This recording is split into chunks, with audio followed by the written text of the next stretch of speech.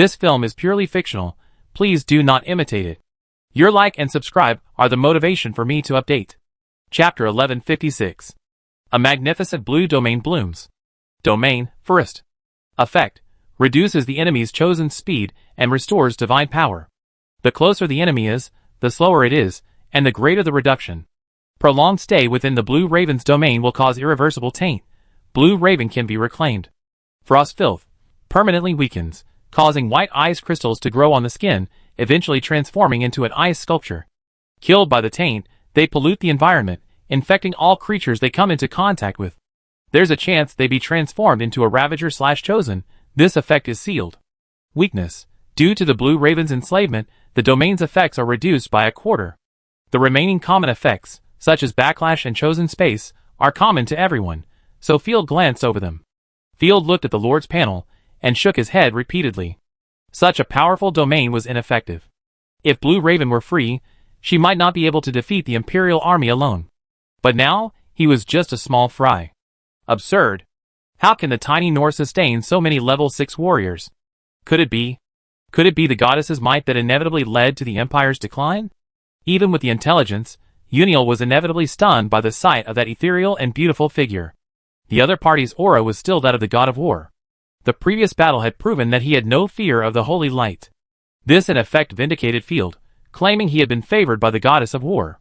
The blow to the Empire's prestige was devastating. Stand firm in your resolve. Violet frowned, her tone displeased. Doesn't the Duke of Gem have more chosen than Field? And yet, they're still trampled under our feet. As expected, I'm old now, and I'm fussy about fighting. I go back and give Her Majesty my advice. You're right. Uniel nodded solemnly, shaking his shoulders. Nothing can break our resolve. Those who wish to destroy the Empire must first get past me. Pahilda's eyes gleamed brightly, and she grasped with one hand, a great sword in hand. Hey, you felt the space around her rapidly warp. She didn't resist. Fighting in the Chosen Realm offered greater freedom. With a thought, Hey, you also pulled the Imperial army's Chosen.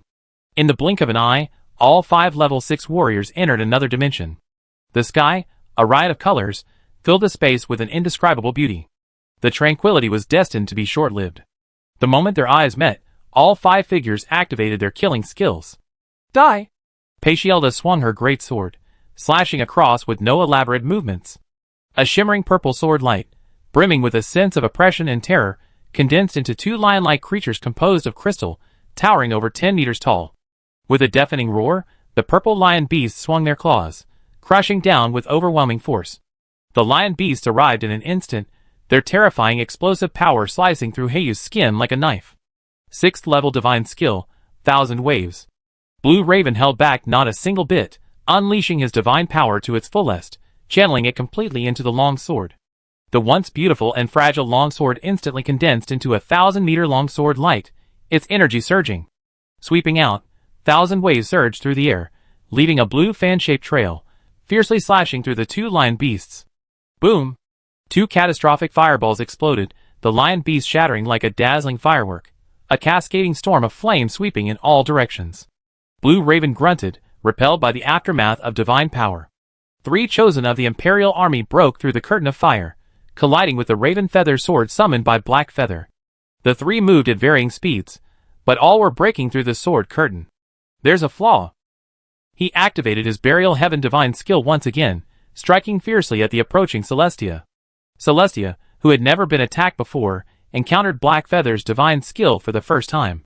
The air trembled, and as she charged, Celestia felt a sudden sweetness in her throat, sending her flying backwards at an even faster speed.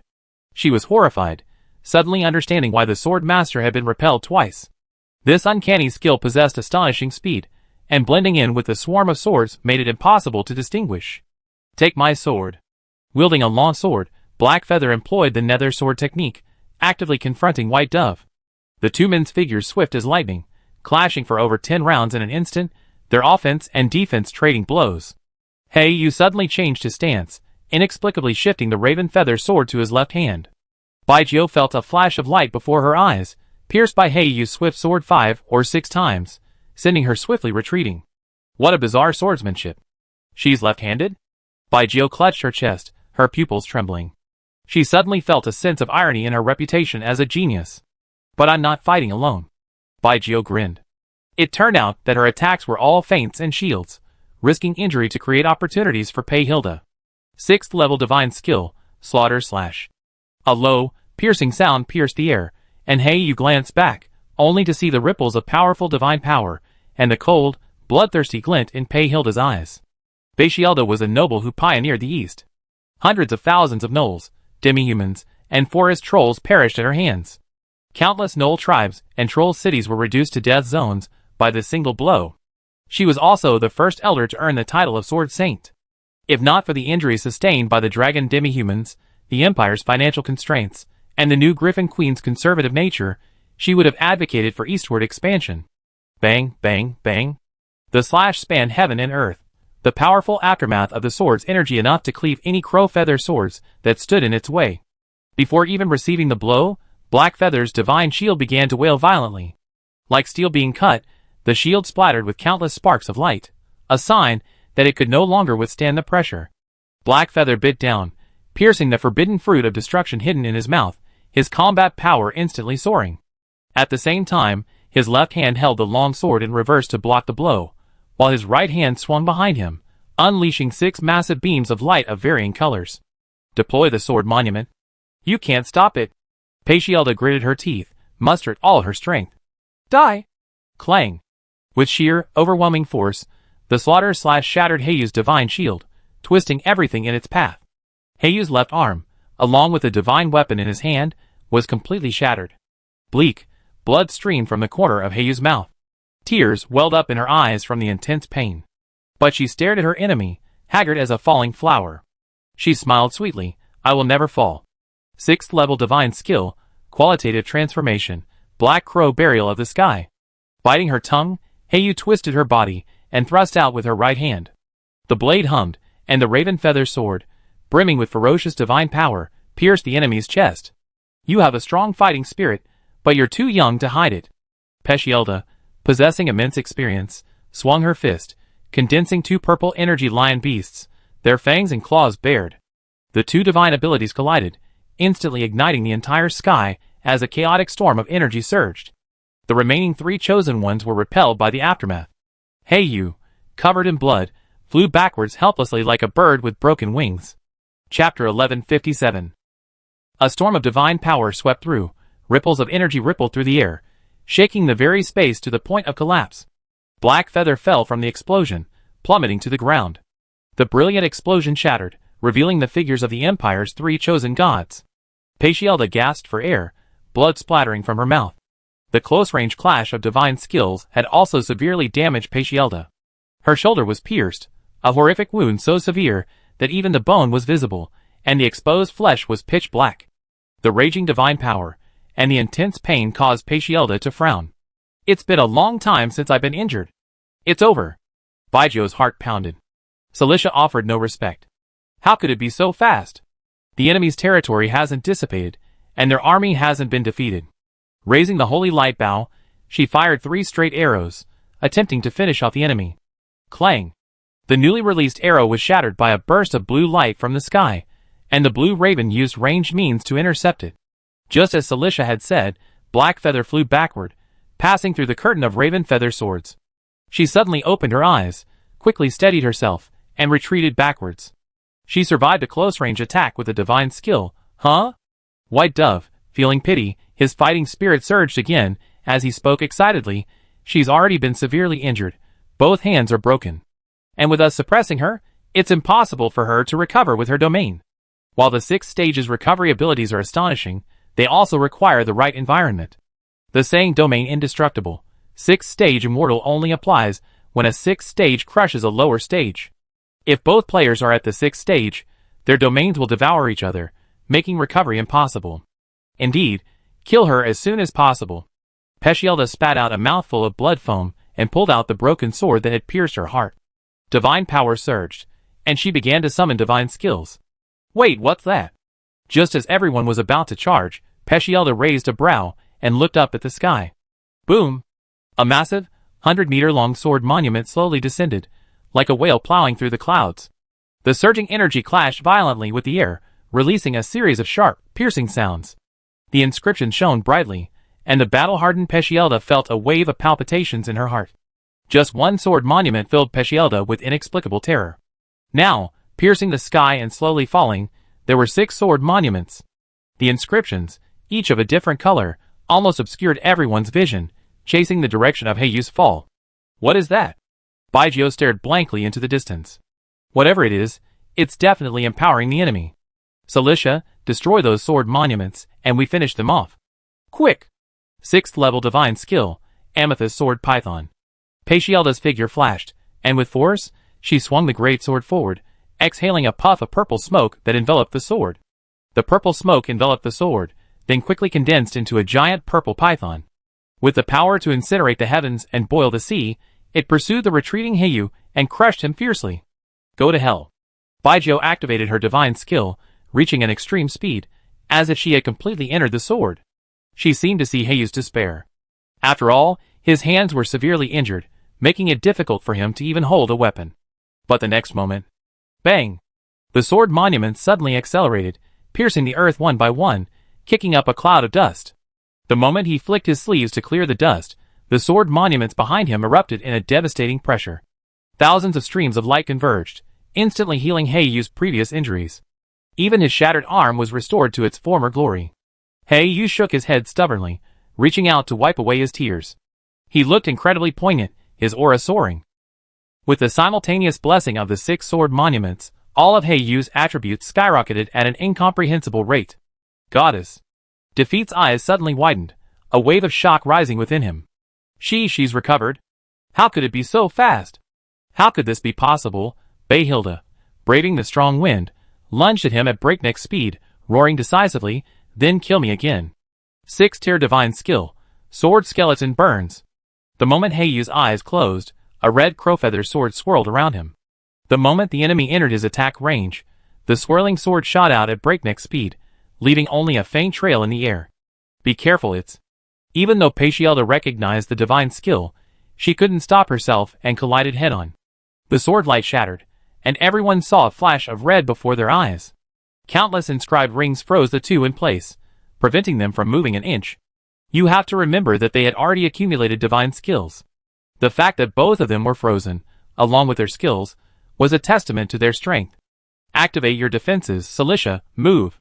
Peshielda could almost smell death, but her experience spurred her to the best possible outcome. She exerted all her might to activate the sword python, attacking instead of defending, and lunged at Heiyu. Get out of the way.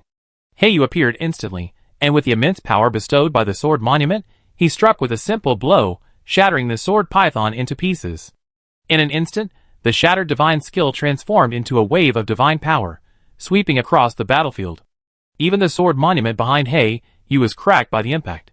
She didn't usually use the sword monument, not because she was lazy, but because it was too easy to destroy. Even without the enemy's attack, the aftermath of her own attack was enough to crush it. No enemy would be foolish enough to allow it to amplify them.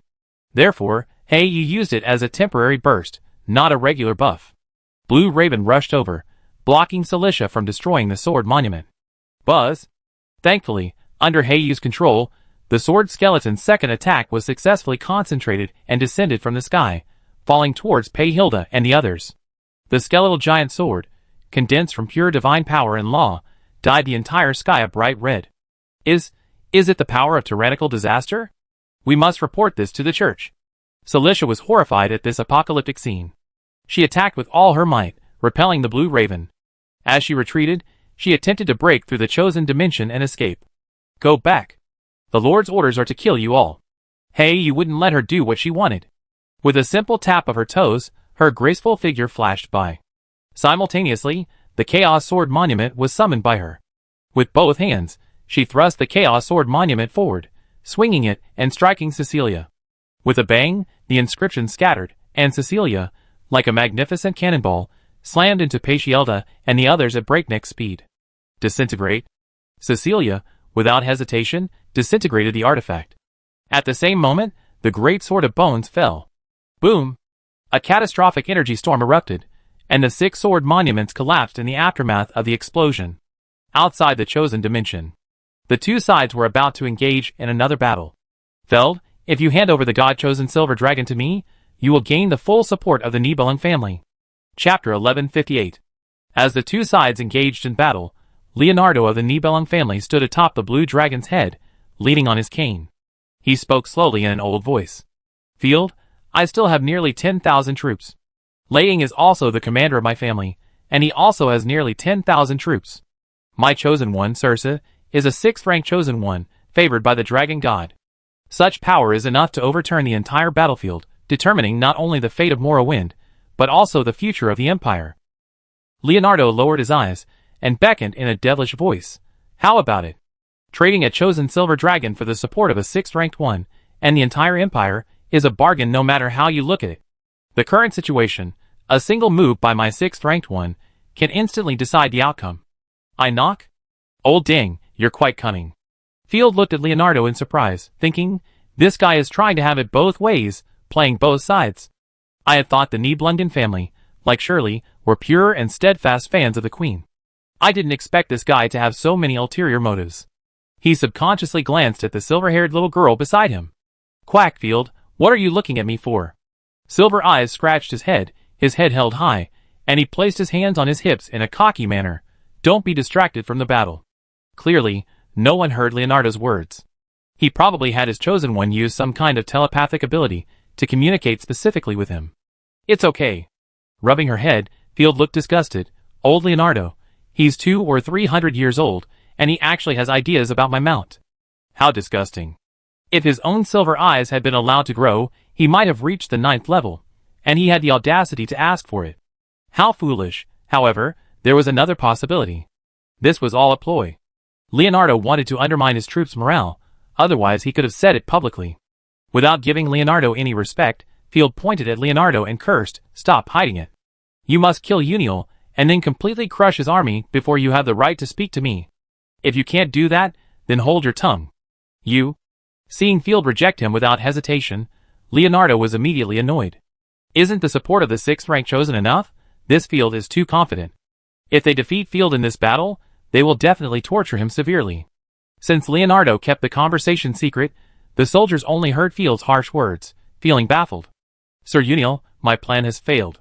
Leonardo looked at Uniel and grinned awkwardly, hiding the embarrassment well. "It doesn't matter. Victory will be decided on the battlefield." Uniel's face grimaced, a worry building within him. Leonardo is truly despicable, even though he told me ahead of time about his plan to swindle Field's chosen one. But who knows, perhaps if Field agrees, Leonardo will actually turn against him at the last minute. Luckily, Field is young and naive. For an insignificant toy, he wouldn't even seek the support of a level 6. Besides, Field can offer it first, gain their support, and then take it back later. "Very good, Field. You angered me. I want to see how you can withstand the wrath of the Nibelungs." Leonardo pounded his cane against the blue dragon's scales. "You fool. I want to see how many level 6s there are in the north, who can withstand our might." Circe snorted scornfully, unleashing the power of a 6th-order chosen, bursting forth. "Red Raven, beat her." Field drew his sword, a stunning figure flashing beside him.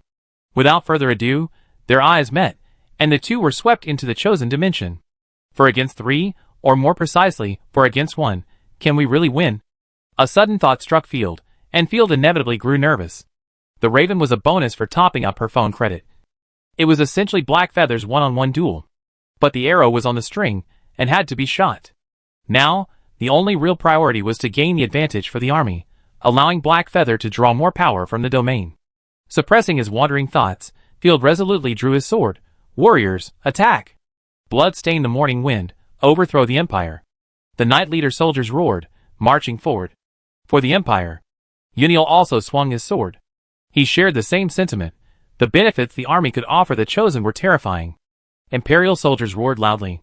Rows of shield and spear-wielding militiamen marched in a chaotic, tight formation at the front. Some pushed shield carts or held banners. Over 10,000 men, a boundless expanse. Even the smaller troops were now adorned with banners, like a sea, their lines endless. Open fire. The Knight Army, with its range advantage, took 2 steps forward and immediately lined up to fire. The Imperial troops assigned to the front fell in 2 rows, like peeling an onion. Weapons clanked and fell to the ground, and countless smaller troops collapsed, emitting the sound of shattered trachea. Only a few frontline militiamen stared with wide eyes, looking around in panic.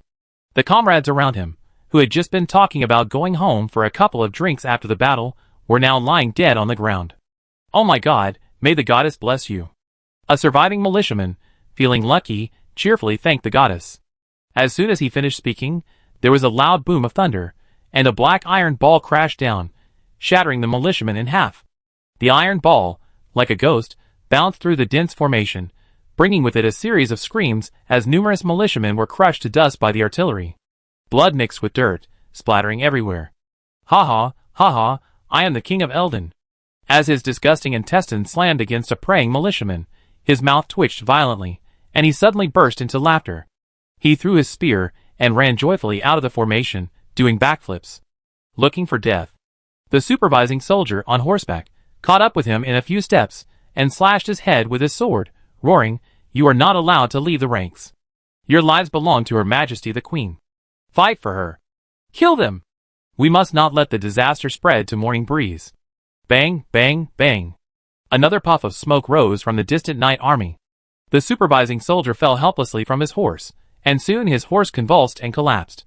The Imperial army, trampling over their comrades, gritted their teeth and advanced. After defeating a dozen militia phalanxes in quick succession, resulting in numerous casualties, the two sides rapidly closed in. "Goddess, we're finally within range." Scorpion crossbows, trebuchets, mages, smashed them hard.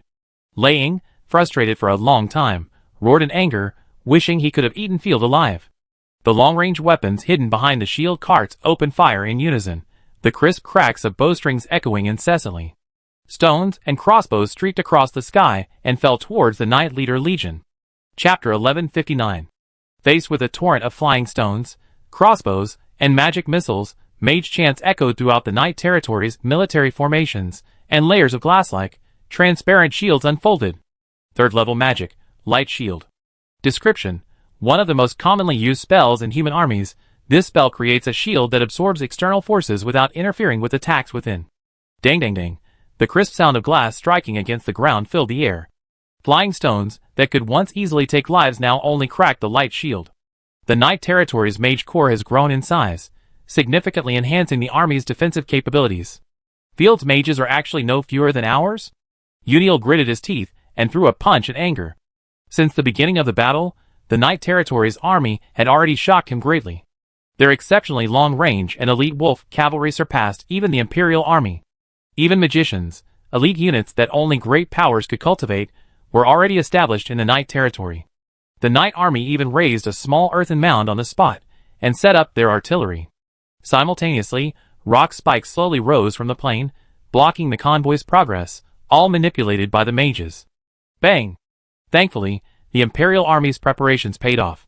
From time to time, crossbows and rocks blasted through the magical shields. A swiftly approaching crossbow pinned two soldiers to the ground. Tumbling boulders fell into the musketry, causing screams and splattering blood. The sky was filled with flying crossbows and rocks. A soldier, his leg broken by a rock, clutched his broken leg and scrambled along the ground, desperately trying to escape the formation to avoid being crushed to a pulp by friendly troops. Good grief. You're not the only ones with long-range weapons. Lei Ying snorted in relief as he rode his warhorse, but soon he saw a jaw-dropping scene. Four fox-like girls, dressed in white and wearing iron helmets, came running at full speed. One expertly took out the holy lily of the valley potion and poured it onto the wounded man's leg. Another fox-like person, with both hands, bandaged the wounded man in an instant. Before he could even scream, he was already being carried 10 meters away on a stretcher. The whole process took the blink of an eye. Lei Ying was stunned. It was unbelievable that Field's men had actually rescued a wounded man on the battlefield. No, the fox-like people actually had so many doctors, and were willing to serve Field's command? In reality, only during the fire attack phase could there be a chance of saving the wounded. Once hand-to-hand combat ensued, the two sides were squeezed more tightly than on the subway, making it impossible to save anyone. Load chain bullets, aim at the enemy chariots. Seeing the enemy's excessive number of trebuchets and shield carts, Vivian immediately adjusted her artillery attack strategy. Chain bullets consist of two iron balls bound together by chains, used for special attacks against warships and equipment. The artillery quickly reloaded, and with a deafening roar, the sky was filled with hurling meteor hammers. A trebuchet, before it could even fire, was struck by chain bullets. The entire trebuchet was twisted into a knot by the iron chains, and the sharp wooden spikes directly ripped open the engineers operating the trebuchets. Many shield carts also had their wheels blown off by the chain bullets, or were entangled in the hulls, making them unable to move forward. Without the protection of the shield carts, the exposed soldiers were immediately subjected to concentrated musket fire. The chariot formation ahead seemed to be on the verge of collapse. Numerous serfs and conscripts cried out for mercy, begging the supervisors to let them go, but they were met with only ruthless slaughter. The imperial army, however, used the chariot formation as cover and successfully entered the crossbowmen's range. Shoot, shoot! Archers, advance! For the Empire, kill those demons! Uniel roared, venting his fury. The military flags fluttered, and at the command of officers at all levels, the archers advanced rapidly, bows drawn. From the imperial army's front lines, on both the left and right wings, like a flock of startled birds, a torrent of arrows rose up, including divine, magical, and combat arrows. Uniel's troops were the Empire's elite, and many of their arrows were even engraved with inscriptions. A swarm of arrows, like locusts, covered the entire sky. Brothers, raise your shields! The mercenaries of the Night Lords blew their horns. The figure, with its silver eyes gleaming, transformed into a massive, god-chosen silver dragon. Rosaria also summoned a corrupted dragon. Two massive dragons simultaneously spread their wings, spanning 100 meters. Instantly, the divine shield shone wildly, like a lake in a rainstorm. The silver dragon's eyes widened in surprise. His divine power had plummeted by 30%. It was truly a case of ants swarming and killing an elephant, not to mention the powerful divine arrows hidden within. Many arrows pierced the protection of the chosen ones, shattering the magic shields before falling into the Knight Leader's formation. Ding dang dang. The sound of arrows, helmets, and armor clattering incessantly mingled with the clacking of arrows piercing flesh. Musketeers were occasionally killed. Various divine arrows rained down, instantly killing dozens. The mercenaries wailed incessantly, collapsing in a flash. Many mercenary shields, pierced by arrows like porcupines, were unable to even lift. The Night Lord's musketeers immediately retaliated, their ranks spreading out further to the flanks under the command of officers at all levels. Gradually, an arc-shaped firing surface was formed, and with the close distance between the two sides, the firepower was astonishingly fierce. Field had also specially mobilized the Wolfmen, the elite among humans. Equipped not only with muskets, but also with Elden bows, they hurled arrows from the rear, with near-perfect accuracy. Most of the 5,000 minor soldiers in the front had perished while pushing the cart formation, and now only a few remained. The new minor soldiers, brought in by Uniel, and the 5,000 or 6,000 archers, naturally became fresh targets. Even though they too had magical shields and divinely chosen protection, under the ferocious firepower, the Imperial soldiers were mowed down like wheat, slashed in droves. It was a true human wave. Those who fell never got back up. As both sides exchanged fire, life became the least valuable commodity, with countless soldiers dying every second. Rivers of blood flowed, and corpses piled like mountains. However, both sides were valiant and elite, each one advancing forward, stepping over the bodies of their comrades, using their flesh and blood to block the enemy's attack. However, the Night Lords had greater firepower, and with numerous field nurses providing aid, they held a significant advantage during the exchange of fire. Even one artillery piece exploded from overheating. Is this the Griffin Empire Civil War? The Framvaya envoy, riding a flying beast, watched in astonishment. Why do I remember? The invasion of the Southern Griffin Empire wasn't like this. During that invasion, the Imperial army had practically fled. But the intensity of this moment was so intense, he swore it was hell itself. Musketeers and artillery ultimately failed to break the Imperial army's resolve. Trampling upon the corpses and entrails of countless scum, cannon fodder, and crossbowmen. In the Empire, the armies, forming large formations on both sides, bared their sharpest fangs. Even from a distance, Field could sense a ferocious aura of uniform golden armor. Chapter 1160. Woo woo woo. A sudden, passionate blast of trumpets rang out from the Imperial army. Countless Imperial army formations surged forward, their momentum, like a flood bursting through a dam, their golden figures stretching as far as the eye could see. Even on the distant skyline, the golden banners of griffins could be seen. The banners fluttered, the griffin motifs bearing their fangs and claws, a sight of indescribable nobility. Noble army, mercenaries, the 3rd and 4th Infantry Regiments advance and prepare to engage. Frontline mages slowly withdraw and replenish their magic. The remaining mages, the Right Army, stand by and prepare area of effect magic. Knights, protect the 2 wings. Snow Lion Knights, reinforce the right flank. The right army, slow down and focus on long-range fire. Corrupted Legion, launch a counterattack from the left. Even if all are killed, we must stop the enemy's attack. Discia, reinforce the corrupted soldiers with firepower. Rosaria, defend the center. Field quickly issued orders. Sir, this will leave our rear vulnerable, Vivian quickly advised. The enemy still has nearly 10,000 Dochi Knights. If they attack us from behind, the consequences will be disastrous. Have the musketeers in the rear disperse and form a hollow square formation. The more Field fought, the more determined he became, his eyes blazing with murderous intent. In this battle, we must advance, not retreat. While the rear troops advance, lay out triangular spikes, chevaux de frise, and magic traps. Yes! Vivian's heart sank. As they advanced, they laid spikes under their feet, showing no intention of retreating. Fight to the death, defend Morrowind. Fight to the death, defend Morrowind. In the distance, a roar suddenly shook the Imperial army.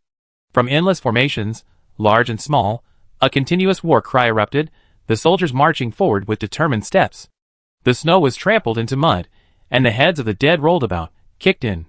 Spears and halberds formed a forest, with numerous heavy halberd infantry regiments intersecting with sword and shield heavy infantry regiments. All wore 2 or even 3 layers of armor, uniformly adorned with griffin patterns on the outer coverings. Sensing through, many regiments consisted of pure Dochi infantry or magic swordsman infantry, and some even carried divine weapons. Further behind, chain hammers, powerful crossbows, mages, Dochi heavy cavalry, and other formations advanced. Even if their pace wasn't as orderly as Knight's army, the eyes peeking through the cracks in their armor were all determined and fierce. They knew only one thing. The Queen had said that once the calamity swept through Morning Breeze, everyone's family would be plunged into hell. Layer upon layer of golden and transparent shields unfolded, and the Empire's legitimate legions shook the earth. Tier 3 magic, special golden shield, lion feather light shield.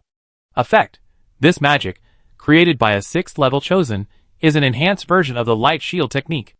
Only magicians recognized by the Griffin can master it. Does the Queen have any hypnotic gadgets? Field gasped. This family's wealth was terrifying. The Queen has decreed that Field be executed, and the title of Grand Duke be bestowed upon him. The Queen personally promised Field the title of Grand Duke in exchange for quelling the Northern Rebellion, demonstrating her deep regard for him. Uniel channeled his Do-Chi and roared, raising the momentum of the 3 armies even higher. They charged fiercely towards Knight's army, poised for a complete charge. Who's afraid of who? Field raised the Black Wolf flag. Warriors, overthrow the corrupt empire, and make them pay with blood. Overthrow the empire, blood pays with blood. Overthrow the empire, blood pays with blood. The soldiers were enraged, firing frantically at the enemy. The smoke from the musketry nearly enveloped the Night Lords. Countless charging Imperial soldiers fell with the sound of flesh and blood exploding. But after 2 musket rounds, the Imperials were charging head-on. Kill them! For the honor of the nobles. The lesser nobles led the charge, charging ahead of the musketeers. Immediately afterwards, their private armies and mercenaries also charged forward to meet the enemy. The local troops, the omen of the mountain cats, were equally fearless. Charge! Charge! The Night Lord soldiers, unwilling to be outdone, charged forward with gleaming bayonets. Occasionally, they fired sniper rifles or summoned creatures with their swift staffs. Boom! A dark mass of corrupted demons, clad in triple-layered armor and wielding horse-slaying swords and great axes, charged silently, crushing the left flank. The 2 armies, like waves of black and gold, clashed fiercely. Bang! Blood splattered. Like 2 millstones grinding a piece of meat, the Blue Dragon Plains instantly transformed into a bloody meat grinder. Spears stabbed, bayonets lashed, and soldiers on both sides fell in rows. All fancy sword techniques and physical maneuvers were useless now. Raising one's hands could only thrust, and moving only forward. At this moment, the only option was a mad charge, piercing the enemy with one's weapons before the other. From above, the battle formed a vast arc. The corrupted army, composed of 6,000 corrupted demons, each at level 3 strength, shattered every force they encountered. Level 4 divine skill, Sapphire Dragon transformation. The little fat dragon unleashed its full power, sparing no effort to enhance the corrupted soldiers. Roar, roar, roar! The corrupted demons slashed into the enemy formation like dump trucks.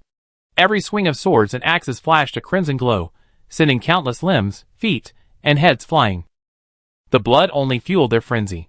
In an instant, the 11-square formation was shattered, regardless of military class or rank.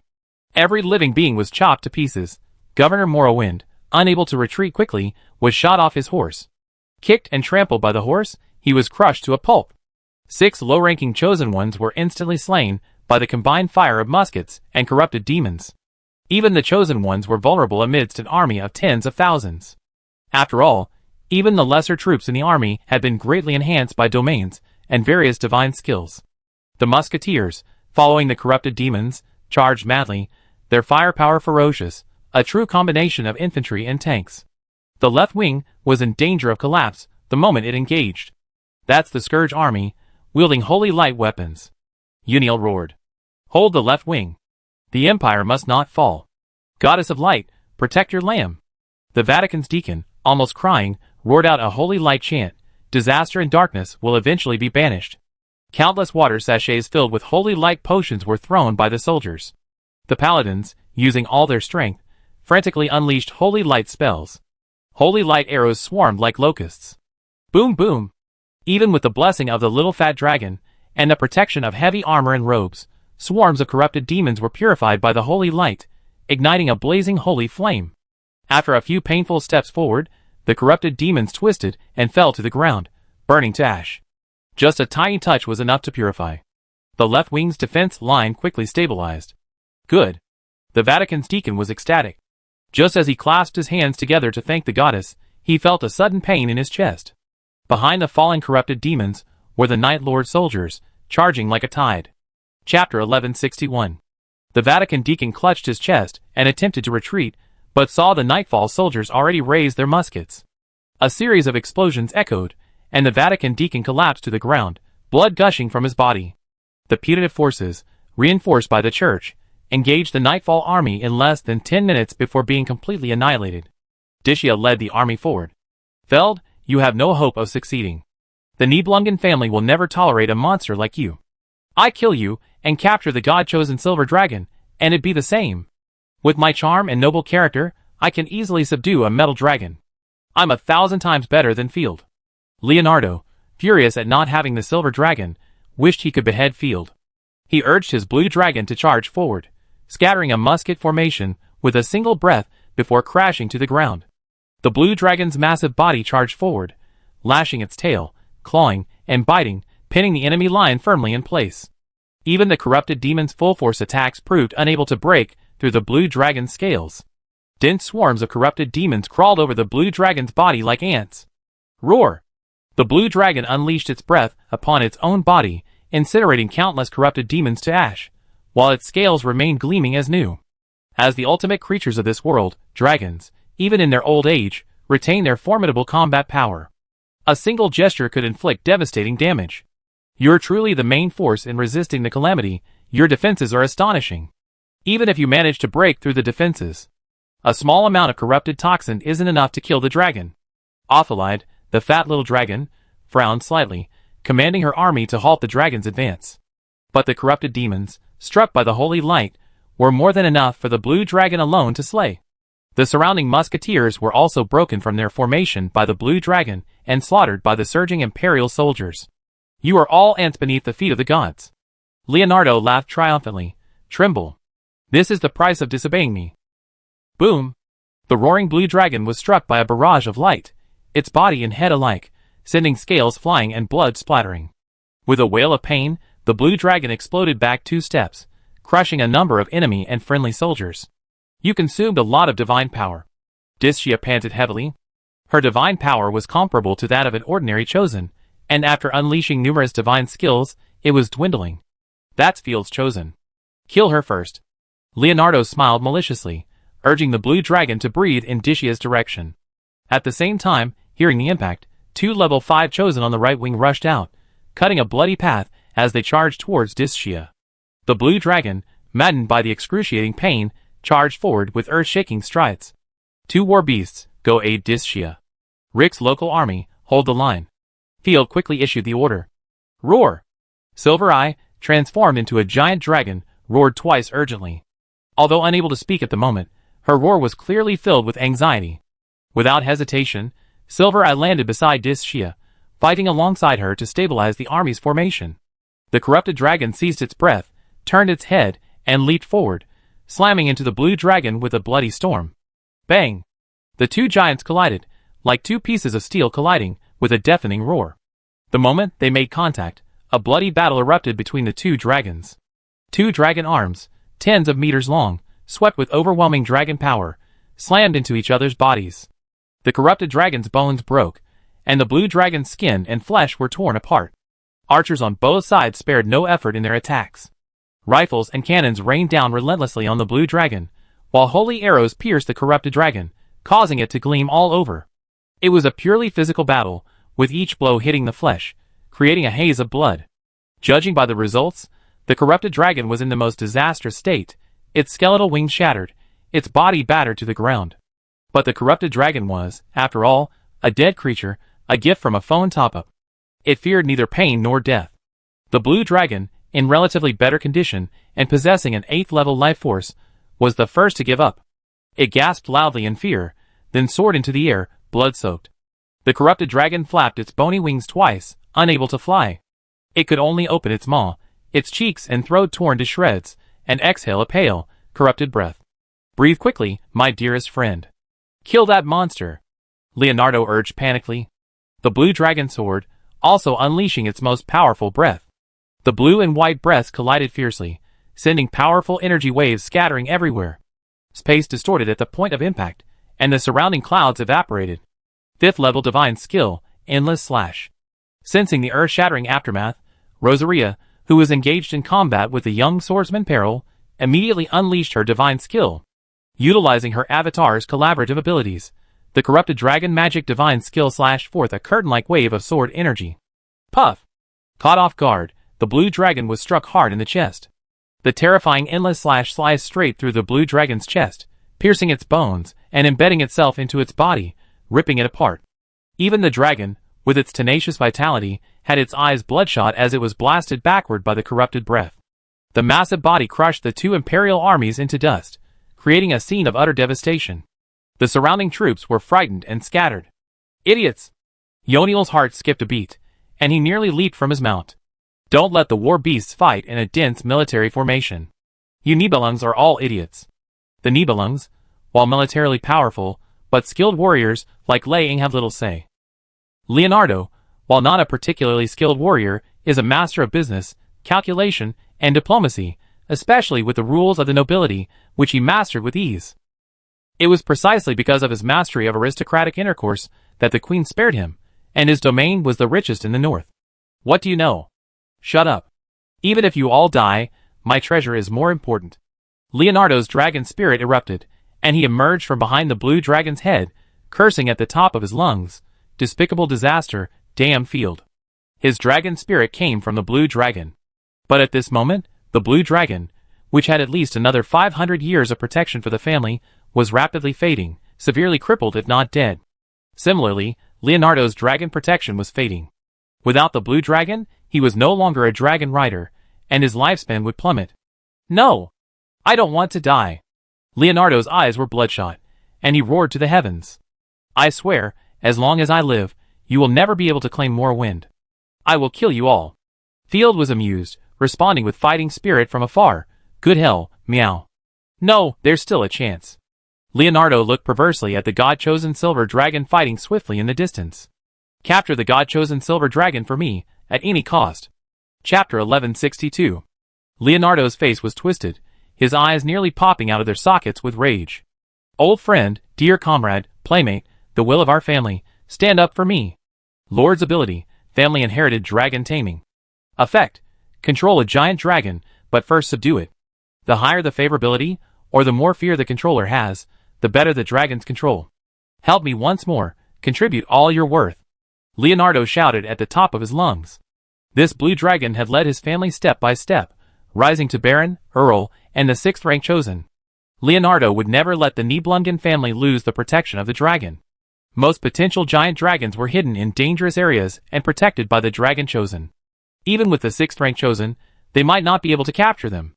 The young dragons, acquired with great effort, would take countless years to raise, and the adult dragons were unruly and difficult to tame.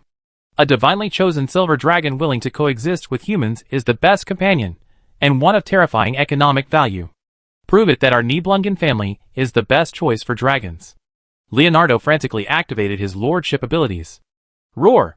As if summoned by a soul, the blue dragon, despite its severe injuries, rose from the ground. Having witnessed the rise of the family and Leonardo's childhood, the blue dragon roared to the heavens, determined to use its last strength to leave a lasting legacy for these companions, who had accompanied it since childhood. Blood gushed out like a waterfall from the wound. The magic power contained in it caused the gradually rising temperature to drop sharply again. Roar! The nearly shattered head suddenly rose high, and the blue dragon, igniting its life force, exhaled frantically as it charged towards the silver pupil. Leonardo had it all planned out. The moment he suppressed the god-chosen silver dragon, he immediately transferred the effects of his dragon-taming technique. Even if he failed, the silver dragon would remember him. Such intelligent creatures favor those they already remembered. Once his own 6th-level master emerged, he could easily capture the silver dragon. Lifting his blue noble robes, Leonardo revealed a slightly aged appearance. Worse still, his blue hair was turning white at a visible rate. Leonardo drew his long-forgotten divine sword. Field, your BS***** bloodline is unworthy of possessing a dragon. Today, I will prove to you that I am more worthy. Shameless old ding, you're courting death. I've been irritated with you for a long time. When your brother Faye was taming dragons, you were still a drop of liquid, yet you dare challenge me? Field sneered disdainfully, unable to even grasp Leonardo's whirlwind. You of the Ross family, you don't know how to harness the power of a dragon. Giving you one is a complete waste. Leonardo, leading his family troops, charged towards Field. The silver dragon is a gift from the goddess. Quack. Silver Eye, transformed into a dragon, was completely bewildered, even letting out a roar of shock unbecoming of a dragon. Poor Silver Eye, never imagined anyone would covet him. Hearing the others' perverted cries, Silver Eye saw the blue dragon's miserable state, and felt a wave of nausea. If you truly considered it family, how could you ignore its injuries, and let it burn its life for your own benefit? Come, I grant you a death. Watch me smash your head, and see if the brain inside is the size of a walnut. Without hesitation, Field assigned Vivian to command the center, while he himself, with the great thunder dragon, quickly rushed to the right to provide support. Bang, bang, bang. A barrage of iron balls and magic bullets descended, and the blue dragon charged under the barrage. The Imperial army and the Nibelungen army followed suit. The corrupted dragon, with its silver eyes, was about to exhale, utterly slaying the blue dragon. A great opportunity. Let me decapitate Field, and put this to an end. Violet, who had been slacking off, saw Field leave the center formation and engage in the fight himself, and a gleam of brilliance flashed in her eyes.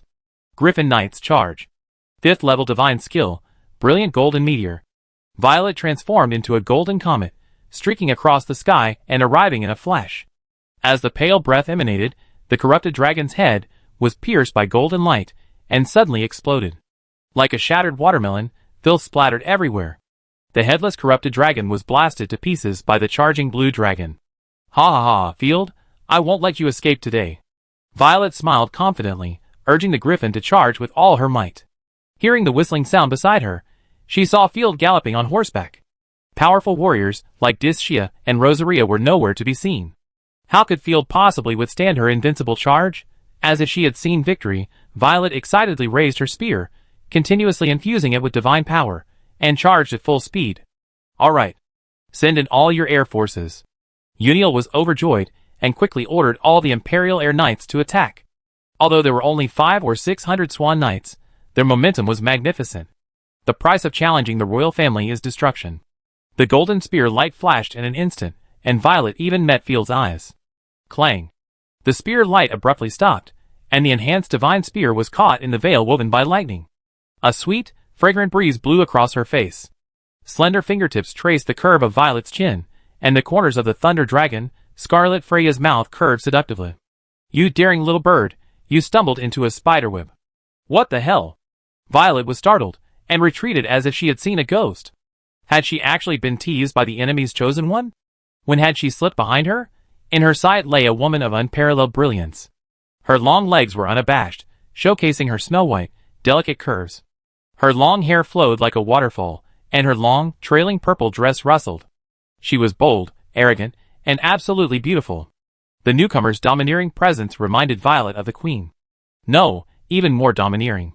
Surrounded by lightning snakes, Scarlet Freya raised an eyebrow at Field coquettishly. "Can I start the slaughter?" "Starting with her." "That's her. She used her speed to kill quite a few of us before, and it really pissed me off." Field laughed excitedly. "Hang her up and whip her." He hadn't let the Thunder Dragon attack, because he was prepared for this very moment. This golden comet couldn't help but strike. "Okay. Little one, I helped you get revenge." Scarlet Freya made a single, empty grab, and the sky immediately became overcast. A thunderstorm had appeared on a winter's morning breeze. The violent thunder surged, condensing into spears, and Scarlet Freya smiled brightly. "You're just putting on an act. You're just a 4th level chosen. Even if you disintegrate, you can't take 3 of my shots." Sensing the opponent's level, Violet's heart relaxed. Trying to trick me into escaping is courting death. In her opinion, Field's pretense was a cover-up for his army's inadequacy. A dazzling golden light burst out, and Violet fired a stunning shot at the Thunder Dragon. Chapter 1163. Anyone who dares to stand in my way must die. Especially you, worthless wastes of lowly blood. Violet's eyes were cold, her malice undisguised.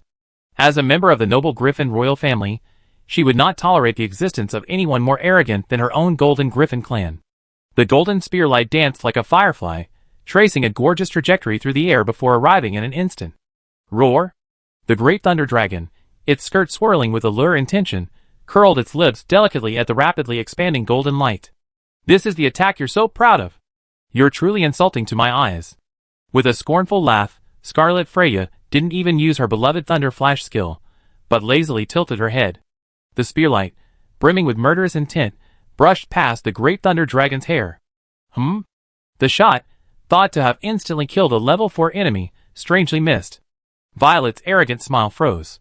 Before she could launch another attack, powerful divine power, mingled with brilliant thunder, exploded before her. "Not bad, but it's my turn now." The Thunder Dragon, his murderous intent surging, raised his hand and swung his lightning spear, striking down with immense force. The lightning spear, composed of pure destructive divine power, expanded rapidly the moment it struck, its energy surging. In an instant, it transformed into a massive lightning spear several meters in diameter, sweeping across the sky with thunder. Violet raised her spear, instinctively blocking it. Swish! The lightning spear instantly pierced Violet's defenses and slammed into her divine shield. Lightning sparks flew, and the soldiers caught in the fierce battle felt only a flash before their eyes. The intense tremor and impact made Violet's face change drastically. Her whole body twitched, sending her flying backwards. The lightning coursed through her body, the intense pain nearly making her scream. Yet, royal pride forced her to grit her teeth and hold on with willpower. "Cry!" The griffin beneath her screamed shrilly from the electric shock, its golden feathers involuntarily rising. "What's happening?" Violet gasped in shock. After all, she wasn't riding a magical griffin, but a living artifact. A living artifact of 5th order strength. It's no exaggeration to say that since she became the chosen one, no enemy had ever been able to break the golden striped griffin's defense. But just now, the aftermath of the enemy's attack, the mere aftermath, had caused the golden striped griffin to wail. Man and griffin, unable to control the air currents, were swaying and on the verge of falling. "Climb quickly." He quickly injected divine power into the griffin, helping it take flight. They spun in the air at high speed and climbed again. Swoosh, swoosh, swoosh. Just as she managed to steady herself, a series of head-sized thunderbirds, trailing long streams of light, charged at her at an incomprehensible speed. Violet, ever so experienced, immediately maneuvered her griffin, dodging and weaving through the flock of thunderbirds. Then, with a horrific display, she was struck by every thunderbird, not a single one dodging. The golden-striped griffin was numbed by the electric shock, its body slithering with lightning snakes, clearly suffering from a negative state. Shit! I didn't even dodge. She'd been trained to dodge since she was a child. Dodging the barrage of magic missiles was a piece of cake, but why couldn't she dodge a single one today? She wouldn't give herself the chance to regret. The great Thunder Dragon suddenly appeared above Violet. The curve of her slender ankle shifted, her toes straightening. Scarlet Freya's skirt fluttered, her voluptuous, snow-white legs slashing through a breathtaking arc, and with a straight side kick, she struck the opponent fiercely. With a jerk, Violet was kicked far away. Violet flew backwards again, her face grimacing. The opponent had actually exploited her weakness and only kicked her, not using any divine power to blast her. A tease, but her total divine power had plummeted by 40% in just that short encounter. This was simply impossible. The opponent had penetrated her divine shield and attacked her directly. Heh, don't doubt it, it's just a tease. As if reading her mind, Thayfria covered her lips with her fingertips and chuckled softly. Stop pretending. Violet was furious. Sir, are you alright? We're here to help. 300 Griffin Knights descended in a black mass. Giant wings flashed, and the knights, wielding lances, were a majestic sight. These knights were all members of the Golden Griffin family knights, each one a 5th rank knight, with the goddess's mark gleaming between their brows. They were clearly the chosen guard. It's the Griffin Knights, they come to help us. For the Empire, victory. The Griffin is not only the Empire's most powerful weapon, but also a symbol of the Imperial spirit. Seeing the dazzling golden light of the sky, the Imperial army's blood boiled, each one excited and cheering wildly. The two armies only then noticed the clash in the sky. I'm fine. This dragon demi-human is a bit strange. Violet narrowed her eyes. She had fought dragon demi-humans before, but they didn't seem so gigantic. Similarly, the mighty power displayed by the Thunder Dragon was far beyond the reach of demi-humans. It looked more like the transformed form of the chosen dragon. Why are you demi-humans helping Field? What benefits did he promise you? Violet admonished in a haughty tone. We in the Griffin Empire can double it. But if you insist on seeking death, I'd be there for you. This fielder is truly amazing. His army boasts foxes, wolves, dogs, dragons, and other demi-humans, everything. I wonder where he managed to smuggle such a formidable army. Also, you've been hiding your strength, haven't you? Violet pointed at the Thunder Dragon, demanding unwillingly. You lowly creature don't deserve my explanation. Not wanting to waste words, Thayfria brushed her fingertips across the perfectly curved collarbone, brushing against the silky white rabbit, and said calmly, since we're all here, it's easier to kill them all together. Arrogant! You go intercept Thayfria and raid the enemy's rear, and I go. Before she finished her command, the figure opposite her vanished. A flash of lightning flashed, and Thayfria appeared like a ghost among the Griffin Knights. Destructive divine power surged forth, and the Thunder Dragon's wings, composed of energy, suddenly spread out, stretching 100 meters across. Buzz! The sky instantly transformed into a sea of thunder, a vast thunderstorm leaving no room for escape. With a terrifying explosion, countless knights watched helplessly as they were swept away by the storm. Like a fly struck by an electric mosquito swatter, the Griffin Knight's body arced with lightning, screaming as he plummeted from the sky, unable to move. The noble Griffin Knight plummeted to the ground like a sack of flour, nearly fatal even with the protection of 5th level Do Chi. Those who survived were swarmed by the Knight Legion soldiers, prying off their armor, stabbing with bayonets, and throwing spells, but they were paralyzed and unable to resist. The immobilized griffins were captured by the Knight Legion's men. What kind of divine skill is this? Violet's eyes nearly popped out, mistaking the other party's casual spread of wings for a divine skill. Chapter 1164. Sky Overlord, Catastrophe Grade, exclusive deals 300% bonus damage to flying units. With its unstoppable power, the Great Thunder Dragon slays the Air Force like a game. Violet gritted her teeth and activated the Golden Griffin, firing 100 divine missiles. The missiles, capable of pursuit, swarmed towards the Great Thunder Dragon like bees. Meanwhile, Uniel, with his keen intuition, knew from just a glance at the initial encounter that Violet had suffered a heavy loss. Blow the horn quickly and order the Air Force to retreat and land. Mages, archers, and fighting spirit units provide covering fire. Uniel commanded without hesitation. But that would waste a round of firepower. Lady Violet is a top-tier 5th rank warrior. If we interrupt her battle, we likely face retribution from the royal family. The adjutant beside him, though relaying the order, subconsciously questioned it. After all, this round of firepower, if unleashed upon the enemy, would have killed at least 600 or 700 men. But throwing it into the air would be a sheer waste. Shut up. Uniel's face was practically swollen with rage, and he had no desire to answer. He nearly yelled at his lieutenant to tears. The lower-ranking soldiers didn't understand because the two chosen ones in the sky were fighting so swiftly. To them, the previous battle was merely a few streaks of light. Swish, swish, swish. A torrent of arrows, magic bullets, and fighting skills soared into the air, mingling with Violet's divine missiles. The sky was filled with dense firepower, a truly spectacular sight. The Great Thunder Dragon, far from flinching, charged at full speed. A sonic boom erupted, and Scarlet Freya, trailing a dazzling trail of lightning, left a blurry line across the sky. He cut straight through the dense fire, appearing before Violet in an instant. "Is that all you can do? Don't let me down." With a cold smile, the lightning spear thrust out, thunder roared, and Violet, even in this plain attack, felt a strong sense of fear. It seemed as if it held an irresistible divine power. The pressure emanating from the unfamiliar divine energy made her bones tremble. Bang! Even though Violet had used her divine skill, Griffin Dance, which greatly enhanced her speed and evasion, she was still hit directly. The divine shield shattered like a mirror, but the lightning struck her first. Although her divine armor, gauntlets, and other luxurious equipment had resisted considerable damage, the violent arcs of electricity pierced her body and coursed through her.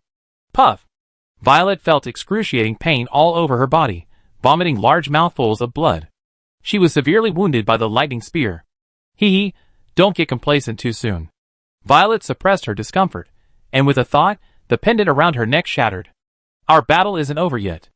Invincible Gem, Level 5, Consumable, Fine Item, Source, Goddess of Wealth and Collection. Description, a true woman be yourself.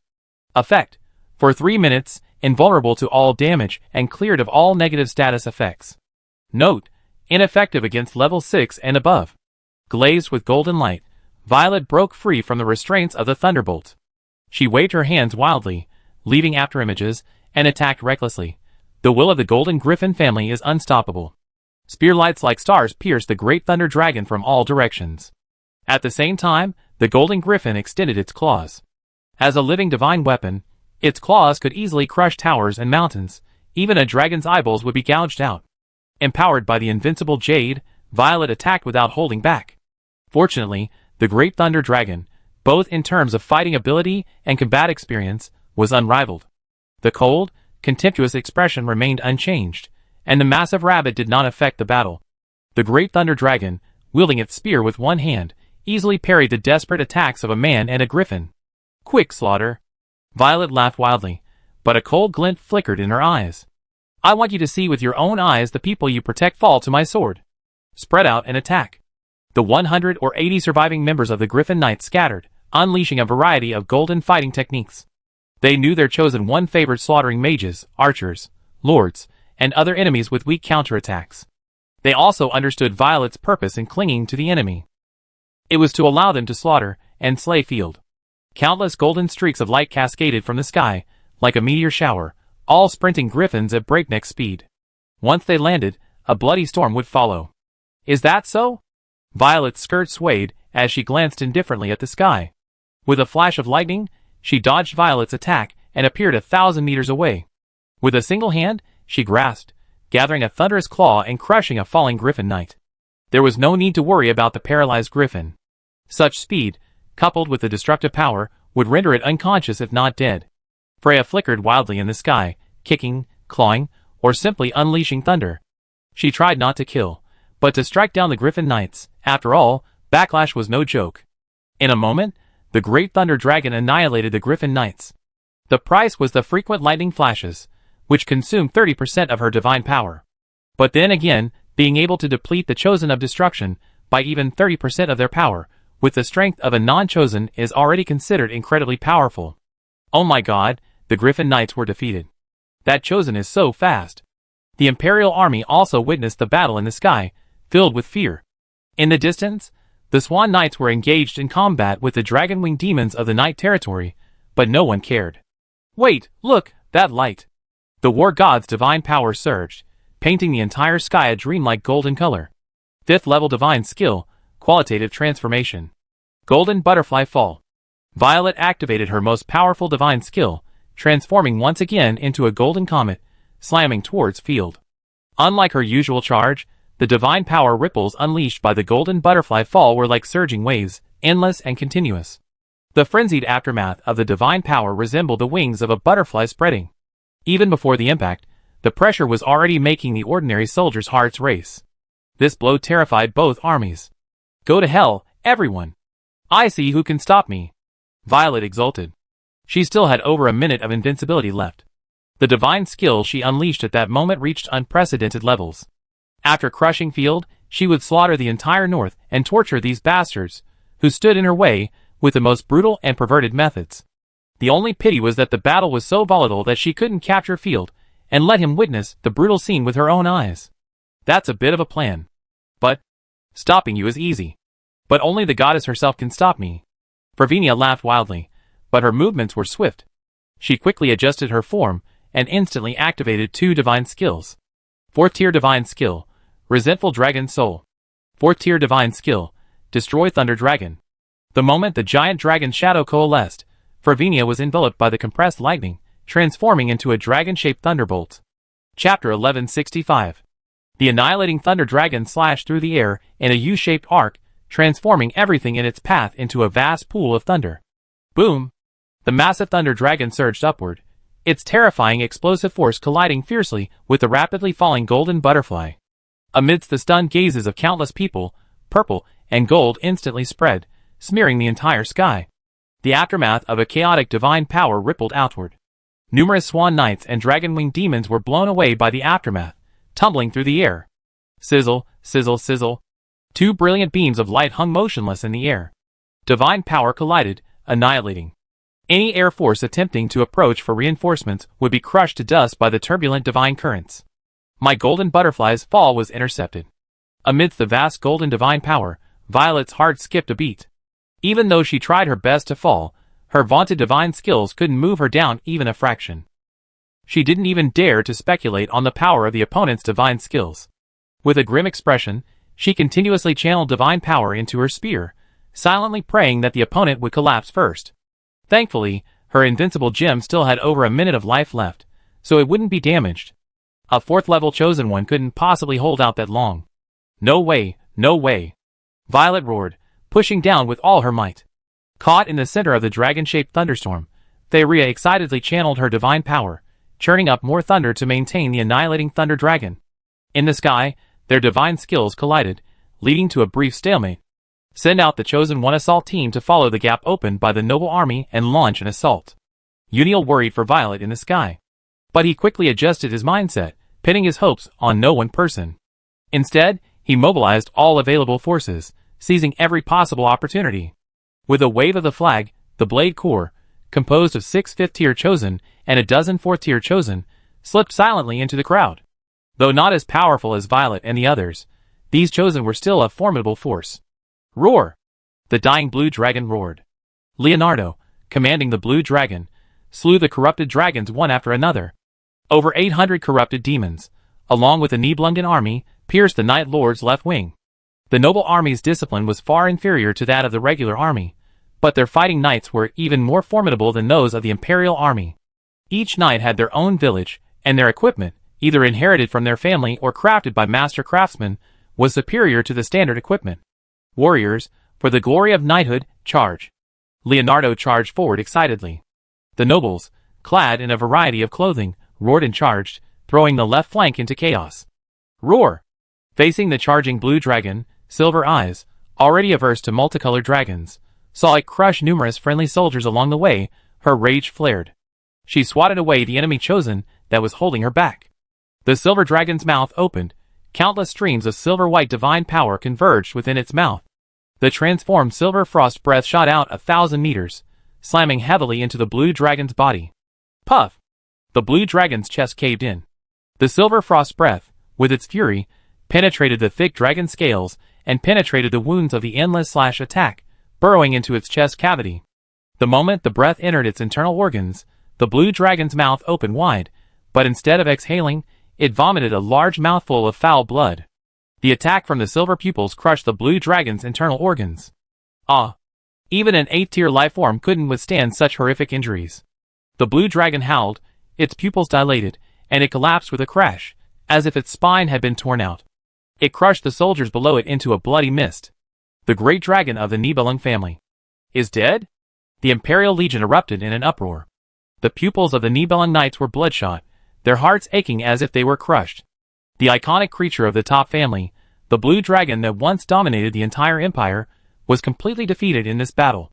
Gulps of vomited dragon blood splashed onto the bodies of both the enemy and friendly forces, causing many to writhe in pain. Tonifying, incredibly nourishing. This was a genuine 8th-tier lifeform, the blood vomited from its dying limbs. Even a tiny bit absorbed through its pores would be a powerful tonic. Many Dochi knights even sensed a wisp of dragon Dochi. As for the ordinary soldiers, as long as they could endure the pain, living another 10 years would be a small matter. Kill them! Kill them! Field, I will make you pay 100-fold. Leonardo had no choice. If he failed to obtain the chosen silver dragon, not only would his family's prestige suffer a massive blow, but his own life would be in jeopardy. But if he could obtain the chosen silver dragon, he could turn things around and reap the benefits 100-fold. Charge! Circumventing the corpse of the blue dragon, Leonardo led his family's troops and charged towards Silver Eyes. Die, you lowly creatures! How dare you stain yourself with dragon blood? Seeing the Nightfall soldier stained with dragon blood, Leonardo's eyes blazed with blood. With the aura of a ferocious beast in human form, he raised his mace and swung it fiercely. A musketeer, still in agony, had his head explode like a watermelon. Drawing on his noble dragon fighting spirit, Leonardo swung his hammer furiously, bludgeoning 7 or 8 men to death. The blood-soaked musketeers, enduring the burning dragon blood, raised their bayonets to block the attack. Behind Leonardo, 500 fighting spirit knights charged with lances, while over 2,000 of the family's elite warriors slashed with swords and hammers. The noble army was unstoppable wherever they passed. Knights of the Night Territory, charge! Field, with the Black Gold and Snow Lion Knights, over 1,000 in total, met the enemy's attack head-on. Leonardo saw only a shuffling of horses and men, their flags waving, behind the musket array. Looking again, a knightly order, armed to the teeth, suddenly charged forward. Giving the enemy no chance to react, the Black Gold Knights at the forefront charged with fighting skills in their right hands, raised their muskets with their left, and opened fire. Simultaneously, the Snow Lion Knights behind them also unleashed their fighting skills. The charging noble knights felt a flash of light before their eyes. Countless fighting techniques and projectiles came crashing down like a torrential rain. Wah! Many knights convulsed as if struck by electricity, their warhorses neighing and falling. Countless noble knights in rich attire were blown into a bloody haze. In just one round of firepower, over half of these noble Dochi knights, whose support required an entire village, were instantly killed or wounded. After opening fire, the Black Gold Knights immediately slowed their horses and turned, clearing the path. The vast Snow Lion Knights, all with lances raised, madly pumping Dochi into their steeds, galloped forward and charged like a wall. The two knights collided. Swish, swish, swish. The sound of flesh piercing was incessant, and knights on both sides fell like dumplings. However, the Knights of Nightfall were ultimately superior. With the blessing of the Little Fox and the Dochi plate armor designed by Field, they provided formidable protection, far beyond the reach of fancy decorations. The Snow Lion Knights only lost 30 or 40 men, but they stabbed down more than 200 of the enemy. Chapter 1166. Of course, most of the knights were only seriously injured, not killed. This is Field's noble knight? How is that possible? Leonardo was stunned. He wanted to roar, demanding a single question. With the North so impoverished, how did Field manage to train such a large number of noble fighting cavalry?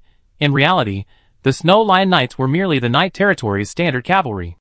But these standard cavalry, with terrifying efficiency, destroyed his years of hard work.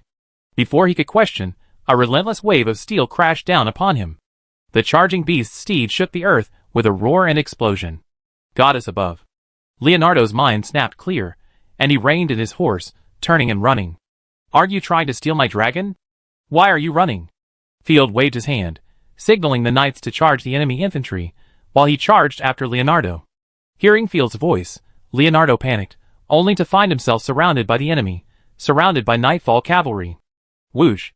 A fireball blasted towards Leonardo, striking him on the head. Hearing the whistling sound of the wind, Field's well-prepared fighting skills converged in his lance, piercing him with murderous intent. Clang hummed, and Leonardo groaned, spitting out a mouthful of blood. His hands trembled violently, and he lost his grip on the weapon, sending it flying. What the hell? Old ding, you're only at the 4th level of Dochi, and you dare to be a dragon rider? Field couldn't hold it in.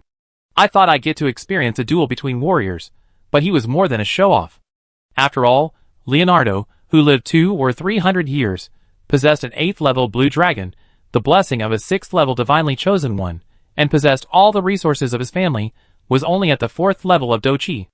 And from the moment they clashed, Field knew his opponent's martial arts skills were utterly useless. In the Nibelungen family, the best things were amassed by the elders, never used where they should be. Outstanding descendants, like Rain, haven't even been chosen by the gods, leaving them utterly destitute. In this respect, they're even worse off than the Ross family. Count Field, let me go, let me go! I nominate you as Emperor of the Empire. I will force Ursa to surrender immediately. I swear on my soul. And I hidden my family treasure, only I know where it is. Quick, warriors of the Nibelungen, halt your attack. Leonardo's hair was a mess, his ornate noble robes tattered. Tears streamed down his face, a picture of despair. But he used his mind to constantly tug at the soul link, signaling Ursa to quickly emerge from the chosen dimension. But strangely, his soul connection seemed incredibly weak. Master, hold on. My chosen ones are here to support us. Warriors, charge. Protect the master. A roar fueled by fighting spirit echoed through the battlefield. Lei Ying roared at the top of his lungs, gesturing repeatedly as if ordering reinforcements. Lei Ying, you. Leonardo was stunned. Lightning whirlwind strike. Hearing Lei Ying's words, Field raised his sword without hesitation, striking Leonardo's neck with pinpoint accuracy. With a whoosh, Leonardo was dismounted, his head severed. Leonardo is dead. Lord Nightfall. Field grappled his head with his spear, raising it high. Lord Nightfall. Lord Nightfall. Lord Nightfall. The Nightfall soldiers were ecstatic, roaring with fervor, charging forward like crazy. The Imperial army fell into a dead silence. Many peasants and slave soldiers were terrified. That was a count, a man blessed by the goddess, yet he was slain in battle. The Knights of the Snow Lion charged into the Nibelungen family, among the remaining 2,000 or so infantrymen. These pitiful men, their leader having just been annihilated and terrified, were cut down like wheat, leaving corpses strewn all over the ground. Thousands of musketeers marched with resolute steps, restabilizing the left flank and charging forward. Revenge for Lord Leonardo. The Count died on the front lines. How could we possibly survive alone? Kill! Lei Ying's face flushed crimson, and he beat his chest and stamped his feet, trying to rally the soldiers around him. But a cold smile curled his lips. He hadn't called for any reinforcements, he was simply afraid Leonardo wouldn't die. Only if these men died could he have a chance of success. If he had surrendered to Field, he would still be a puppet, a mere youth being used. We must succeed. Uniel didn't care whether Leonardo lived or died. As long as they won, Leonardo's death would be reason for the Queen's praise. The decapitation unit, composed of the chosen ones, advanced slowly, without unleashing any divine power, relying solely on the soldiers' cover. Boom, boom, boom. Continuous artillery fire, magic bullets, and falling battle gears caused many of the covering soldiers to groan and fall. But their distance from Field was getting closer and closer. Something's amiss. The Night Sky Air Force, gradually gaining air superiority, noticed something amiss. Normal formations attacked by a massed attack would fall in mass. Even if the damage wasn't significant, their clothing would still shake. But somewhere on the left wing, after being blasted by artillery fire, the formation collapsed on all sides, while the 10 or so men in the center remained motionless. How could this be possible? Boom! Before they could report, Vivian, stationed in the center, also detected the problem through the empathic magic of the flying monsters. She immediately mobilized Ashina and the others for assistance and alerted Field. Woo-woo-woo. Uniel was even more experienced. With just a glimpse of Ashina and her wolf riders circling the right flank, he knew his blade core had been discovered. Without hesitation, he blew the horn and attacked. Uniel drew his sword. 1st Cavalry Regiment, circle around and attack the enemy's rear. 2nd Cavalry Regiment, attack the enemy's right flank. Ashina moved away, leaving the enemy's right flank vulnerable. His blade core attacked the enemy's left flank. Like the pincers of a scorpion, they lashed out left and right. My lord, blow the horn. We've been discovered. Charge for the Empire. Level 6 and 5 simultaneously unleashed divine power, bringing with them a host of chosen ones, all soaring out. The moment they emerged, a massive, overwhelming barrage descended upon this place, the very essence of Vivian's doomsday bombardment and Dishia's star annihilation. From the midst of the artillery fire, stepping over the corpses of soldiers, the gods chosen charged. The hunt is over. At that moment, a cold chuckle echoed from the sky. With a bang, like shattering glass, Field, Uniel, and the other commanders simultaneously gazed upwards. The dazzling golden butterfly no longer flapped its wings, but instead, like shredded paper, gradually crumbled and dispersed. Instead, terrifying lightning surged, dyeing the sky a pool of thunder. How is that possible? Violet's invincibility had long since passed. She had endured the thunder raging within her, exhausting all her divine power. But it only delayed them for a few more minutes. The enemy had truly employed their fourth-tier combat power, attacking from below and above, blocking all their attacks.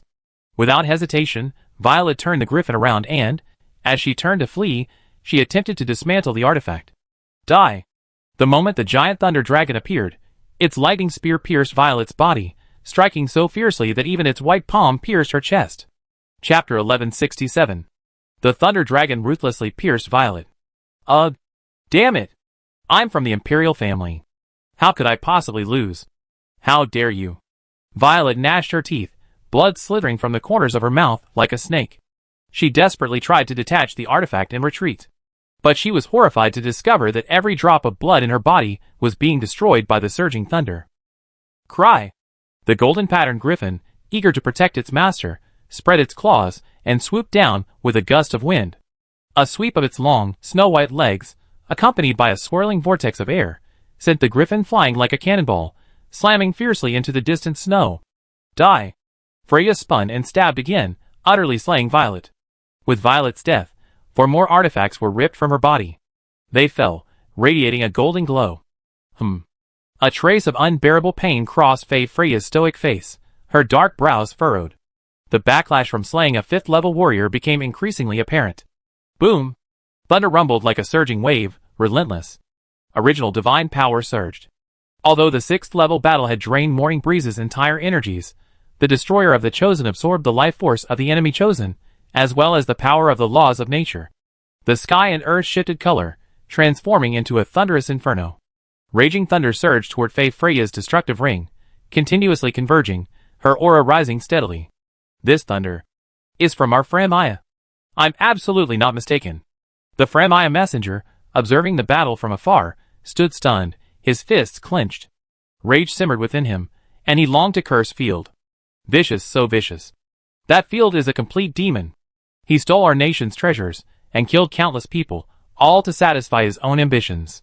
We haven't even finished exploring the Thunder Dragon Mountains, and we didn't expect Field to steal the treasure. Wow! The messenger beat his chest and stamped his feet. Ever since Field stole the Thunder Scroll, the holy land of Framaya has been completely destroyed, reduced to a deserted wasteland.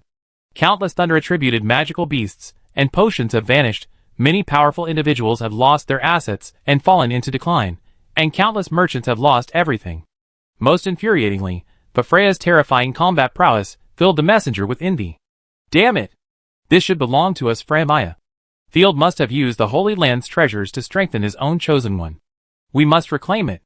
No, I must report this to His Majesty. Gritting his teeth, the messenger turned away, no longer paying attention to the battlefield. How could this happen? Although Violet had disobeyed orders and forbidden anyone from testing the Great Thunder Dragon's power, rushing into battle rashly, the Great Thunder Dragon's power was incredibly formidable, beyond the imagination of ordinary people. Uniel was also stunned, shivering uncontrollably and muttering to himself, has the Griffin Empire truly lost the favor of the goddess? The enemy has actually advanced during the battle. That chosen one is undoubtedly Calamity. Even if it's not Calamity, she has at least gained some of Calamity's abilities or artifacts. Whatever the case, we're doomed. A knowledgeable Imperial official gasped, suffocated by the thunderstorm's pressure. Violet, a 5th-rank member of the Imperial family, was universally recognized for her formidable strength, yet she was slain by the enemy. The morale of the entire Imperial army plummeted. The frontline troops from the Central Empire quickly collapsed. Conversely, some local troops, small-time troops, unaware of Violet's power, continued to charge. I have failed the Griffin royal family's trust, and I must never again fail the Imperial people. Yule swung his iron fist, pounding his head twice, forcing himself to recover from his panic. Violet died fighting for the people and the Empire. We must not let her sacrifice go to waste. The despicable Fielder is allied with disaster. If he conquers Morrowind, the North will be plunged into nightmare and slaughter. The 6th rankers are still fighting. We are not defeated yet. More reinforcements are on the way. We still have hope. Charge, charge! Yunel brandished his sword, rapidly bolstering morale. A tragic and heroic atmosphere permeated the air. As the saying goes, a desperate army will prevail. The Imperial Legion held their ground, mindful of the consequences of the Calamity's invasion. They risked their lives to forcibly hold their ground. Soldiers on both sides were locked in a tangle of battle, swords flashing and sabers clashing. Soldiers on both sides fell in droves. I won't risk my life with lowly, inferior men. You die? Anyway, if we win, I share the credit, hee hee. Adam couldn't predict the direction of the battle, but just by observing the fighting below level 6, he sensed danger. Instead of charging with the soldiers, he quietly retreated. A strange light flashed behind him, and Adam vanished. At that moment, within the imperial palace, amidst the resplendent gilded decorations, the melodious music of aristocratic dances filled the air. Congratulations in advance to our beloved queen on annihilating the rebels and defeating the hero king. The chief minister, his glass raised high, his round belly bulging, grinning widely. Goddess bless you, God bless you, queen. The noble ladies around him responded with smiles, downing their wine. Then, the nobles began socializing, while the young people enthusiastically danced. Of course, dancing was just the accompaniment. A qualified noble needed to understand the mood. If you just lunged at the food and bit it, you'd be laughed at by the ladies. Servants kept bringing in various dishes, including the local swan pie, which involves cooking the swan and then refeathering it to make it look alive, and roasted crow beef from the east. All the dishes from Nightfall were available, and one chef had spent a fortune buying a secret egg custard recipe from a Nightfall merchant. Alas, no one cared what they ate. After this war, how should the vast territories in the north be divided? Look at how much my children have taken. How much gold will this achievement cost? With so much territory freed up, at least a duke should be appointed. I'm very interested in the position of candidate for duke. I budgeted 30 million gold coins. Your Excellency, do you think you can afford it? My God, where did you get so much gold? I swear, even the treasury of a rat runner wouldn't be as rich as yours. The imperial officials were whispering, already discussing how to divide the pie. As for the soldiers and peasants who participated in the war, they were just cannon fodder sent to die, everywhere. Who cared? The Griffin Queen, seated on the throne, was in high spirits, swaying her white toes, and humming a little tune happily. This was just a routine court ball, not a halftime champagne party. But the ministers, confident of victory, celebrated as if it were Victory Day. Victory is a foregone conclusion. The Griffin Queen crossed her long legs, resting her chin on her hand, a smile on her face. Chapter 1168. Glancing with her phoenix eyes, the Griffin Queen sighed softly. I really don't understand why Field would be so desperate as to betray me. She was very tolerant of everyone, and the officials all loved her deeply. She had given Field numerous chances, even offering him a royal marriage. But not only had he refused, he had rebelled. If she could capture him alive, she would definitely question him thoroughly. Your Majesty is blessed by the goddess. Your good intentions for the country are well known to everyone. The maid beside her replied softly. Their own queen had inherited the mess left by the previous one.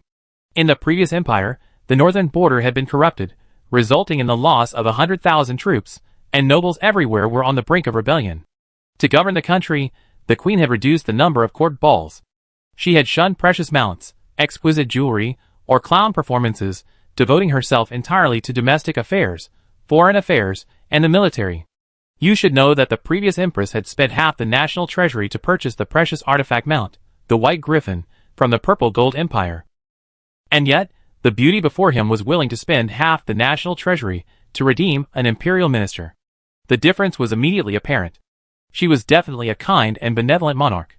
Report, battle reports from the front. Ms. Scroll has activated her stargazing skills and observed the battle situation in morning breeze.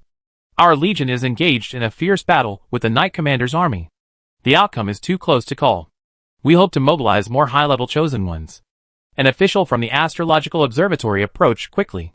Even too close to call? The Griffin Queen blinked her beautiful eyes and chuckled. How could that be possible? Field Winter's march is worthy of engaging my Imperial Legion. That's true. The situation on the front lines is still unclear. Perhaps everyone's too nervous, the official said, scratching his head. It takes some time before we know the exact outcome. The Griffin Queen frowned slightly. Then we deploy another rank 6 warrior from the western front. But that's unnecessary. Either the chosen or the divinely chosen can be casually transferred. After all, Field is not the only enemy of the Empire. The demi-humans in the east, Fremai in the south, and the Hero King in the west are all formidable foes. Compared to them, Field is truly a fledgling. Besides, mobilizing an army isn't a game. You can just take it away in an instant and leave it again after a fight. Logistics, transportation, and resistance from local nobles all need to be considered. When the chosen are transferred from their territory, their status and the protests of the local nobles are all things to consider. You're too sensitive. Field is no match for the Imperial Army. The upcoming campaign against the Hero King deserves more attention. The Griffin Queen waved her hand calmly, her expression slightly displeased. Don't overwork yourself. Go dance on the dance floor. Your Majesty, it's rare for you to be happy. Can't you hope for something good? Field is just a small rebel. How powerful can they be? Stop exaggerating. The servants and jesters chided him. The official from the astronomical observatory retreated in frustration. I apologize. Just recently. Morning Wind Battlefield, within the 6th level domain. Boom. The moment the sword skeleton's divine skill descended, a crimson glow radiated, reinforced by the 6 sword monuments. The power of the sword skeleton's divine skill was terrifying to the extreme. The violent aftermath of the sword skeleton's aftermath shot out in all directions like lightning, carrying a chilling murderous intent that nearly ripped through the domain. Everyone, hold on. Pacielda activated her defenses with all her might.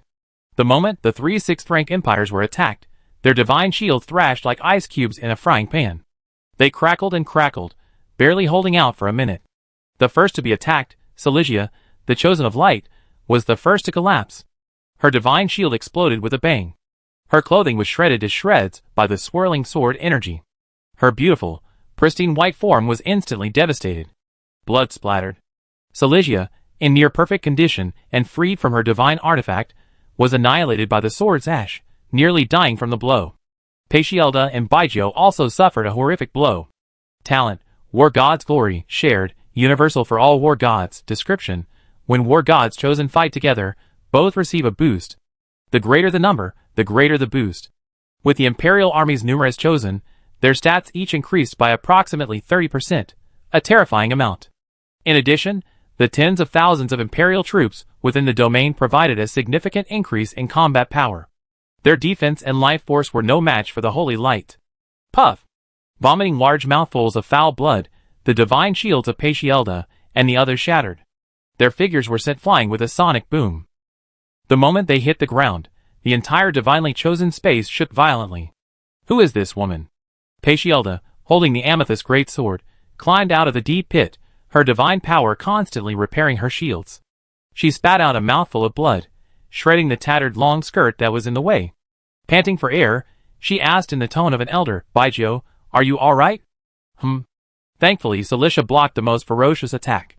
Blood oozing from every pore, Baijiu became even more miserable, vomiting blood while holding onto the sword. A single strike severely wounded 3 people. Pacielda was now unable to express her inner bewilderment with words like fear. Under normal circumstances, it would be incredibly difficult for a 6th-level warrior to defeat an opponent.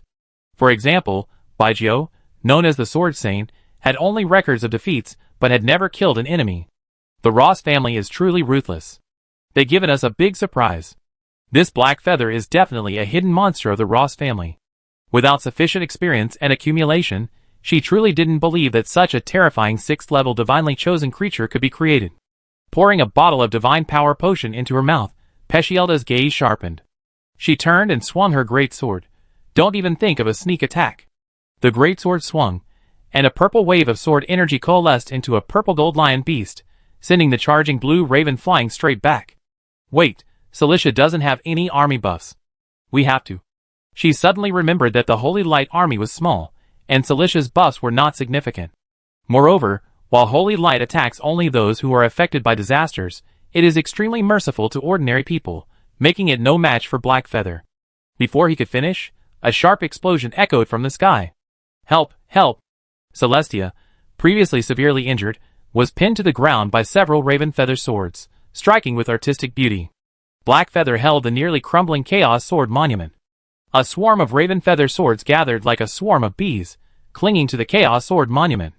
In an instant, a massive black sword coalesced, feathers swirling around it, like divine punishment. Celestia's pupils trembled, and she begged frantically, "No, I'm innocent. I leave the Empire now, and never return. Please. You always judge others from a high position. Now, it's our turn to judge you." There was no time for her nonsense. Blackfeather pushed the sword monument, sending it plummeting downward. Chapter 1169. Bang! The sword monument smashed into Celia, sending her plummeting and slamming into the ground. No, no, let me go. Bang, boom, boom. With Black Feather's frantic push, the sword monument shattered piece by piece, the Raven Feather sword shattering into dust. The 100-meter-long sword monument crumbled into dust, Celia's life extinguished, even the tainted blood completely obliterated. You killed people from the Church of Holy Light? Baizhou's face froze, and he asked in shock, do you know the consequences of killing people from the Church of Holy Light? Countless people in the Griffin Empire will be labeled demons, and judged, and slaughtered by the Church of Holy Light. Well, so what? Hey, you casually tugged at his collar, wiping the sweat from his white forehead. He tilted his head and asked, they're only allowed to slaughter us, and we're not allowed to fight back. You? Baizhou was speechless, his voice piercing with laughter. Stupid. The other party was completely oblivious to the international situation, obsessed with war and slaughter. If the church labeled the Griffin Empire an evil force because of the death of Holy Light, almost all nations that believed in the Holy Light would declare war on field. The Griffin Empire would also suffer an undeserved disaster. But hey, you hadn't given it much thought, and even found it incomprehensible.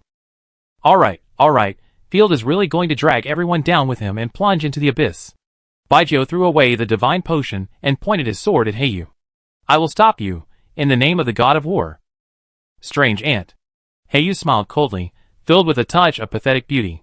We, the Night Leaders, are not like you. We spend all day trying to please outsiders and curry their favor. We don't care about the Church of Holy Light. We will humiliate those who humiliate us and slaughter those who slaughter us. An eye for an eye, a tooth for a tooth. With that, Heiyu flipped his wrist, and the Raven Feather sword split in two, then in four, instantly obscuring the sky. With a flick of his sleeve, a blanket of sword light enveloped the two men. You, like Field, have no understanding of the nation and its people. You're a short-sighted, selfish fool. 6th level divine skill, illusionary slash.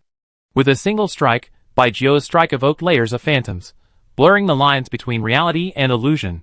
Heiyu, unconcerned with the truth, urged all his sword light to crush it. Seeing some of the sword light extinguished, he knew the truth.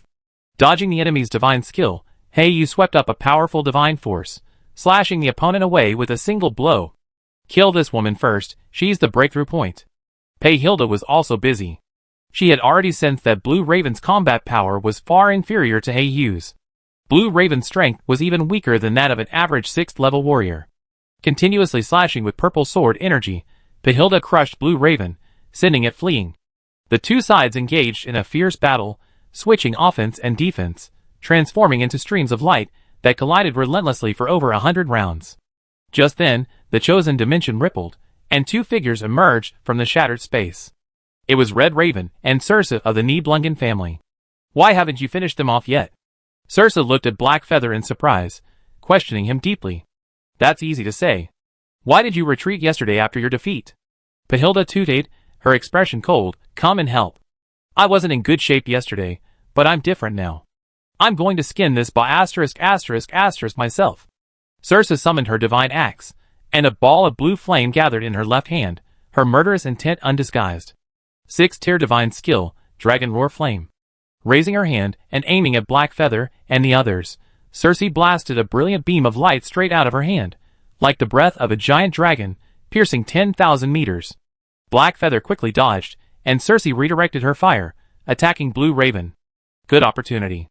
Hilda exhaled a breath of purple air, 6th-tier divine skill, Purple Gold Sword Python. As the greatsword darted through the air, purple divine power clung to it, rapidly crystallizing into a translucent, magnificent crystal python. Hiss! With a cold hiss, the sword python agilely moved, quickly blocking Blue Raven's escape route. Opening its maw, it bit Blue Raven's divine shield. The sword energy raged, and with a crack, Blue Raven's divine shield was shattered. Oops. Blue Raven bit her lip lightly, reaching out to support the snake's mouth. A sword python, composed of sword energy and divine power, continuously penetrated Blue Raven's body, causing her immense pain. Her anguished expression, paired with her icy beauty, was truly pitiful. But Circe clearly didn't see it that way. Seeing her enemy trapped, she immediately smirked and changed her target. Dragon Roar Flame streaked across the sky, striking Blue Raven directly. Blue Raven, struck simultaneously by two divine skills, suffered a sharp decline in health. The newly joined Red Raven, seeing her sister suffering, immediately reinforced. The swiftly approaching white dove inflicted a heavy blow with the divine skill Dawn Break. This divine skill dealt double damage to a chosen being encountered for the first time, making it highly effective. Haha, I thought it was so difficult to defeat. That's what the Night Lord's chosen are like.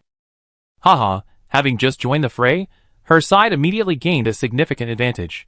Circe, puffed up, laughed wildly. Bitch, you managed a lucky sneak attack yesterday, but you won't be so lucky today. Her eyes were cold as she stared at the two ravens' artifacts, and a sinister thought immediately formed in her mind. If she could seize a 6th-tier artifact, she would be prosperous, and her family's power would rise to a new level.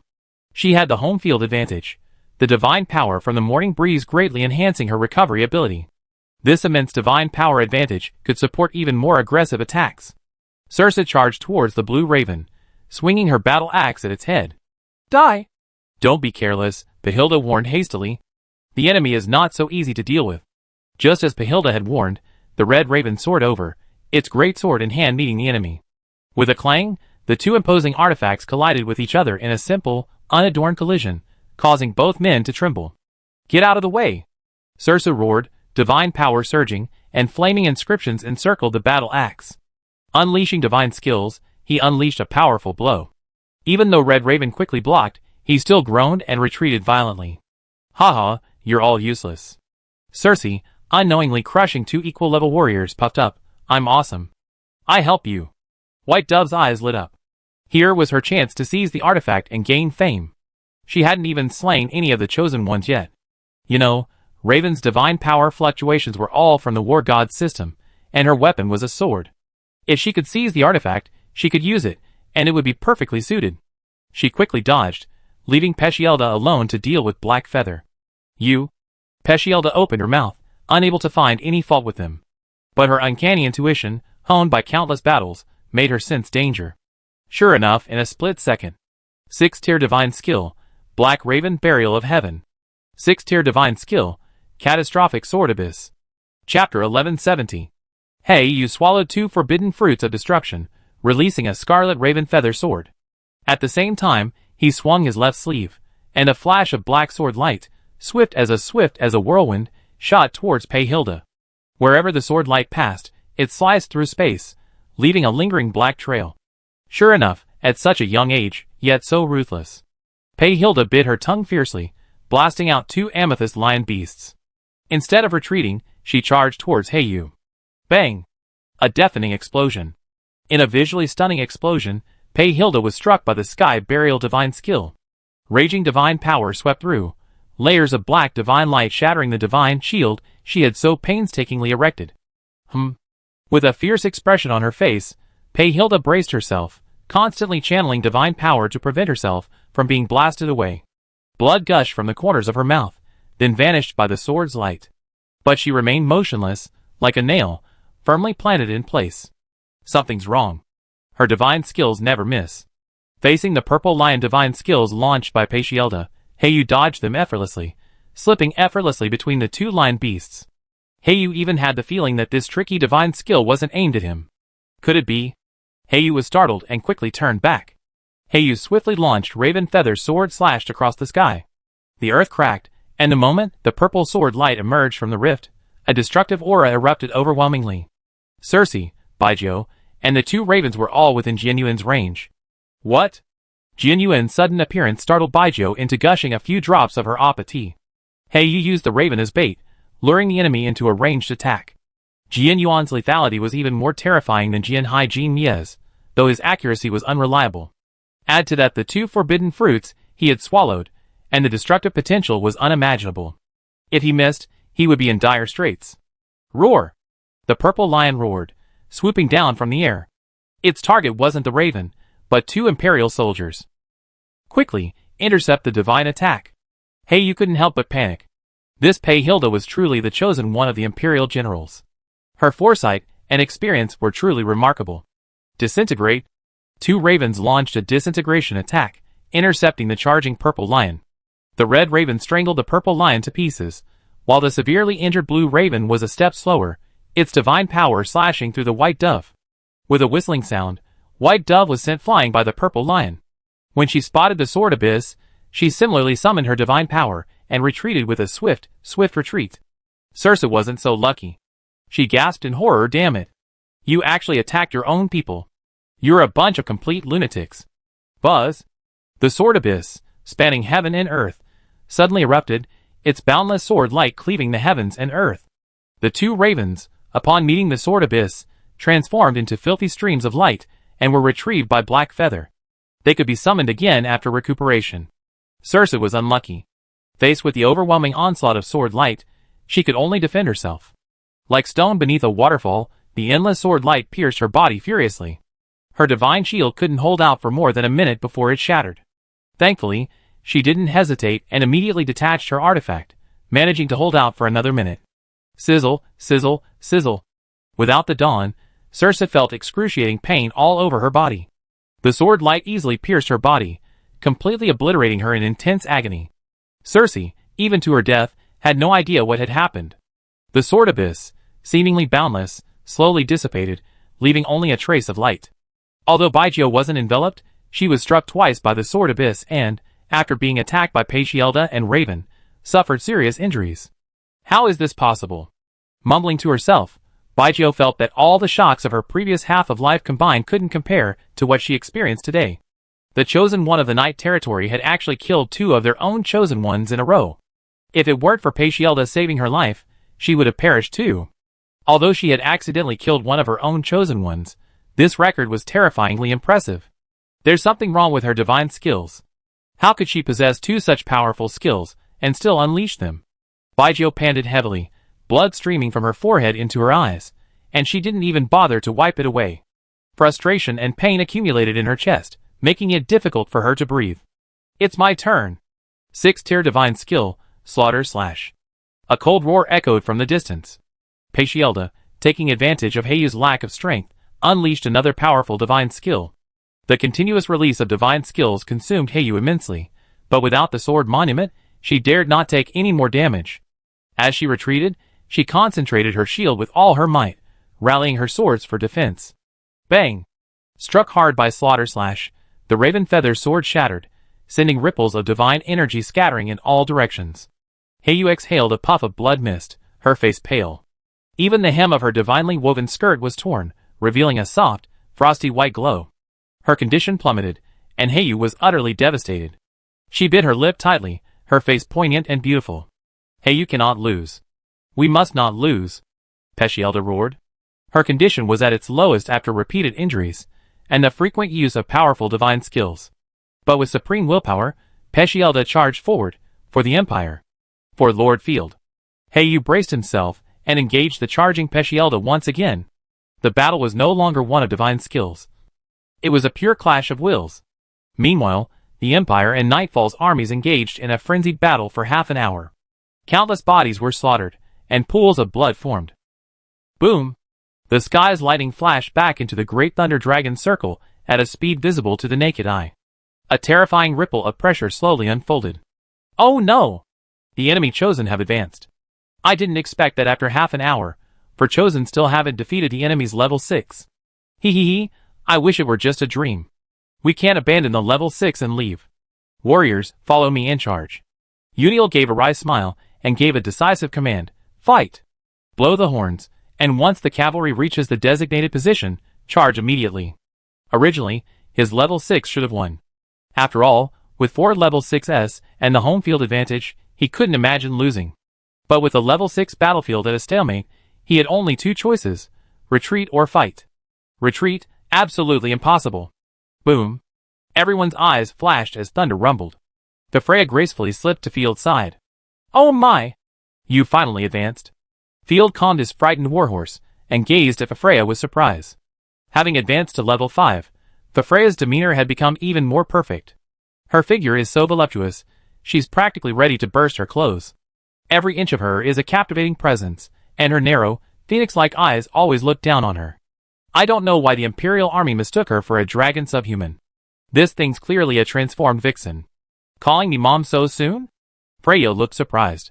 Chapter 1171. Freya looked at Field in surprise, her expression full of charm and a teasing smile. I agree. Insane. I said mother, I meant in a mood. Field was ashamed. He had long suspected that the Thunder Dragon was a bit suppressed, and now he was verbally taking advantage of him. He couldn't imagine what he might do in the future. He raised his hand, and then lowered it. If he weren't wearing armor, he would have pinched her thigh until she admitted her mistake. Our soldiers are being killed and wounded every minute. Quickly check the advancement bonuses, Field urged sternly. Okay. So anxious. Nodding lazily, Freya gently lifted her cascading hair. Her eyes flickered as she smiled. You can see for yourself. I didn't stop you from looking. Why are you asking me? Slapping his head, Field opened the God's Chosen panel and found Freya's column. In addition to the significant attribute increase, she also received a bonus point as usual. Name, Scarlet Freya, Chosen of Destruction. Level, Tier 5. Based on her lord, territory, and personal experience, Scarlet Freya gains the following skill points. 1. Overload Thunder Spirit. Does not appear as a Thunder Spirit, but strengthens all previous Thunder Spirits, significantly increasing lightning damage. 2. Wasteland Thunder Spirit, Gray-Brown Lightning. Each Thunder Spirit weakens the enemy's resistance to lightning. 3. Death Thunder Spirit. Dark Red Thunder Spirit transforms the Slayer into a lightning puppet, reducing its power by 50%. Both are good, but the puppet option is likely affected by the tyranny of disaster. Definitely not. Field pondered for a moment. It's better to prioritize quality over diversity. Strengthening the previous strength is better. With a thought, Field chose to overload the Thunder Spirit. The Soul Link shone, and Freya's aura surged again, radiating an alluring charm. At the same time, she gained a new skill. Tier 5 Divine Skill. Thunder Tide Overload, Status Enhancement, Rule Level, Description. Completely unleash the power of catastrophe, compressing the destructive divine power to the extreme. For a short period of time, Freya gains combat power comparable to that of a Tier 6 Divine Skill. Effect. Overload any divine skill, reducing the divine power consumed by that skill to 1% of its original value, accelerating its cooldown by 5 times, and increasing its power by 50%. At the same time, Freya's divine power shield gains a boost in all its attributes. Duration. 30 minutes, with a 24-hour cooldown. After the overload ends, any overloaded divine skill cannot be used for 24 hours. Quite impressive. It's like a Tier 6 divine skill. The combat power of the Chosen of Destruction has always been undeniably powerful. Field's eyes lit up, and he gave a thumbs up. Go help Yu. She's definitely in a tough fight. Attacking 4 enemies together, and attacking them one by one is a completely different matter. Even though Yu was powerful, dealing with 4 of his own level was a stretch. And, is that what you're asking me for? With a slight raise of her eyebrows, Freya snorted arrogantly, taking a light step forward with her right foot. To someone unfamiliar, you think she was asking for shoes to be polished. Even though she wasn't wearing shoes. Stop it, sister. We're fighting. After we're done, you can do whatever you want. Field's blood pressure soared, a visibly reddened red. As you become stronger, you become ruthless. Alright, I indulge you this time. But first, kill everyone who's in the way. Despite being a calamity, Freya knew her priorities. She stopped teasing Field and turned to look at the battlefield. 6 5th-rank members of the Imperial Blade Corps were engaged in combat with Ashina, Discia, and the others. 5th-rank Divine Skill, Thunder Wave Overload. 5th-rank Divine Skill, Thunder Dragon Annihilation. A magical ring emerged from behind Freya, shattered in an instant, and thunder surged like a vast ocean, surging and turbulent. If the Thunder Pond had been a calm lake before, the overloaded thunder was a raging torrent. After overloading her Thunder Dragon Annihilation, this divine skill became freely available. It's time to bring destruction to the world. Freya chuckled coldly, regaining the feel of her past life. With a flick of her finger, a torrent of thunder surged forward, and a massive thunder dragon condensed, seemingly solid.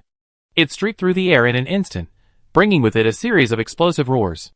A violent thunder dragon, wielding a cloud of destructive divine power, slammed headfirst into the pile of soldiers. Boom boom boom. A 5th-rank Divine Chosen, engaged in combat with Discia, was instantly shattered and annihilated by the Thunder Dragon's impact. The surrounding enemy forces vanished in an instant, exploding into a bloody mist. Without even a massive explosion, it was effortlessly killed instantly. Even though Discia had previously consumed a significant amount of their divine power, the visual impact of the instantaneous destruction was truly terrifying. This was the result of Freya not detonating the annihilating Thunder Dragon. Had it done so, both sides would have suffered heavy casualties. Goddess, what on earth is that? Our 5th-ranked divine chosen was instantly killed. The Imperial officers watching the battlefield nearly popped their eyes out. The Night Lord's display of combat prowess had already left them feeling powerless. Hurry and protect the commander. The enemy's advancing chosen are too dangerous. The remaining powerful chosen of the Imperial army unanimously protected Uniel and the other commanders. Using various concealment skills, Uniel practically disappeared from the battlefield. While concealment and protective skills were normally employed to shield commanders, the Great Thunder Dragon's intimidating power was too terrifying. If I die, Lei Ying will take command. Uniel wiped a cold sweat from his forehead. Don't be afraid, everyone. It's just destroy the Thunder Dragon. Unleashing his skills at will, the Great Thunder Dragon crisscrossed the battlefield like a playful creature. 3 reckless strikes instantly annihilated 3 level 5 warriors and a large number of soldiers. This was not war, but a complete massacre. Half of the aggressive Blade squad was instantly decimated, leaving them all terrified and devastated. As he retreated rapidly, Ashina pinned him down and hammered him, killing one and capturing another. The situation suddenly shifted, and a large number of the Imperial forces ahead collapsed.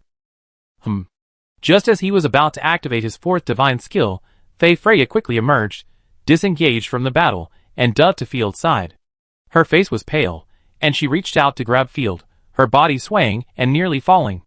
Are you alright? Field, horrified, quickly dismounted and supported him.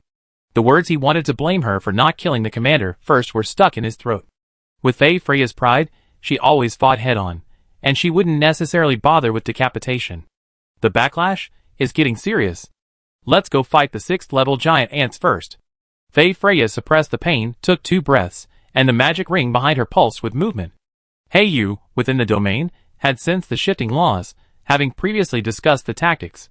She decisively consumed her divine power, opened a corner of the god-chosen space, and Fei Freya immediately rushed in. Chapter 1172. Don't force yourself. Field shouted to the sky, fearing the Thunder Dragon's backlash would be too severe and cause trouble. That monster is gone! Goddess's blessing, woo! The terrified Imperial officials were all jubilant. Uniel, however, couldn't laugh. After fighting for so long, the enemy's level 6 could still freely manipulate the chosen dimension. Even more terrifying than the level 5's rampage, the level 6 couldn't even defeat the enemy. But the Thunder Dragon's departure provided a perfect opportunity to reassure the troops. Don't be afraid. The enemy's powerful warriors have been pinned down by our chosen, and captured within the chosen dimension. Warriors, unleash your strength and attack with all your might. Do not let the chosen down. Boldly dispelling the cloaking effect, Uniel donned his helmet and raised his banner. Warriors, I am with you. The Empire stands. The fooled Imperial army's morale was greatly boosted. With a unified cry, they re-established their defenses and engaged the Night Lord's army once again. However, this time, both sides were exhausted. At this moment, within the god's chosen domain, what did Black Feather Dragon? Paishielda's face was filled with astonishment, a sense of powerlessness washing over her. Could it be that the Night Lord still has a 6th-tier god's chosen? Only a 5th tier. Baijio carefully sensed it, sneered, a glint in his eyes. She can't handle it alone. She must be trying to bring in some small fry to drain our divine power. That's possible, Paishielda nodded. A 5th-tier god can't possibly. Before she finished her words, Freya, entering the domain, instantly entered her state, her long hair cascading down to her voluptuous thighs. The moment her toes touched air, she transformed into an energy thunder dragon, charging magnificently with a dazzling crimson bolt of lightning. Bang! Paishilda was struck hard, and the energy thunder dragon suddenly exploded, transforming into a pool of surging thunder. Destructive divine power madly ravaged her divine shield. A sweet taste lingered in her throat, and Paishilda spat out blood. Poof! Another monster. Thankfully, the 6th level had the blessing of a domain. Even a 6th level being wasn't a 6th level being, so the blow didn't kill it instantly. Even a powerful being like Little Sun would have taken a long time to defeat a 6th level being. Dissociate. Paishilda dissociated her divine weapon, her momentum soaring. But it was no use. Fei Freya continued to move, pressing Paishilda down and charging, joining forces with Black Feather in the attack. Amidst the resounding explosions, the domain distorted. Outside the chosen dimension. The time has come to decide the outcome. I believe Black Feather and the others will win, and we can achieve victory as well. Field wasn't frightened by the enemy's charge. Instead, he saw that the enemy was already at the end of their strength. He still had a trump card. Rosaria and Ashina could both serve as trump cards. After all, the Empire's second most famous general, Buell, or the Blood Knights, could arrive to reinforce at any moment. The more critical the moment, the calmer Field became. His eyes narrowed slightly, and his fingers tapped the hilt of his sword. The enemy cavalry is approaching. Prepare. The frontline troops had been fighting for a long time, and were extremely exhausted. Field carefully withdrew the severely damaged legions, and replaced them with a full reserve force. At the same time, Field transferred the cavalry on the right side, and replaced them with the exhausted infantry regiment and almost all of the artillery. Although the right side of the Knight army was large in number, it was extremely weak. Although the battle situation shifted, the right legion remained in a delicate position, as if disconnected from the main force. Ashina returned to Field's side, acting as a bodyguard. Rosalia, unstoppable, plowed through the enemy lines, leading the center forward triumphantly. This move further exposed the flaw on the right flank. A good opportunity. Even the Imperial army was at a complete disadvantage, collapsing everywhere. Uniel remained remarkably calm. His keen eye had spotted a flaw. The chance to turn the tide has arrived. Field, blinded by victory, has lost his mind. The right flank is in utter disarray. Blow the horns. Imperial Knights, charge. Woo woo woo. Accompanied by the heavy wail of the horns. In the distance, across the snowy plains, a cavalry regiment of 7,000 men roared towards them. This was Uniel's heavy cavalry, quietly ambushed during the shifting battle situation and the alternating offense and defense. Uniel's previous attack from the Night Lord's rear and flank had been repelled, only to give Field confidence. They created the illusion that the Imperial cavalry was impenetrable. Just for this moment, to completely crush Field. All of them were cavalry, all in golden armor.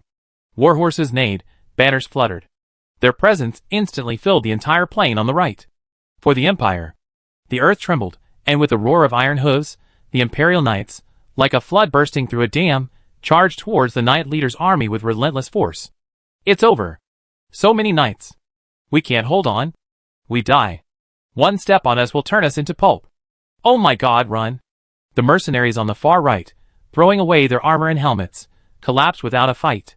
They cried and fled in all directions. Clack, clack. The local troops from High Castle, Rick, were chattering madly, their faces pale with fear. But strict military discipline, along with adequate pay and food, forced them to crouch down and raise their muskets. Few escaped. My whole family lives on the bread of your grace. Anyone who survives will go to hell. Yes, at most, I give my life back to you. The local troops encouraged each other, many nervously firing wildly. Most astonishingly, the nobles, those who had defected to Field, were incredibly eager to fight, shouting about glory and preparing to fight. Humph, Uniel, you're laughing at me attacking in winter. It seems you understand the northern winter even less than a northerner like me. Field remained unfazed, grinning cheerfully. The entire north shall be ours. Prepare to fire. From the air, looking down upon the land, except for the front line, which had turned to mud and blood, the rest was a blanket of white, with no sign of any deployment. Charge. Seeing Field's indifference, the knight commander was stunned. Uniel watched excitedly as the cavalry charged forward in a mighty force, instantly engulfing the fleeing mercenaries. Boom! A blue meteor slammed down from the sky.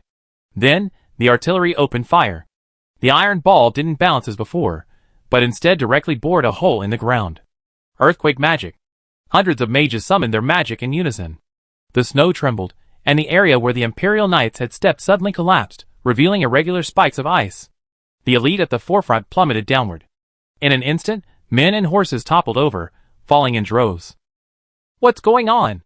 Uniel and the other Imperial officers nearly popped their eyes out. Could there be a high-ranking chosen one who could drastically alter the terrain and create a canyon? Impossible. Why hadn't there been any movement before? Uniel's eyes were bloodshot, bordering on madness.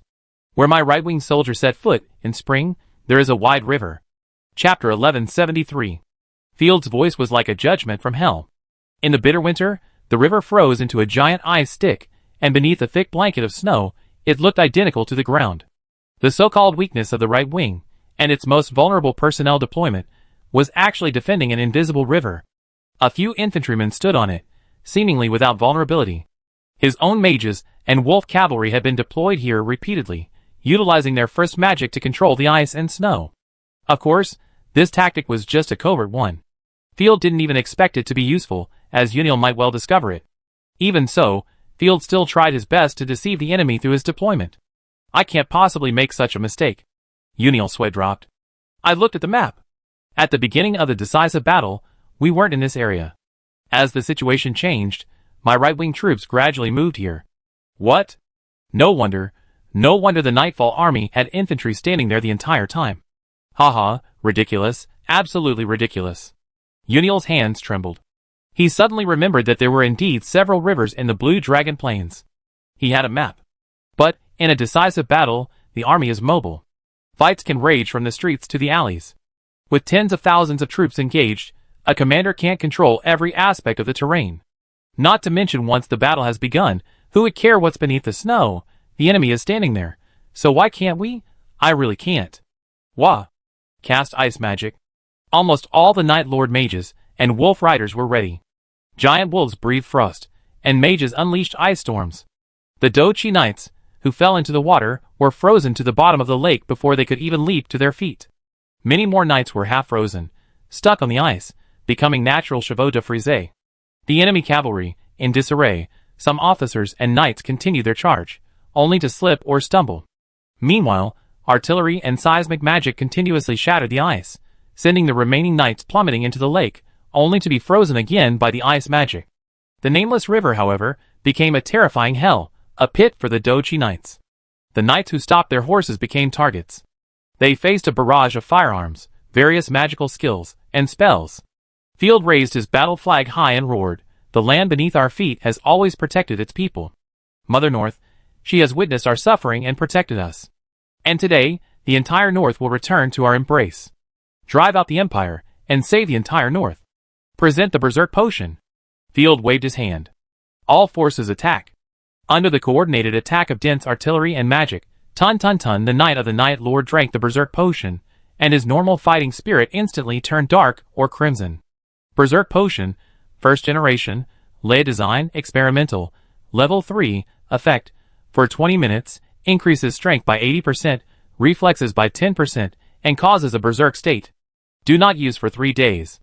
Side effects, none. Charge, charge, charge. Tear off the heads of those imperial brats. Feel good at reaping our hard work. Taste the Night Lord's butcher knife. Countless roars could be heard. Crazed wolf cavalrymen scurried across the ice, swiftly slashing through, frantically mowing down the icy landscape. The frenzied snow lion knights, roaring from the side, slashed diagonally into the chaotic imperial cavalry. Puff, puff. The piercing sounds were incessant. The furious Dochi knights, their lances and sabers swinging, left after images, each fearless and undaunted. The imperial knights, trapped by the terrain, were piled together, pure sitting ducks. Blood splattered, fighting techniques exploded everywhere. The scene was bloody and brutal. There was no suspense at all. In an instant, the almighty imperial knights were stunned, their bodies wailing and screaming as they were hacked to pieces, falling back in a continuous rout. They scattered in all directions. Countless men trampled to death by the trampling of their horses. The masters have all fled, let's flee. The imperial army's endurance had also reached its limit. Tens of thousands of imperial soldiers collapsed. No retreat. For Her Majesty, you cannot run. The cavalry's blades were blunted from their slashing, powerless to stem the tide of such a massive rout. Some frantic soldiers even hacked the cavalry to the ground. A total collapse. It's over, completely over. The Knight's army felt their resistance vanish, the enemy fleeing. They stabbed and fired at will, and no one resisted. Even ordinary musketeers could chase and slash at 7 or 8 fighting knights. Those who have lost their courage will not fight back. Like herding sheep, the Knight's army seized the opportunity and pursued them. Yunir, in disbelief, seemed to have aged 50 years. With trembling hands, he took off his helmet and said, "I actually lost to a young boy. Has the Griffin Empire truly lost the goddess's favor? Losing to foreigners is normal, but even rebels are so difficult to quell. Oh my god, I can't believe it." Even the terrain favored Field. Lang stopped organizing his troops and instead harbored a sinister thought. If I retreat with the Imperial Army, everything in the Nibelung family will belong to Field. Without my roots, it'd be even harder for me to survive in the Imperial Army. I'd rather stay in the north and look for opportunities. Though they verbally ordered their soldiers to fight, the Imperial officers were even faster, armed with a wealth of magical artifacts that made escape a breeze. Sir, run for your life, the adjutant urged. Ah! Uniel sighed heavily. Sir, don't let your imagination run wild. The adjutant rushed to grab the sword, fearing Uniel would commit suicide. I look like someone who gives up easily. Uniel glared, puffing his beard. I'm notifying my chosen one to retreat immediately. It turns out that as the bond between a lord and the chosen one deepens, the soul link strengthens.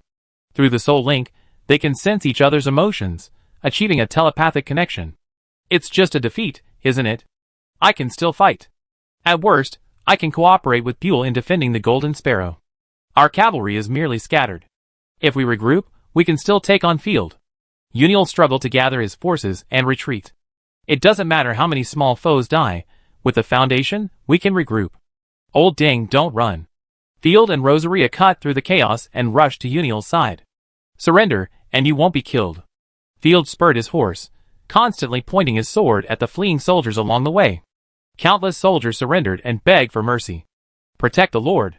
The few chosen ones, who could fight, volunteered to remain behind to provide cover while engaging Rosaria. Bang! The space shattered, and the wounded Pehilda flew out. Seeing the devastation on the ground, she was briefly stunned. Go, leave me alone. Chapter 1174. Uniel roared, telling his chosen one to flee.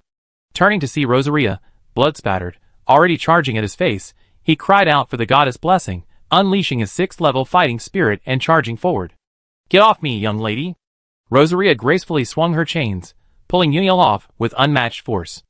Uniel passed out from the blow. Pehilda, without even a glance at her lord, condensed her purple crystals into wings and sprinted away. Oh my god, so fast? Field was stunned, gazing into the distance in shock. How decisive. They don't even want their lord anymore. Do they have some powerful talent? At that moment, Field suddenly remembered. Uniel was a master of military formations. His chosen one was renowned for his speed in deployment and support. He must have some incredible escape skills. Talent, Mirror Breaker, Pehilda travels through the chosen dimension at a faster speed, making it more difficult to intercept. Divine Skill, Crystal Wing Sweep, propels at terrifying speeds, consumes no divine power, but has a 3-day cooldown. Since the chosen one has escaped, let's kill her lord. Those who stand in our way, die. Rosaria raised her great sword, ready to stab Uniel. Wait, don't kill him yet. Field chuckled. Killing him earlier would have severely damaged Pehilda's soul. But now, Uniel, alive, is far more useful. Bang! The chosen dimension shattered completely, and White Dove, Black Feather, and the Great Thunder Dragon all rushed out. I kill you first, then I pursue the prey. Hee, no one will escape. Freya chuckled coldly, unhurried, as she transformed into a thunder dragon and charged. Wait, this aura. The moment she sensed the shift in the laws, Freya paused. She instantly transformed into a cute giant bunny-like dragon girl, both voluptuous and adorable. The little thunder dragon fluttered, adorably falling from the sky. Hey! Watch out! Heiyu was stunned. Without hesitation, he dove forward. What a great opportunity! Goddess blessing. Ha ha ha. Baijio, who had wanted to dissociate the artifact, fight to the death, and escape, her heart pounded with joy.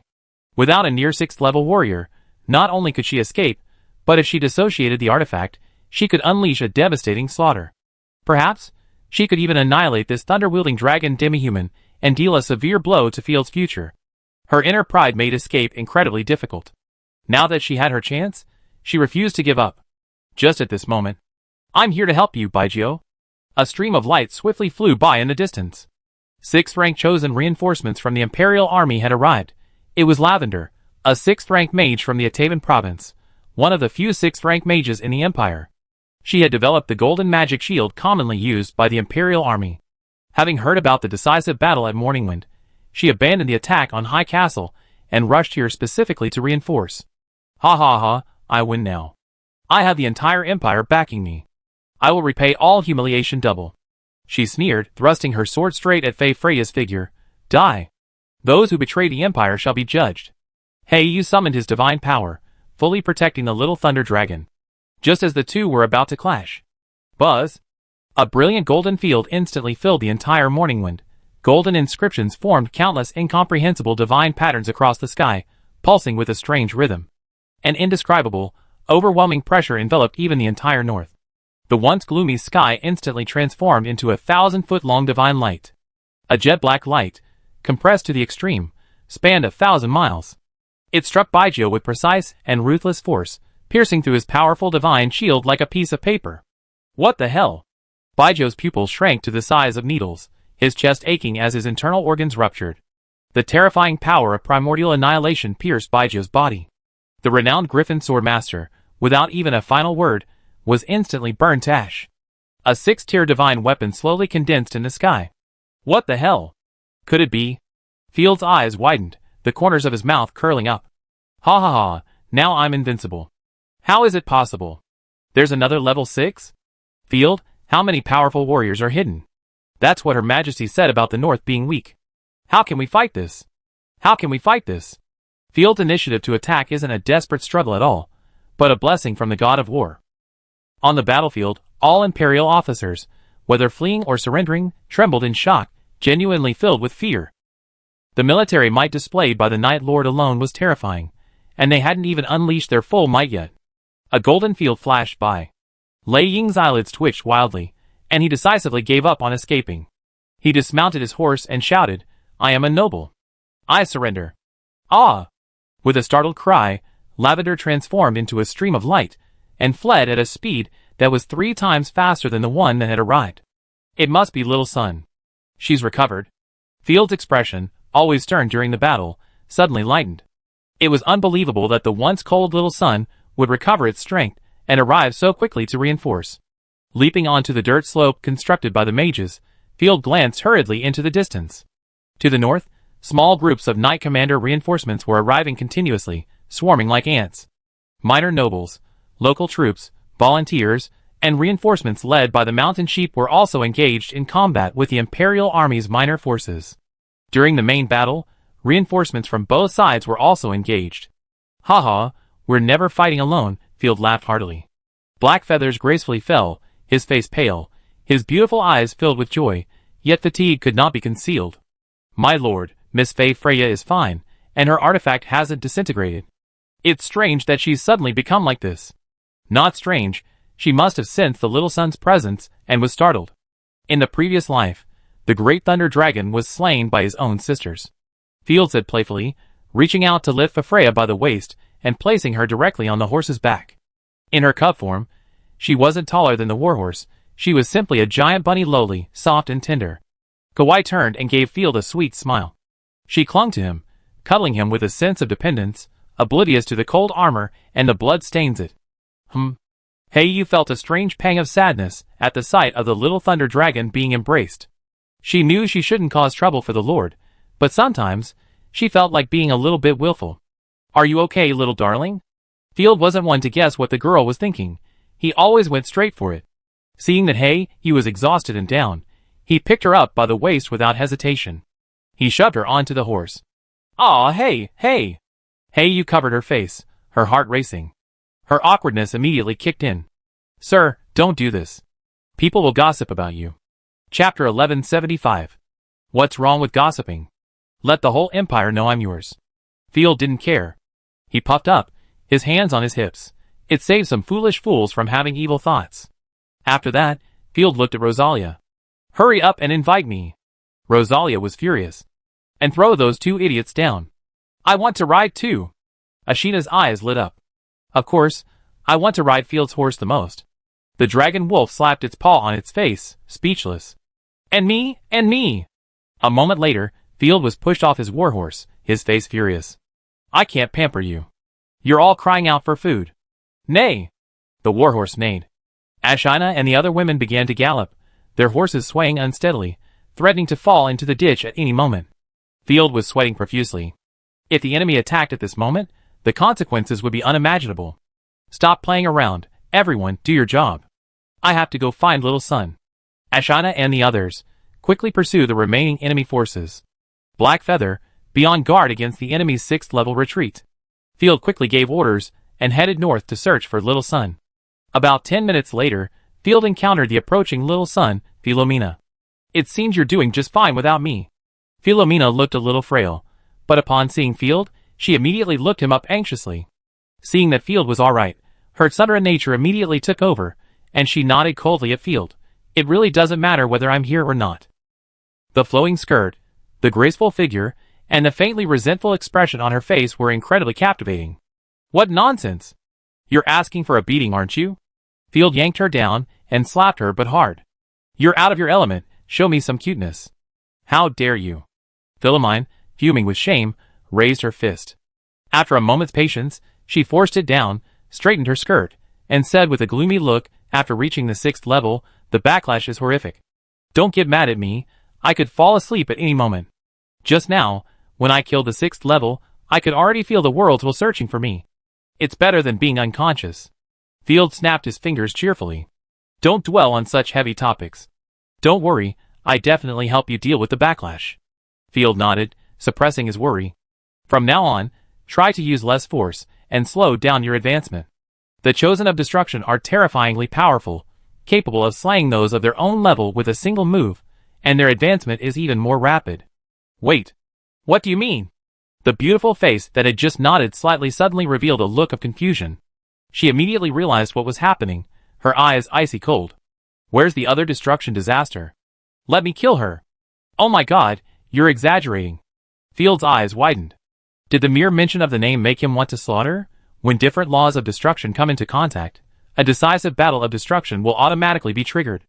No wonder the great thunder dragon instantly transformed into a small thunder dragon the moment it sensed the aura of destruction. If it hadn't transformed too late, the attack wouldn't have landed on anyone. You're not allowed to attack your own people, and I won't let her attack you. Field stepped forward and patted Philomena's head. Be good. Heh, what's the point of having another destruction disaster? Philomena withdrew her divine power, and the magic ring behind her slowly dissipated. Got it. I do my best to restrain my killing intent. Also, I've broken through to the 6th level. You can come and help me. Her voice was cold, but her bright eyes showed she was in a good mood. Let me see her domain first. Opening Philomena's dashboard. Domain, Radiant Sun, illuminating the Doomsday Land. Destruction ability, Eternal Domain, instantly gains full buffs without allies, greatly increasing the power of divine skills. Crown, Philomena cannot be pulled into the chosen dimension by any pantheon other than the Destruction Pantheon. Supergiant, complete form, capable of covering the entire world. The larger the domain, the faster it regenerates divine power. Ultimate, upon contact with another destruction domain, a decisive battle will immediately ensue. Upon victory, the opponent's destruction domain will be devoured. Backlash, negative status, killing an enemy within the domain grants triple backlash. So terrifying. Field gasped. Destruction is ridiculously powerful, but this backlash is truly disgusting. With the power of the little sun, she could kill with ease. If I ignore her, she'd probably be dead in 3 minutes. Alright, let me see the bonus. After advancing, Philomena not only received a significant stat boost, she also received a bonus. 1. New divine skill. 2. New talent. 3. Territory enhancement. 4. Qualitative talent or divine skill. After a moment's thought, Field rubbed his chin. Little Sun doesn't lack divine skills at all. It's better to choose a talent. With a thought, Field selected the new talent. With the convergence of immense divine power, Philomena's aura became even more divine and perfect.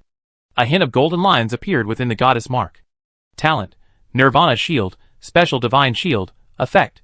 The Divine Shield increases defensive effectiveness, absorbing some enemy attacks and converting them into damage from her own divine skills. Magic Adaptation, increases magic immunity by 10%. Very good. Field nodded in satisfaction. This special divine shield, without expending divine power, significantly boosts combat power. After all, if the shield is broken, it will inflict damage to the Chosen One, significantly reducing their subsequent status. And if it can't be broken, the Chosen One's combat power will be reduced. SOSO. Philomene only appreciates powerful divine skills, unconcerned with other aspects. She snorted and soared back into the air. Let's catch up later. We need to quickly reorganize the battlefield and seize the initiative. The passion of the battle faded, and Field sighed with regret. White Dove and Violet were both powerful Chosen Ones, but it was a pity they couldn't be used for their own purposes, their deaths meaningless. Elsewhere, in the Griffin Imperial City, the atmosphere at the ball reached its climax. The nobles and ladies dancing were as joyful as magpies. Everyone was rejoicing for the impending victory. The Griffin Queen swirled her glass, wondering what to say to boost everyone's morale. After all, after reclaiming the North, there would be a vast amount of territory to govern. The Northerners would surely be eagerly anticipating her rescue from the rebellion. Bang! The banquet hall door flung open, and a knight, his face ashen, stumbled onto the dance floor. "What's the matter? Are you drunk?" The queen chuckled softly, saying tolerantly, "Don't worry, everyone. Your Majesty, Violet's divine connection has been severed." With that, a deathly silence fell over the palace.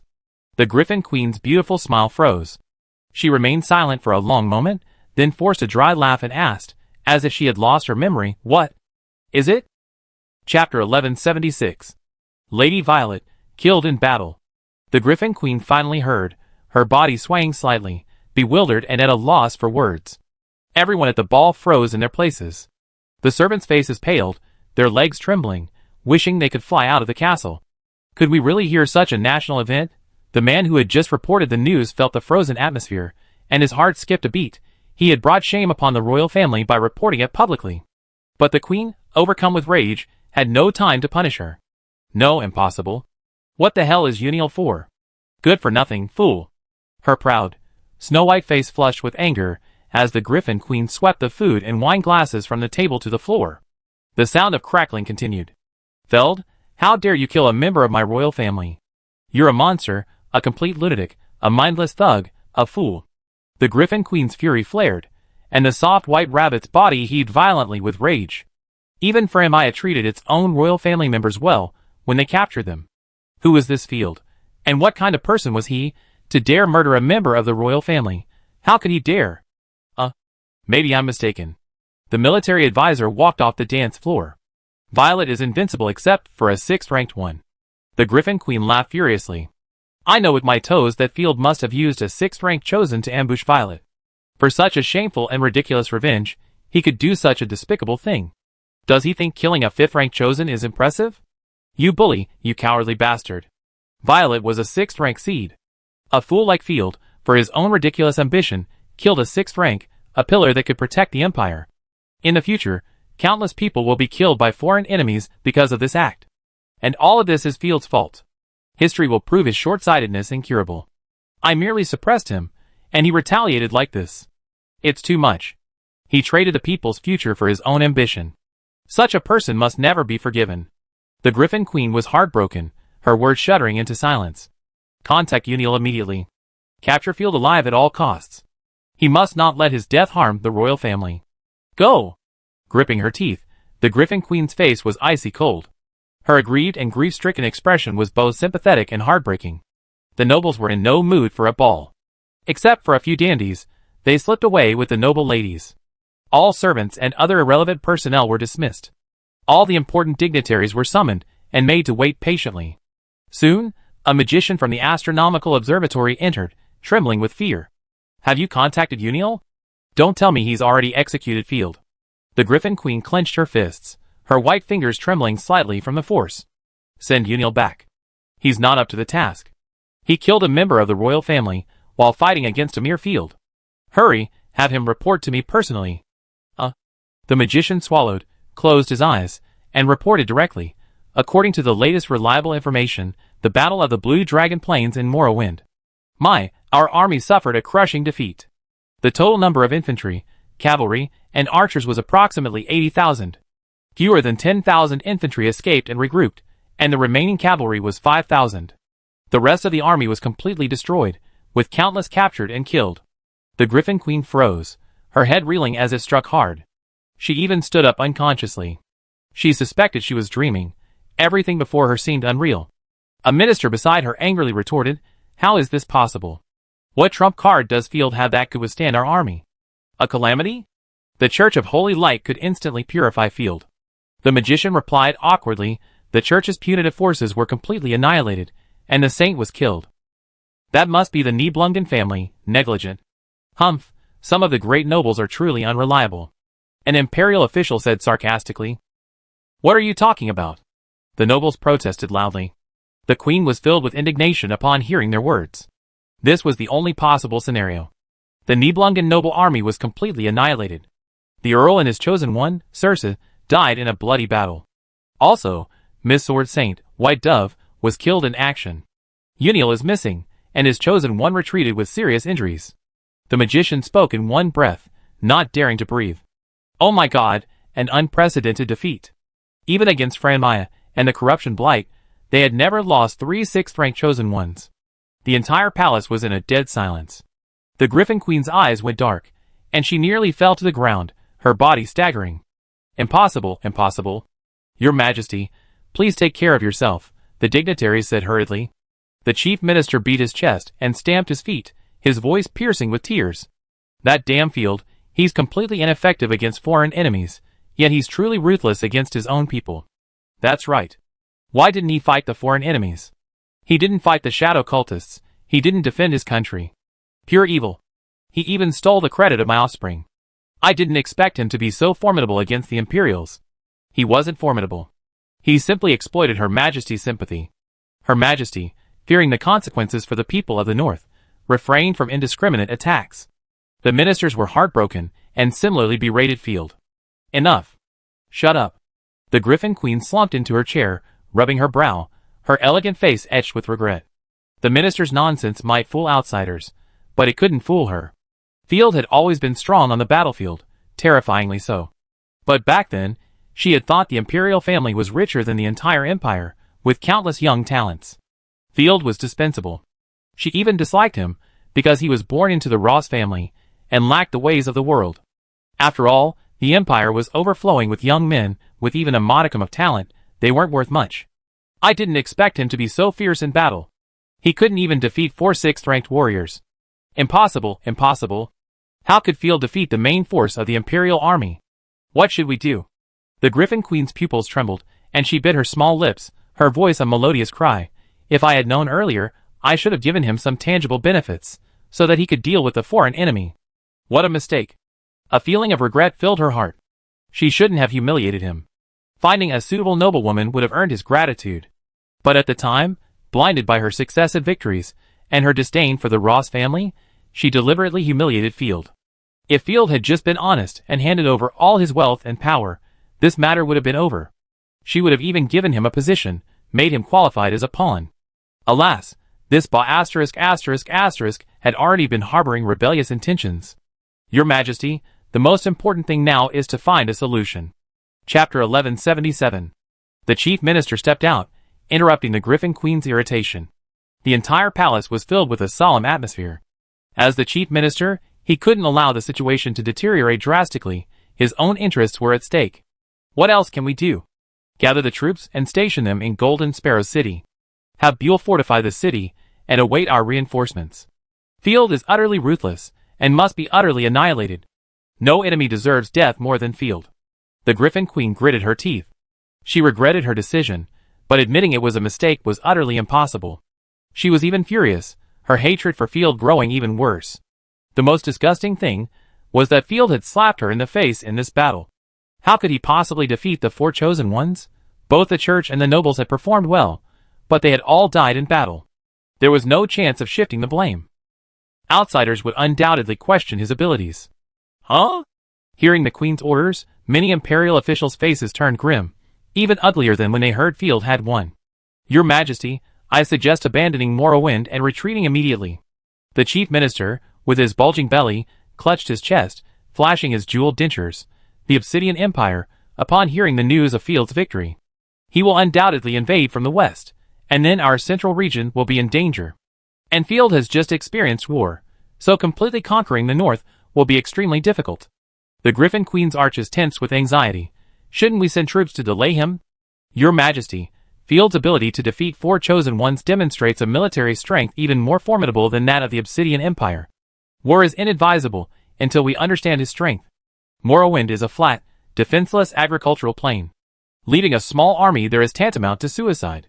Leading too many troops there would expose the central region to a dual attack from Field and Obsidian, creating a dangerous situation. We cannot lose another 6th rank chosen, not even a single one. Your Majesty, nothing is more important than your safety. We must all protect the core of the Empire. In reality, the powerful were concerned for their own safety. With their main forces tied down in Morrowind, an Obsidian attack could take the central provinces directly. Their properties, estates, and fiefdoms would be annihilated. As for the lives of the people of Morrowind, haha, who cares? Of course, if an attack were to come, the Imperial officials wouldn't panic. After all, whoever became emperor would have to employ them. Besides, Boor appears to have tens of thousands of elite infantrymen. But many of them are the sons of the powerful, seeking gilded status and military exploits. Going there for a good meal and a pleasant trip would be a decent experience. There's no need to defend Morrowind to the death. Those northern peasants wouldn't matter if they were all killed. Even if the sons of the rich and powerful were willing to defend, their families wouldn't let them. Most of the powerful within the palace were inclined to abandon the defense of Morrowind. The Griffin Queen nodded. The north was already impoverished, and the only wealthy province, Morrowind, had been decimated. In contrast, the three central provinces of the Empire, Glow, Twilight, and Griffin, each far surpassed the others, the true heart of the Empire. If Field wanted it, so what? Could this reckless man, who knew only war and associated with demi-humans and disasters, know how to govern a domain? Certainly not. Originally, she had thought of Field as a fat man like Simon. But now, she saw him as a muscled man with disgusting muscles and a foul mouth. But I can't bear to give up the North just like that. The people of the North will fall into the hands of the rebels. Where did Field get so many powerful men? We must investigate, and then kill them all. The Griffin Queen clutched her chest, pressing the bunny until it indented, her heartbroken eyes tearing up. I want to unify the Empire, but Field is too vicious, dragging innocent people into the flames of war. Your Majesty, you are merciful. The minister sighed. Your Majesty, I have a suggestion. The foreign minister pondered for a moment, then stepped forward with a confident smile. There's a saying among the demi-humans. Use the wolf demi-humans to fight the tiger demi-humans. We can crown Field as Grand Duke of the North. Use him to deal with the Dragon Tower, the Elves, and the Obsidian. The Griffin Queen questioned, how could Field, having achieved victory, be willing to surrender? No, he won't. He'll soon be targeted by other nations, the foreign minister said confidently. Then, we will be his only hope. We discuss this later. The Griffin Queen pondered for a long time, still unwilling to compromise. Have Buell and the Blood Knights withdraw to the center of the Empire. Your Majesty, don't worry about the specific details. The Chief Minister sneered grimly. General Buell's plan aligns perfectly with ours. He's already made all the arrangements. Alright, do it. Also, I need accurate battlefield intelligence and a recreation of the magical scene. After the ministers left, the Griffin Queen could no longer contain herself. She clenched her fists and pounded the table in front of her. Damn it, damn it! My family fortune! I will repay this hatred 100-fold. You audacious villain, you will be beaten to a pulp. The deaths of Baijio and Violet nearly drove her mad. Similarly, her regard for Field rose to a new level. Thankfully, the church and the noble army were equally annihilated, offering her some solace. Even across the Blue Dragon Plains, Nightfall led the cavalry in a pursuit spanning hundreds of miles, beheading countless heads. They gleefully returned to camp, pulling a vast array of Warcraft warhorses and Dochi equipment. Reporting to my lord, the Dochi Knights, who fell into the water and were frozen have been counted. There are 286 of them. Most are not dead, merely frozen. Vivian stole a glance at Field and reported weakly. Haha, no surprise there. Field laughed. A lake can't possibly kill many people, it just looks spectacular. On a battlefield, any weight could crush an entire army. If they could truly kill thousands of people with a frozen lake, why would they even need to raise Dochi Knights? Sir, this is the only 6th-tier artifact we collected. Ashina handed over a gold and white long sword, its guard woven like swan feathers, forming a ring. It was incredibly gorgeous. A 6th-tier artifact. Field's eyes lit up. A 6th-tier artifact can buy a whole city. I reserved it, said the little scorpion. Dishia stuck out her tongue like a pug, her eyes sparkling. Field is the best in the world. Did you mark it with your urine? Ashina waved her hand dismissively. I'm giving it to you, my lord. What did you say? Dishia, furious, pressed closer, her long, snow-white legs teasing Field intentionally or unintentionally. She said coquettishly, my lord, look at her. She's bullying. Chapter 1178. Everyone be good. Feld, feeling a headache, took the long sword and subdued it. Artifact. Swan Holy Sword, Level 6 Artifact 2-star, Source. Goddess of Sword, Goddess of War. Description. An extremely sharp artifact. When attacking, the Holy Sword emits a swan feather-shaped sword energy. Effect. When used by non-chosen, it increases all attributes by 20% and significantly enhances one's aura and charisma. Special effect, only usable by the chosen god of war. Aside from being a bit higher level, it doesn't have any special abilities. But I'm in need of a cool piece of equipment. Take it. This sword master was probably very concerned about his reputation. The artifact's effect actually increased his charisma. It was unheard of. Fortunately, it would boost his combat power and ensure his safety. Feld happily hung the long sword around his waist, speaking in the tone of a top-tier noble. Your Excellency is so handsome. The women's eyes sparkled. Hey, keep a low profile. Field waved his hand. How's the battlefield cleanup going? The wounded and sick, make sure the medical staff take good care of them. Also, thanks to Ashina and Heyu for your hard work. Go scout out Gold Sparrow City. We still have a tough battle to fight. Field pumped his fist excitedly. Taking over the entire north is just around the corner. Leave it to us. Everyone was full of energy. Field, hugging his men, worked hard to cheer the chosen ones on. Old man, get over here and kneel before our lord. Soldiers shouted curses from the direction of the battlefield. Field turned around and saw 50 or 60 well-equipped knights escorting a desolate figure. The knights of the Night Territory hated Uniel to the core and kicked him all the way, showing no mercy. The once striking purple background with gold patterns was now covered in footprints. You barbaric rebels are nothing but monkeys in iron traps, uncouth and crude. Uniel stumbled, trying not to fall, his neck stiff. When I was fighting the demi-humans in the east, you were still liquid. I never thought you ally with the demi-humans to fight humans. Uniel struggled. Bah, calling us barbaric and uncouth? A knight spat. I'm a graduate of the Night Lord Academy. I can read and write. I can write all over you in the ancient aristocratic language. Barbaric? I've been trained in art. Look at me drawing a magic pill on this old man's face. Another soldier's face was filled with disdain. Damn it! Hearing the soldier's obscenities, Uniel's temper exploded, and he was so angry that he wanted to bang his head against his head. In the Imperial Army, he was a highly respected general. Even the royal family of the enemy nation had to politely address him as Sir. How could he be defeated by such a bunch of peasants? Oh my god, this was a nightmare. My lord, here comes the defeated Griffin, Uniel. At the sight of Field, the soldier's demeanor suddenly changed. They stood at attention, their hands clasped behind their backs, their eyes fixed with determination, not a single word wasted. This military appearance. Uniel's face froze at the sight, and he forgot even to curse, startled by the knight's unusual behavior. If I can convince Uniel to join me, it will be of great use. Field's eyes flashed, and his mind immediately flashed with memories of the story of the loyal and righteous Shui Mao, the Three Kingdoms Mao Yi, and the sinful woman of the thorns. Clearing his throat and quickly stepping forward, Field waved his hands for his men to step aside, forcing a gentle smile. As he untied the ropes, Field soothed him. Sir Uniel, I admire. Uniel suddenly leaped up and spat at Field. Damn it! Thankfully, Field was quick-witted and alert, and quickly dodged. Human breath is terrifying. Silver Eyes, standing nearby, gaped in shock, then raged with rage, stamping his feet in anger. Damn it! How dare you attack my lord? The goddess's power erupted, the sky and earth changed color, and they charged forward, ready to kick him to death. Stop! You're just rewarding him by kicking him to death. Waving everyone back, he abandoned his polite demeanor, and delivered a powerful smack across Uniel's face, leaving him stunned. Disgusting, isn't it? Your brother Fei gave you a chance, and you only bully ordinary people, and you only flatter and show weakness to foreign enemies, but you're so unyielding to me.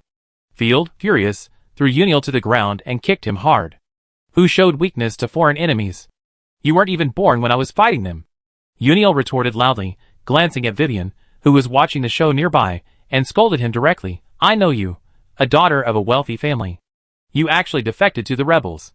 Where did all your noble, knowledgeable, and moral education go? You become a demon through studying. How shameful. The always clever Vivian was a little young after all. Following this accusation, she stammered and almost cried. Field shielded Vivian behind him, and chuckled. Sir Uniel is right about that. Those educated, and morally upright have truly become demons, invisible demons. Field pointed southward, sneering. Especially the demons of the Griffin Palace, devouring us without leaving a bone. These high-handed demons have squeezed everything out of us, and after squeezing us out, they still mock us for being so lowly. Otherwise, why would I rebel? Field spread his hands. Why would they rebel? Behind Field stood a vast army of Nightfall soldiers. Infantrymen scrambled through pools of blood, searching for supplies. Cavalrymen led groups of captives, shouting and shouting. Monsters trampled corpses, and artillery was towed into the distance. An army of this magnitude was terrifying. Suddenly, Uniel thought of the Nightfall soldiers, their bravery and frenzy, and a cold sweat ran down his face. Perhaps, as Field had said, the Nightfall soldiers had rebelled after being driven into a desperate situation by the Queen. They were completely fearless, otherwise they wouldn't have done such a terrifying thing as charging in front of the corpses. Field, you're the one instigating all this. Uniel was speechless, grunting stubbornly. Field shrugged. Surrender. Encourage more people to join me, so I can kill fewer. Lord, Laying is here. A soldier nearby dragged Laying over. Ah, another tough guy. Field sighed, his hope low as he thought of Laying's past performance. He's an acquaintance. It would be embarrassing to kill him. Turning around. Plop. Laying slid over from 10 meters away and knelt heavily.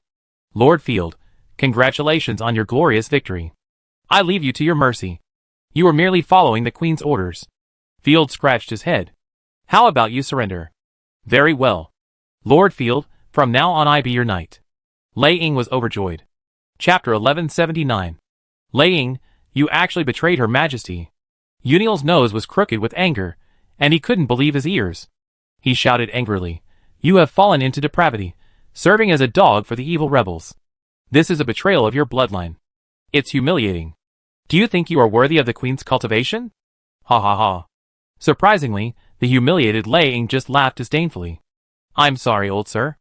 I, Laying, haven't wronged anyone. I just look glorious. Everything I have is temporarily loaned to me by my family. My bloodline is just a shackle to me. As for the Griffin Queen, goddess, anyone with eyes can see that she only uses us as tools. I willingly served as a tool, but she refused to even give me the basic treatment of an imperial officer. Those disgusting imperial officials are clearly a bunch of scum, yet they look down on me.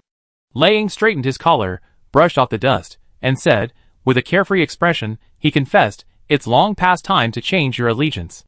Well said. Field applauded. Laying, help me persuade the imperial and noble armies. Also, by deception or persuasion, take the Nibelungen family's city for me. Depending on your performance, I will preserve the family's wealth, title, divine choice, and grant you new territory. The goddess of war bears witness. I will never let you down. Hearing this, Laying was overwhelmed with excitement. He asked Field for a warhorse, and more than a dozen personal attendants, and immediately set out to do it. Sir, such a villain seems unreliable. Ashita's nostrils twitched slightly, as if she were smelling a conspiracy. I hate disloyal people. Good and bad people alike have their value. Waving his hand, Field smiled. First, secure what's available. Have your wolf riders keep an eye on him, and prevent him from transferring the artifact. The Nibelungen family has deep roots in Morrowind. Their city is also incredibly wealthy. Taking the city by force would not only incur heavy losses, but would also drastically reduce both production and population. Taking the city without a single blow would be the most profitable. Turning to Uniel, Field simply smiled politely.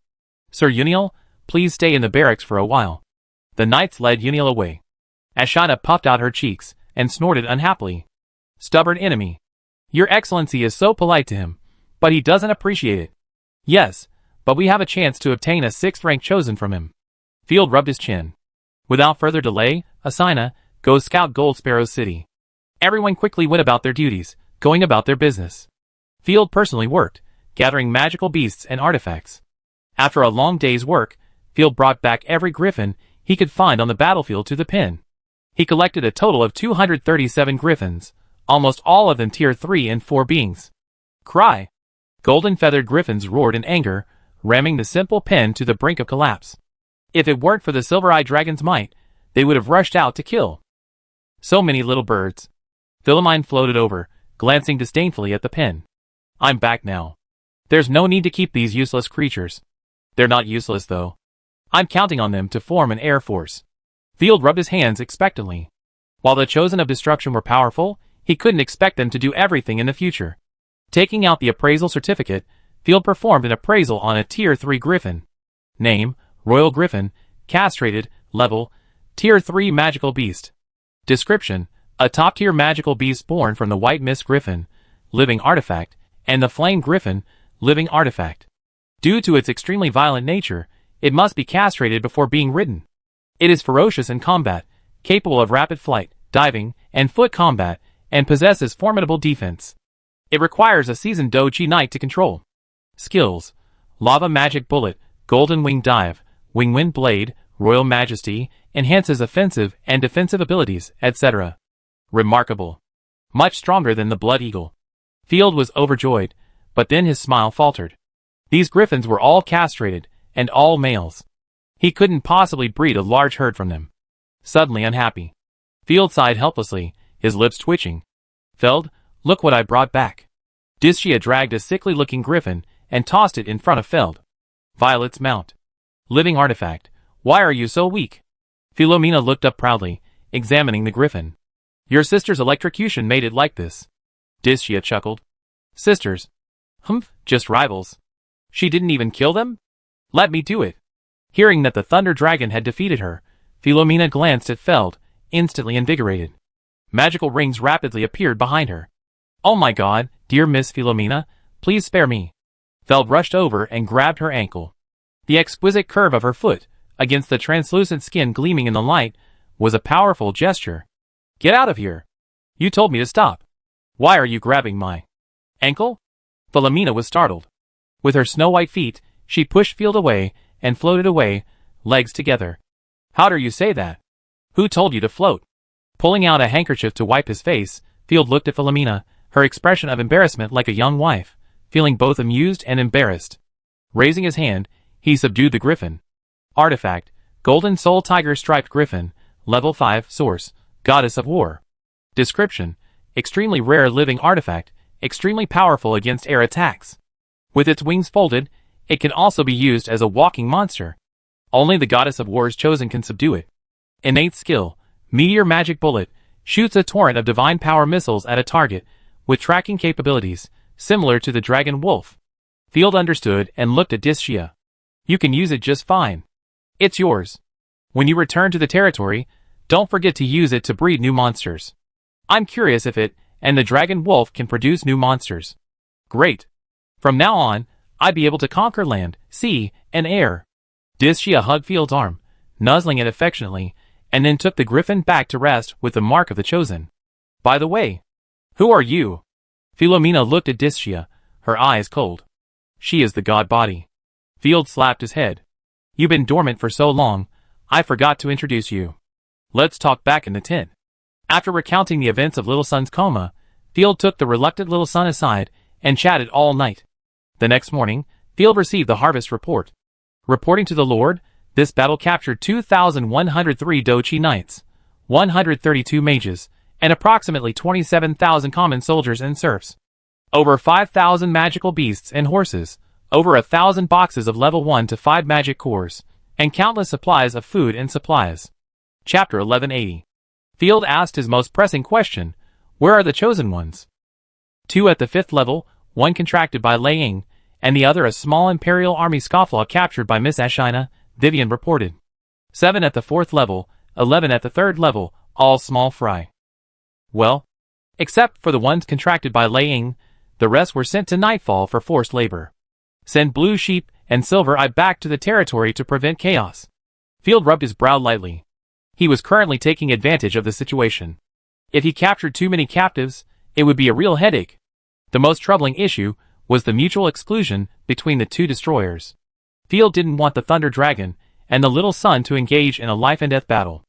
Next, Field reviewed his own casualties. Rick, the local troops of High Castle, suffered over 2,000 casualties. The Corrupted Legion was once again annihilated. Over 3,000 of the original musketeers were killed, along with over 1,000 nobles and mercenaries.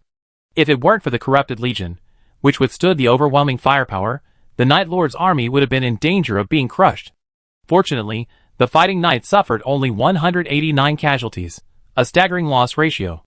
Even so, it was a significant blow to the Night Lord's army. Excluding the wounded, less than 30,000 of the 50,000-man legion were fit for immediate combat. Meanwhile, the artillery units needed to await supplies from the Night Lord before they could rejoin the battle.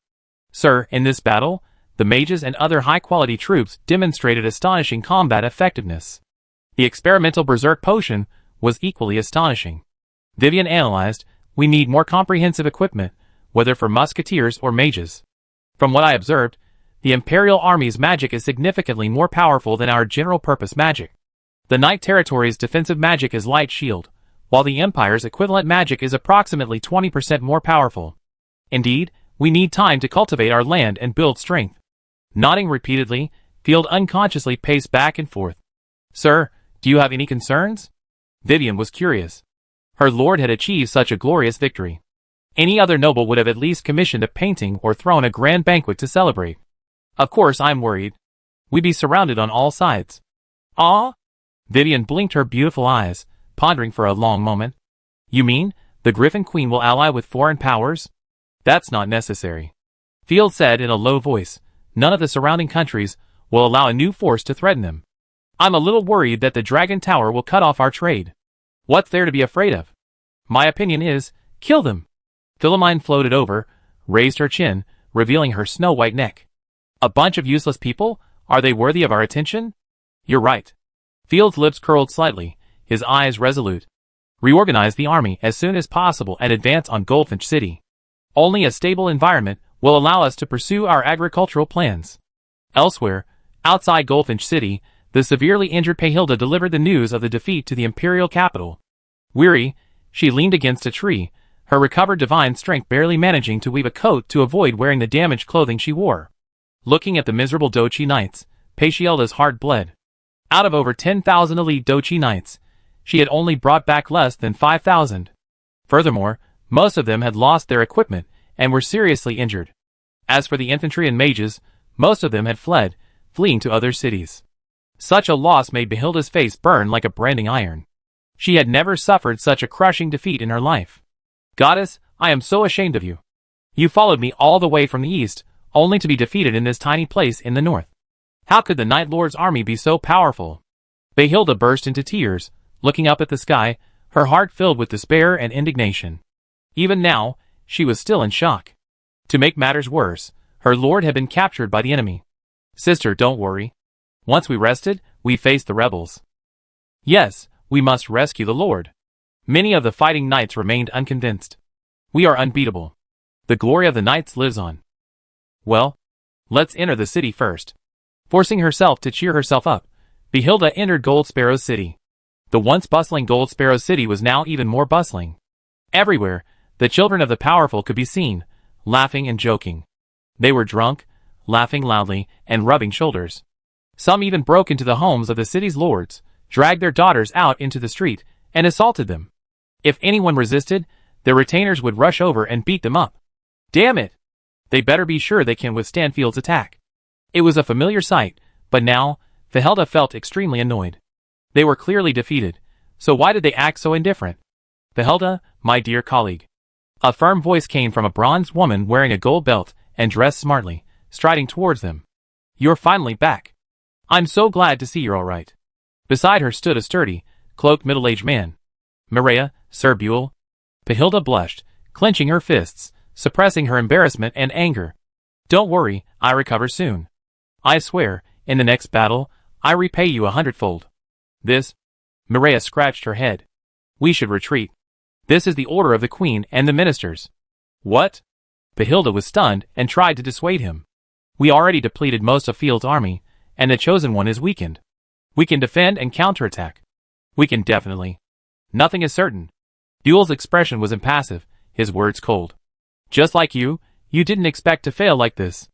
After you abandoned Baijiu and fled, you didn't know the details of the battle. Then another 6th-level warrior arrived from the Night Territory and killed Baijiu. Impossible. Pahilda was stunned, her heart awash with emotion. I retreated first because Baijiu hadn't yet dissociated the artifact and was in better shape than I was. There was no reason he couldn't escape. Stop talking nonsense. Field's army will be reorganized soon. Buell leaned aside, displaying a distant portal. Retreat immediately. I have no time to waste. My husband. Your Majesty will pay the ransom. Buell raised an eyebrow, his eyes teasing, secretly pleased. Too many idiots had treated him like a tortoise while praising Uniel's offensive prowess. Now Uniel had become a clown, ridiculed by everyone. One of the attendants behind him laughed out loud. You're a famous general with this? You're not even worthy of carrying our lord's shoes. After all, they're barbarians from the east, only good at dealing with subhumans. They have no idea of the millennia-old traditions of the central nobility. Chapter 1181. Pehilda lowered her head, wishing she could find a hole to crawl into. She suppressed her anger and said, "All right, I support retreat, but what about the people of Morrowind? You should know the value of Gold Sparrow City." For the first time, Buell's expression changed. "Her Majesty the Queen commands you to temporarily hand over the knights to me." Frowning, Pehilda hesitated for a moment before handing over the knight's transfer order. Pehilda felt something was wrong. If they really wanted to retreat, the infantry shouldn't be dispersed. She looked around. "Open the door! Open the door!" Not far away, 3 Imperial soldiers pounded on the door of the leader's house. "My lords, weren't you here just yesterday?" The male lord fearfully opened the door, his wife and daughter timidly flanking him. "We paid all the food and money you asked for. You taken all my clothes and pots. We're completely destitute, nothing left. When will we defeat the field rebels?" The Imperial soldier spat in frustration. "Damn! We're toiling away fighting the disaster, and you're doing nothing, yet you're pushing us along, right? Can't you see we're fighting tooth and nail? We paid you our supplies, giving you all our winter food. Isn't that helping?" "Pariah!" A passing Imperial official bristled. "What did you pay? Vegetables and wheat for bread all grow in the land, and the land belongs to us. You lazy pariahs are simply taking our goods and moving them into your own homes. Thieves, a bunch of shameless vampires. We're being merciful and generous by not holding you accountable. Not only are you ungrateful, you're even calling it a surrender, claiming it's yours. My God, your tongues must have been transformed from venomous snakes." The Imperial official was furious. Search him thoroughly. To say such horrible things, he must have traded treasure with the devil. "Yes." The Imperial soldiers rushed into the house, snatched the black bread from the little girl's hands, along with her mother's silver ring, and beat them before the matter was over. And this kind of thing spread like an epidemic. The entire city seemed to be collecting supplies. "Aren't we supposed to retreat? Why are we still collecting food?" Pehilda was stunned. "Well, it's not a big deal." Buell lowered his voice, leaning forward and speaking urgently. "Her Majesty has ordered the implementation of the Red Earth strategy." "What?" Pehilda shuddered. "Your Majesty, the Queen has consulted with the ministers and decided to abandon the north, ceding the provinces of Morrowind and Itavan. To prevent Field from obtaining large quantities of supplies and troops, we must evacuate all nobles, adventurers, and artisans, seize all supplies, and destroy all facilities, buildings, and resource centers, burning down the city. In short, take whatever can be taken, and destroy everything that cannot. We have already deployed fuel oil in various cities, especially Gold Sparrow City, the most prestigious city in the north.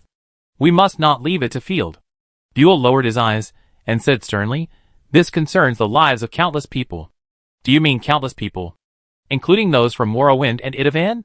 As if her heart were being pinched, Pehilda growled, "What a foolish order. They will die. This is a massacre."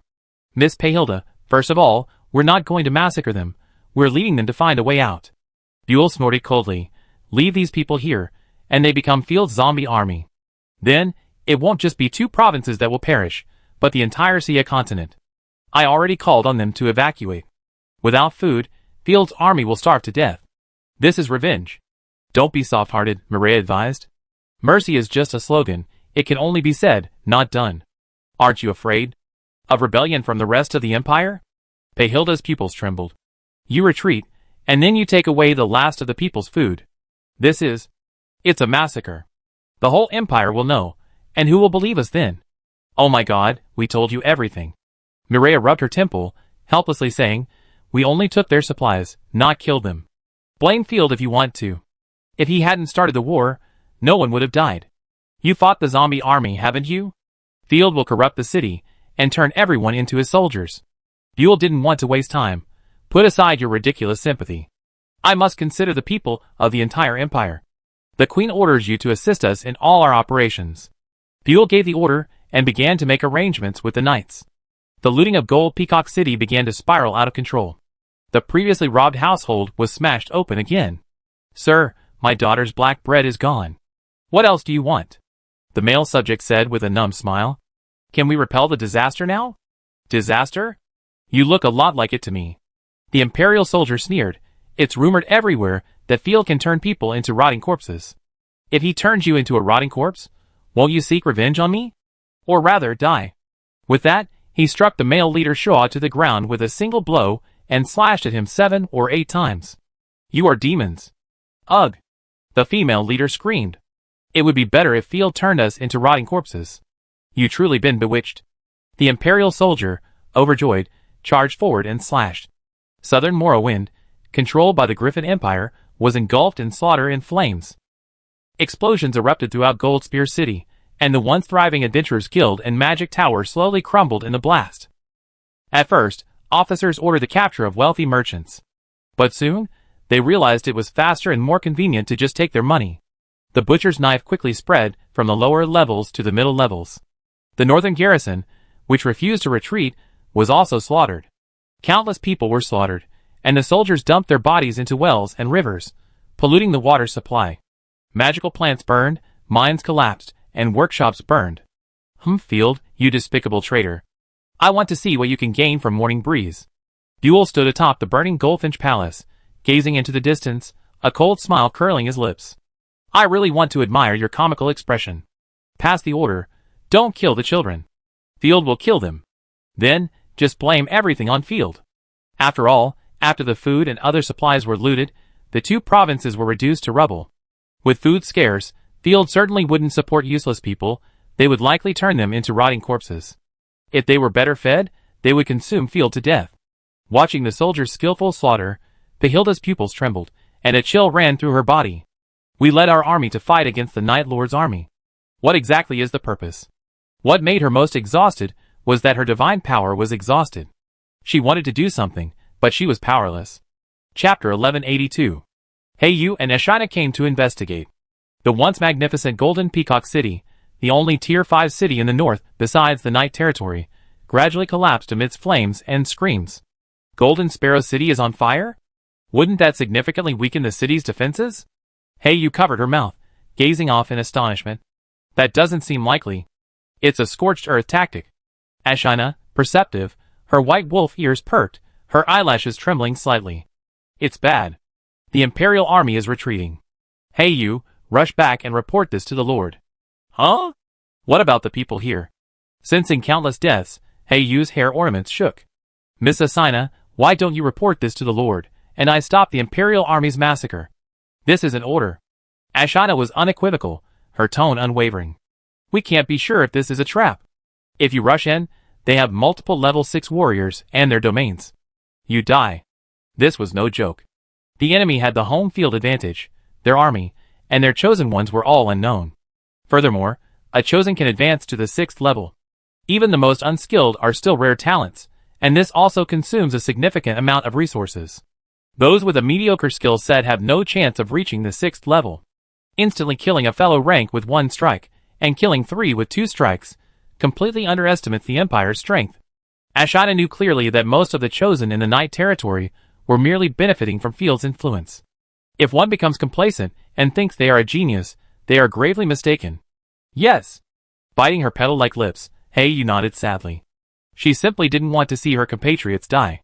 Wait, unleash a divine skill in the direction I'm pointing. That be a favor to the people of Morningwind. Seeing Heiyu's hesitation, Ashina pointed at the distant portal. 6th-tier divine skill, Catastrophic Sword Abyss. A swirling purple sword light shot out, the earth cracked, and a mighty sword energy brewed. At the moment divine power erupted, 3 domains suddenly emerged from the burning Golden Sparrow City. Enemy attack, enemy attack. Deploy domains. 6th-tier divine skill, earth-shattering giant shield. Like golden mountains condensing from thin air, golden shields rose from the ground, protecting the portal. Simultaneously, protective shields were deployed throughout the city. 2 other figures also deployed their own methods, deploying defenses while rapidly searching for Heiyu's traces. Where did the Imperial army get so many level 6 warriors? Ashina muttered, stunned. Could it be that the Griffin Queen has abandoned the western Nolder province to Obsidian? Boom boom boom. In the distance, brilliant sword flashes clashed with golden shields, shaking the earth and sky. Stop watching, report. Ashina urged, issuing orders. Wolf riders, scatter and attack. Try to protect villages, intercept transport convoys, and prevent the enemy from destroying warehouses. Avoid attacking large cities. Yes. Blackfeather spared no effort, soaring north at full speed, while the wolf riders scattered. I see if I can save some of the smaller cities. Gripping the wolf's belly, Asina burst forth. Inside the city, the sword abyss had torn the city in two, as the Imperial army had dismantled much of the city's defenses. But the portal was fiercely guarded.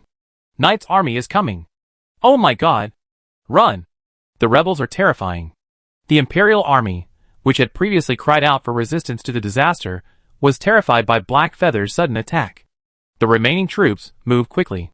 Buell's eyes darkened as he gazed at the broken city wall, awestruck. The enemy scouts were actually level 6? He suddenly understood the orders of the Queen and the ministers. Almost all the important supplies have been moved away. It's a pity that not all the adults were slaughtered. Fortunately, the untouchables are the most useless, and they can be had as much as they want. The dignitaries, officials, and troops have mostly evacuated. Field, I hope you enjoy this little surprise I left for you, haha. With a sinister smile, Buell raised his hand. All troops, retreat. Golden Sparrow City's last remaining energy slowly opened the portal once again. A vast army of Imperial soldiers, carrying bags of gold, silver, and treasure, entered and teleported away. The Imperial army also released all the criminals, along with the bandits and robbers that had once inhabited Morningwind. For a moment, the prosperous southern part of Morningwind was like hell. Mom and Dad. The little girl who had been robbed earlier finally burst into tears as she watched the Imperial army retreat. They claimed to be fighting the disaster, but all they did was plunder. When the enemy finally arrived, they fled. Hee hee, how ridiculous. After a long silence, Pacielda suddenly laughed. We in the East have also suffered such a disaster. Seeing the 6th rank chosen busy searching for Blackfeather or protecting the portal, she steeled herself and turned to look at the retreating cavalry. I'm a commoner from the East. Even after 100 years of noble status, I never forgotten my bloodline. I can't abandon the common people. Precisely because of her humble background, she had always been ostracized within the 6th rank community. The Queen's favorites were undoubtedly her own family, followed by the Griffin province, and then the central core cities, Glow and Twilight.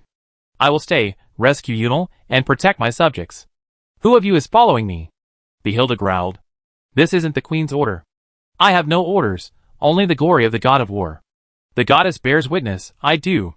A true knight would never allow the unarmed and weak to serve as human shields.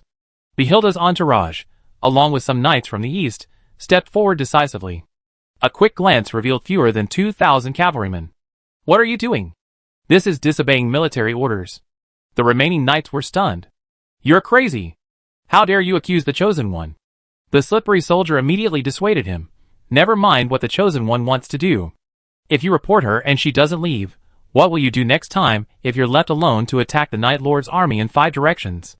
The worst punishment for the Chosen One is being made a Kun maiden in the army, let alone a 6th level one. That's right.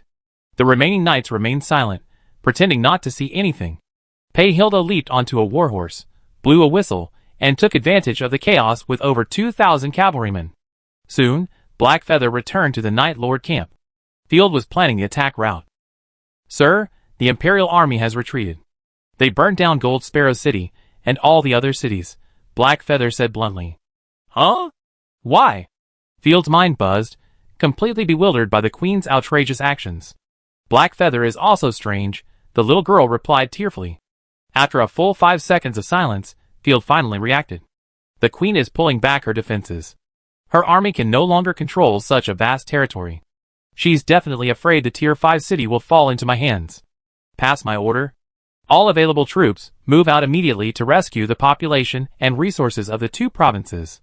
Chapter 1183. The Air Force will follow me directly to the Golden Sparrow. The cavalry will proceed to other cities, and the infantry will follow. By the way, have everyone make a big show of force. The bigger the better. Field believed that the fragile Imperial army would retreat quickly without the threat of a large army. Mounting the newly captured Golden Soul Griffin, Field took Little Sun, Discia, and all the Air Force and sped towards Golden Sparrow City. Half the province was ablaze, flames and screams everywhere, like the end of the world. When humans slaughter, they're no worse than the wasteful calamity. Little Sun glanced around in surprise, stealing a glance at Field's face. After a closer look he sighed. As expected, they looked like me. Philomine had human features, but of course, her essence was calamity, and the same was true of the Great Thunder Dragon. Is this the time to be saying this? Field was speechless. Everyone stay safe. Don't get ambushed. Despite his anxious heart, Field kept a constant eye on the mini-map, wary of ambushes. As they arrived above Golden Sparrow City, the once bustling city now blazed in flames. The portal has been destroyed. The Imperial army retreated so quickly. Hey, you clenched her fists and gritted her teeth. The main part of the city is still intact. I go down and put out the fire. Dishia was about to order the griffin to descend. Wait, there's a 6th-tier divine power. A golden magic circle swirled in Little Sun's eyes, sensing the hidden divine power. She raised her hand to stop the group and floated down. I be down. As Little Sun descended, wild laughter echoed from within the city. A pale golden shadow, cast over the city, was the figure of the Empire's chief minister. Field, your lowly bloodline dooms you to tragic failure, and you never be able to claim power. Cry over the scorched earth. A desolate and desolate land is the place for lowly waste like you. You better be blown to death, or watch the city you dreamed of reduced to ruins. Clown, everything you done is in vain, ha ha. With that, the golden shadow vanished. Boom boom boom. The city, already on the verge of ruin, exploded in multiple locations, sending up magnificent mushroom clouds. Field, still high in the sky, felt the temperature rapidly rising. The scorching flames burned every inch of his skin, but his primary concern was for his chosen one. Watch out, Little Sun. 6th level divine skill, exploding flame seal, trap, description, carve this divine skill into the ground. Activating it creates a terrifying explosion. A ridiculous trick. Philomena met the explosion, and the seed of heaven-burning destruction floated out, blasting out a stream of golden light. Each golden beam precisely struck the exploding fire seals. The powerful destructive divine force quickly obliterated the fire seals, curbing the force of the explosion. You can do that? Little Sun is awesome. Field clutched the griffin feathers, his brows beaming with joy. I go help too. Black Feather, understanding the operation, mobilized a vast multitude of raven feather swords, slashing the flames and destroying the fire seals. The 2 6th-rank cultivators attacked, quickly destroying all the traps in Gold Sparrow City. Simultaneously, the magic rings behind Philomena pulsed, quickly extinguishing the fires within the city. Even so, Gold Sparrow City was reduced to ruins, with only a few buildings remaining intact. Good, how vicious. Field felt a nameless rage build up in his chest and throat. I can handle a real fight, but if you try this, I never let you go. I pay you back 1,000-fold. The Golden Soul Griffin descended, followed by the Nightfall Air Force and the Corrupted Air Force. The anger they had initially felt against the Morrowind soldiers faded at the sight of this tragic scene, replaced by sympathy. Jumping off the Griffin, Field braved the unpleasant odor of burnt and cooked meat and surveyed the streets. Dragon Riders, take to the air and maintain alert. The rest of you, deploy for rescue. The buildings here could collapse at any moment. Send anyone to the square or the open areas outside the city. Also, stay alert. If you encounter any Imperial troops resisting, kill them immediately. Field waved his hand, noticing the small map showing some living people nearby, and immediately went over to check. Mom and Dad. A dozen or so young girls, who had managed to survive, sat huddled in a dilapidated hut. Xingqing clutched her head helplessly, quietly awaiting death. Ever since the Imperial army arrived in Morrowind, the situation had deteriorated. Their parents, with foresight, had hidden them in a workshop, where they worked for a pittance but were protected from the soldiers' aggression. At first, she believed that if only the evil Fielder could be defeated, everyone would be able to live a peaceful life again. Rumor had it that the soldiers of the Night Lord's army wore black armor, concealing living corpses. They spread corruption and captured and devoured people. The mere thought of such a terrifying sight made her tremble with fear. But the situation had changed. Far from repelling Fielder, the Imperial army had failed. To be exact, Xingqing had never even seen a Night Lord soldier. Instead, the Imperial soldiers were plundering frantically. Today, the Imperial army has actually retreated. They say it's the Night Lord's army that's coming. Heaven be merciful. Didn't they say they came to Golden Peacock City to resist the Night Lord's army? Why did they flee when the enemy arrived? Even more terrifying, the Imperial army was slaughtering and setting fires everywhere. Their families were just across the street from the workshop. Xingqing watched helplessly as Imperial soldiers stormed into her home, and then exited with bloody knives in hand. Even though she wasn't mature yet, she understood everything and quietly awaited death. Xingqing, great. The flames are out. Goddess, I need to find my family. Wow, I'm so hungry. The explosions gradually faded.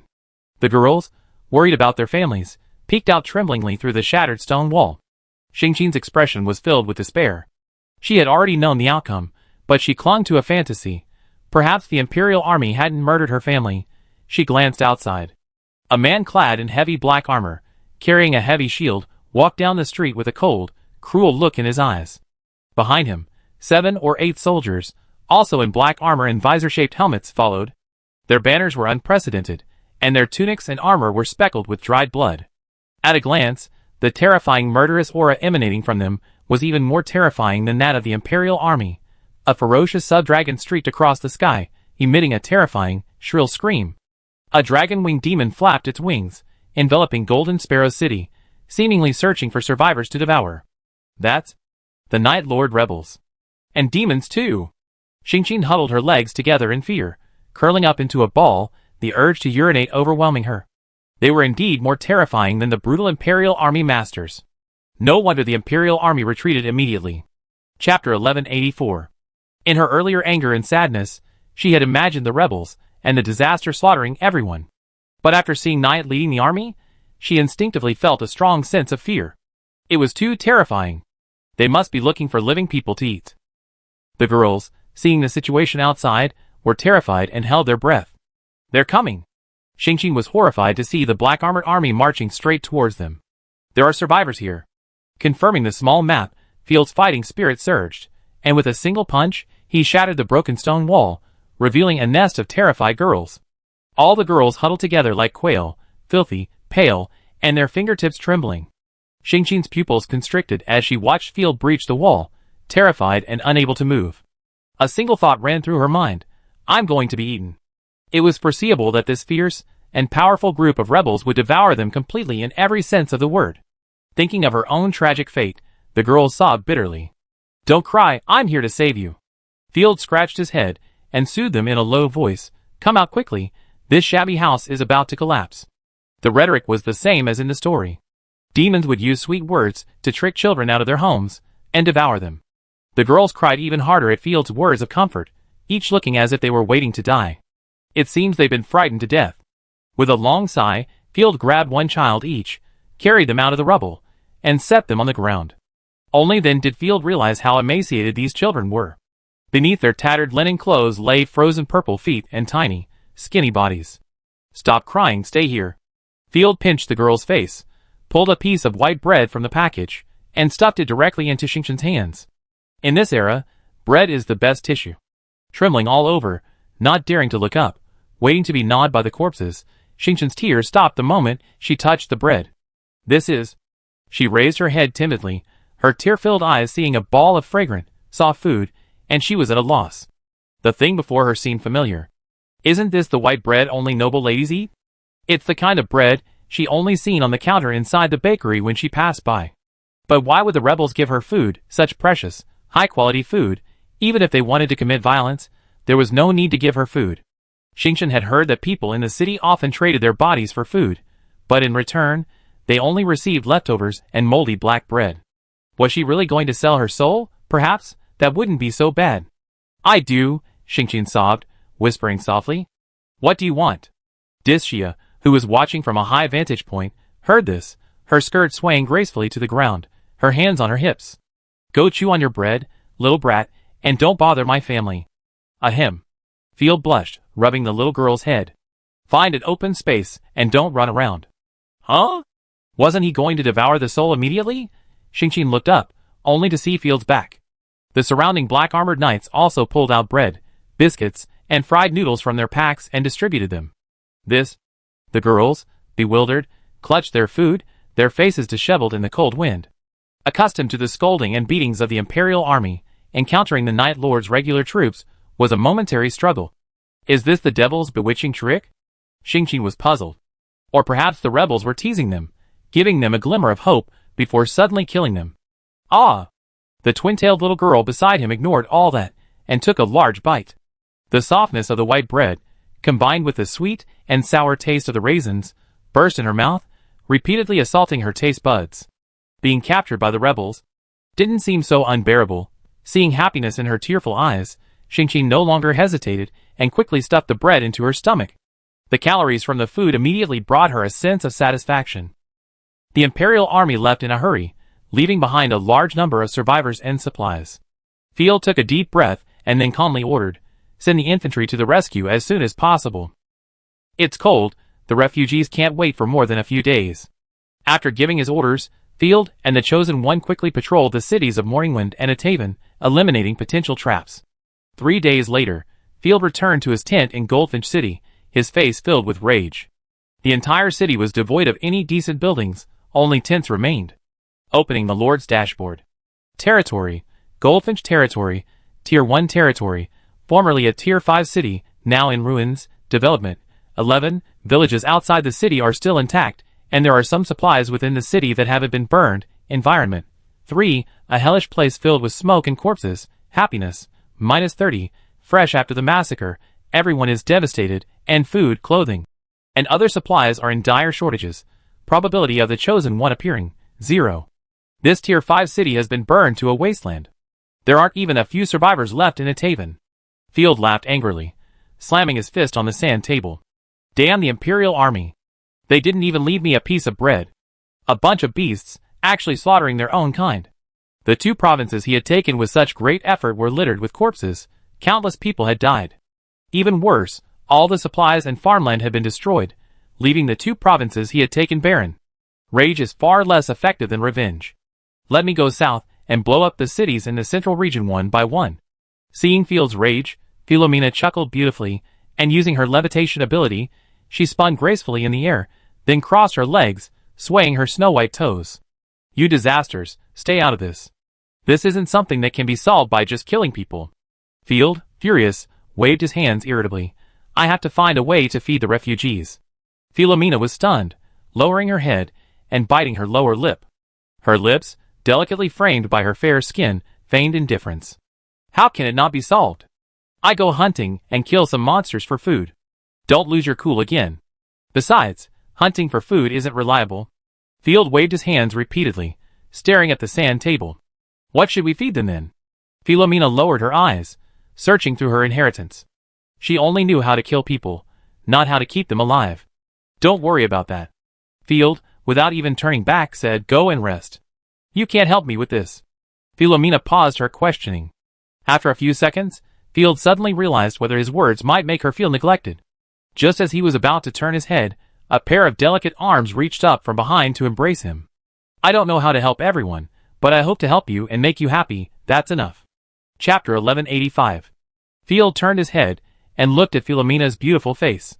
A rare expression of gentleness crossed her face. "Like this." Meow. Philomena tilted her head, her long, cascading hair falling naturally. Her porcelain-white skin was tinged with pink, and she blushed shyly. She glanced to the side and meowed with difficulty, her charm tinged with a touch of naivete. "I guess you enjoy the feeling of being coquettish. So would you be happy?" Philomena's eyes were filled with anticipation. Field was stunned, a mixture of heartache and amusement. He raised his arm and hugged Philomena. "I'm so happy to have you around. You're truly my little son. But now that the atmosphere is so good, I have to create a little sun." The moment she was hugged, Philomena's eyes trembled slightly. She immediately erupted, a magical ring blooming behind her. She pouted and warned, "Take your hands off me. My embrace is a gift to you. Touching me is blasphemy. How did you string together such a ridiculous phrase?" Field was stunned, thinking to himself, the underlying code that triggered the catastrophe of destruction. "You can't do anything strange anyway." Philomena shuddered slightly. Field couldn't hold back. If it weren't for his understanding of Little Son's nature, and the fact that she was hugging him, he would have smacked her in the face with a slap. "That's impossible." Field chuckled, his hand unconsciously lowered to just below her waist. "How dare you?" Philomena's pupils constricted, unable to contain her urge to run wild. Unfastening her arms, she kicked Field away, tossing her hair proudly. "I need to rest. Don't stay up too late. Call me if you need to slay the enemy chosen. I don't faint easily." She said she was resting, but she still floated behind Field, blinking her strangely colored eyes, her thoughts unclear. So fickle. Field leaped to his feet, his face scowling. Thankfully, her interruption helped Field relax, and he stared at the sand table for a long moment, lost in thought. "Oh right. Have the Abyss transport food?" We could also encourage the locals to find their compatriots.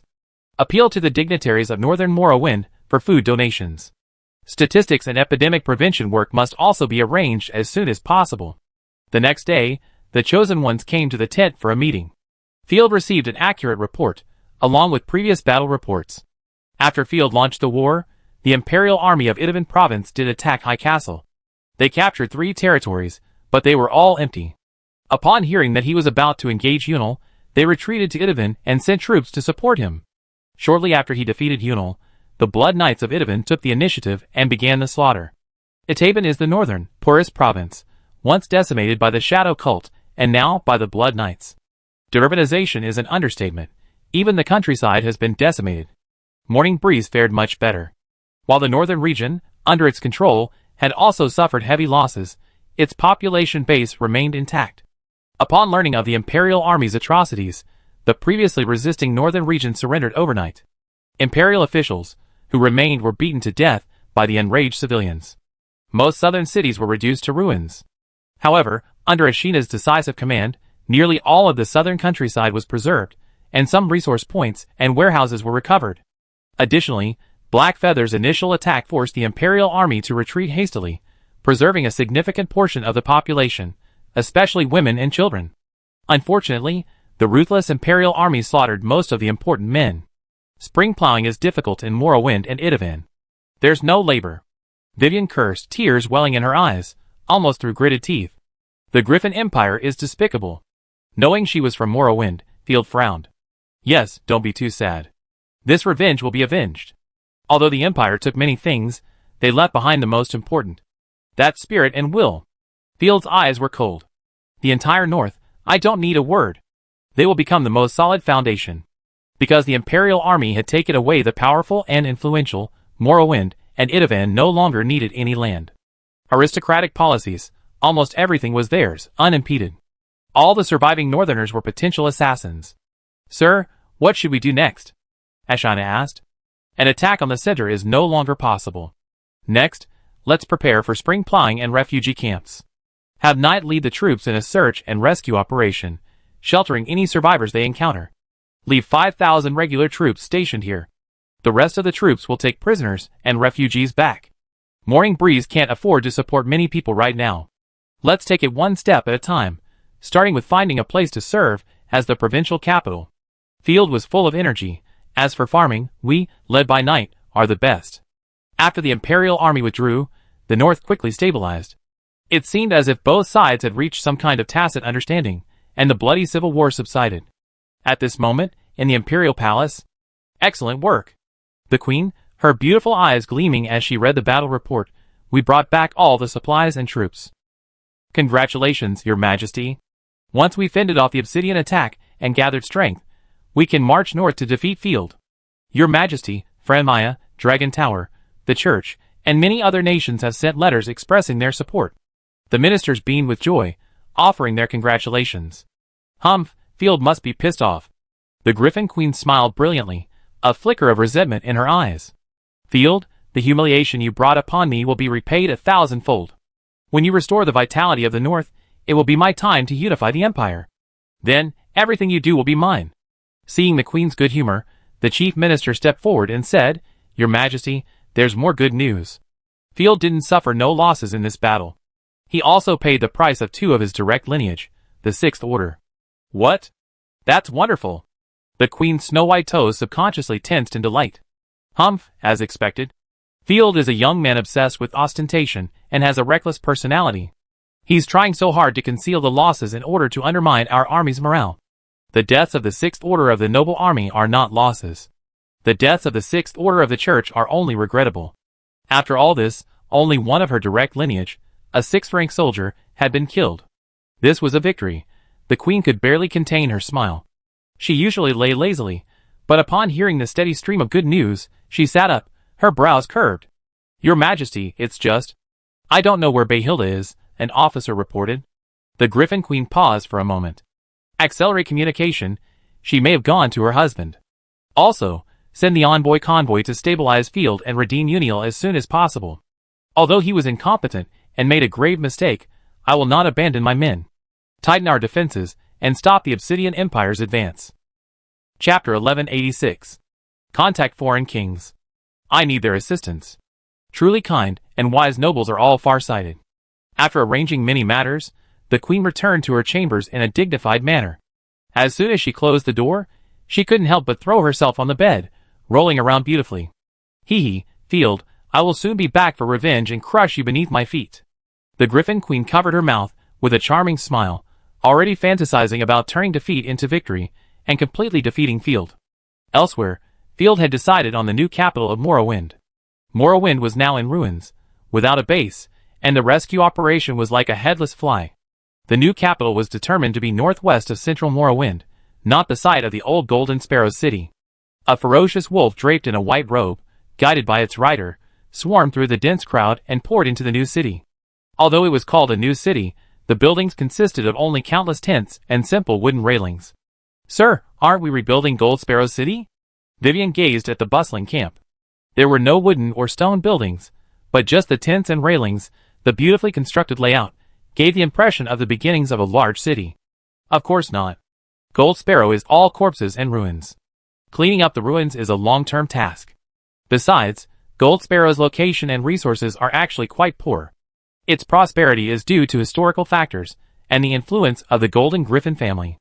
Baron Skylark, in the battle for the throne thousands of years ago, backstabbed the Northern Elector, helping the Griffin family ascend to the throne. This gave him power, and the name Gold Sparrow family. Gold Sparrow City is now our resource base. The same applies to the dragon skeletons of the Nibelung family, Blue Dragon City, and other small cities. I call the new provincial capital Dragonwing City. Of course, the area of Morningwind was also redivided, and it was now called Dragonwing Territory, a rather impressive sounding name. Field rubbed his sword. Vivian, return to Nightfall Territory and manage the northern border for me. Especially the steam engines and modular magic arrays, allowing mages and technical personnel to devote themselves fully. I'd be building a new city in Morningwind these past few days.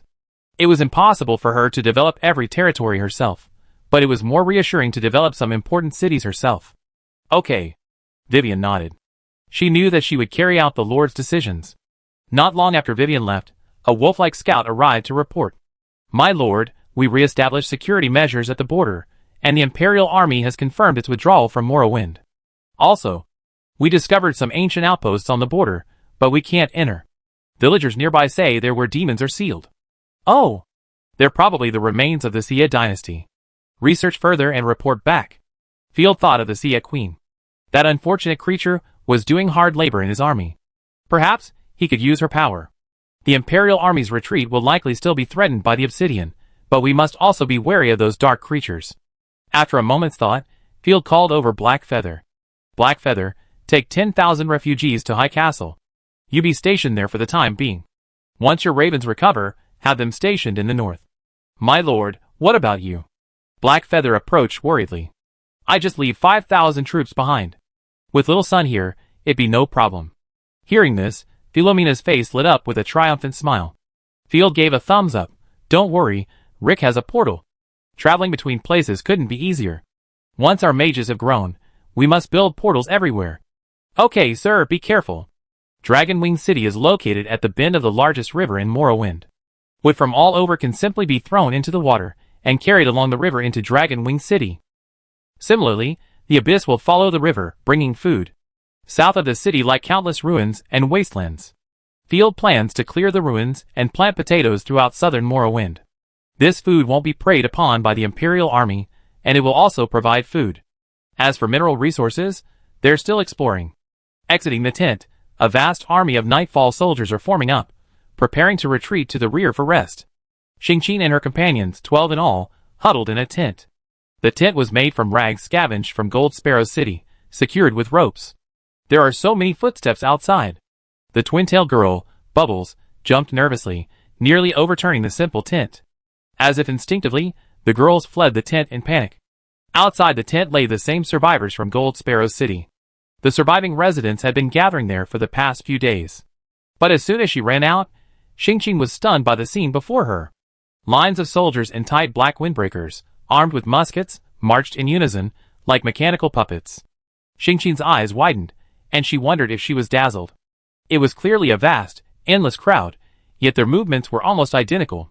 The beauty of discipline combined with a dark aesthetic gave this army an utterly cold, murderous aura. Even stranger was the fact that these soldiers, brimming with murderous intent, stared straight ahead, never once glancing at them. Shouldn't a normal soldier approach a woman with gleaming eyes? The surrounding refugees were equally shocked.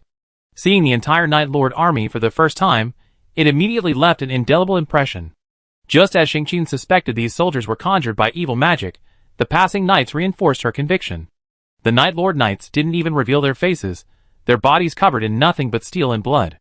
"Hey kid, take this." Compared to ordinary people, the fighting knights were more free-spirited.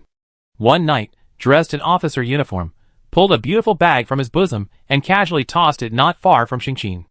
"Oh my god!" A beautiful young woman nearly peed herself. Thankfully, Xingqian had experience and mustered the courage to run over and pick up the bag.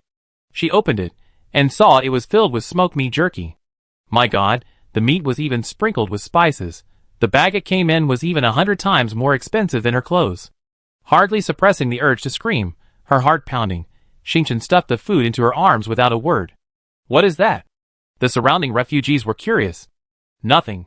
Xingqian's sweat dropped. "It's dried fruit. Sweet-smelling bread, thank you, sir." Other refugees exclaimed in delight upon receiving the food. "Huh?" The young woman, who hadn't picked up anything before, nearly exploded. The Knights of Nightfall were quite generous, and most were happy to feed them. Before leaving Morning Breeze, they thought of leaving some food for their compatriots. The feeding only stopped after being reprimanded by the officer. "Enough, enough. You don't need to worry about food for the refugees. Stop causing a stampede." Chapter 1187.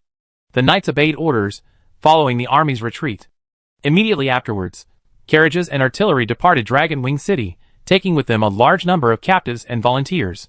After the massacre of Morning Breeze, many locals and captives immediately signed up for the army, even asking for no pay. They would be screened, trained, and become the sharpest blade in the attack on the Griffin Empire. "We have been resisting an army like this all along." Xingqian suddenly realized that this seemingly terrifying army was actually their true protector. "Look, what's that?" In the distant lake, a heavy warship slowly approached. Shockingly, this warship, in the shallow waters, extended its spider-like sides and crawled directly onto the shore. "Don't be afraid, everyone.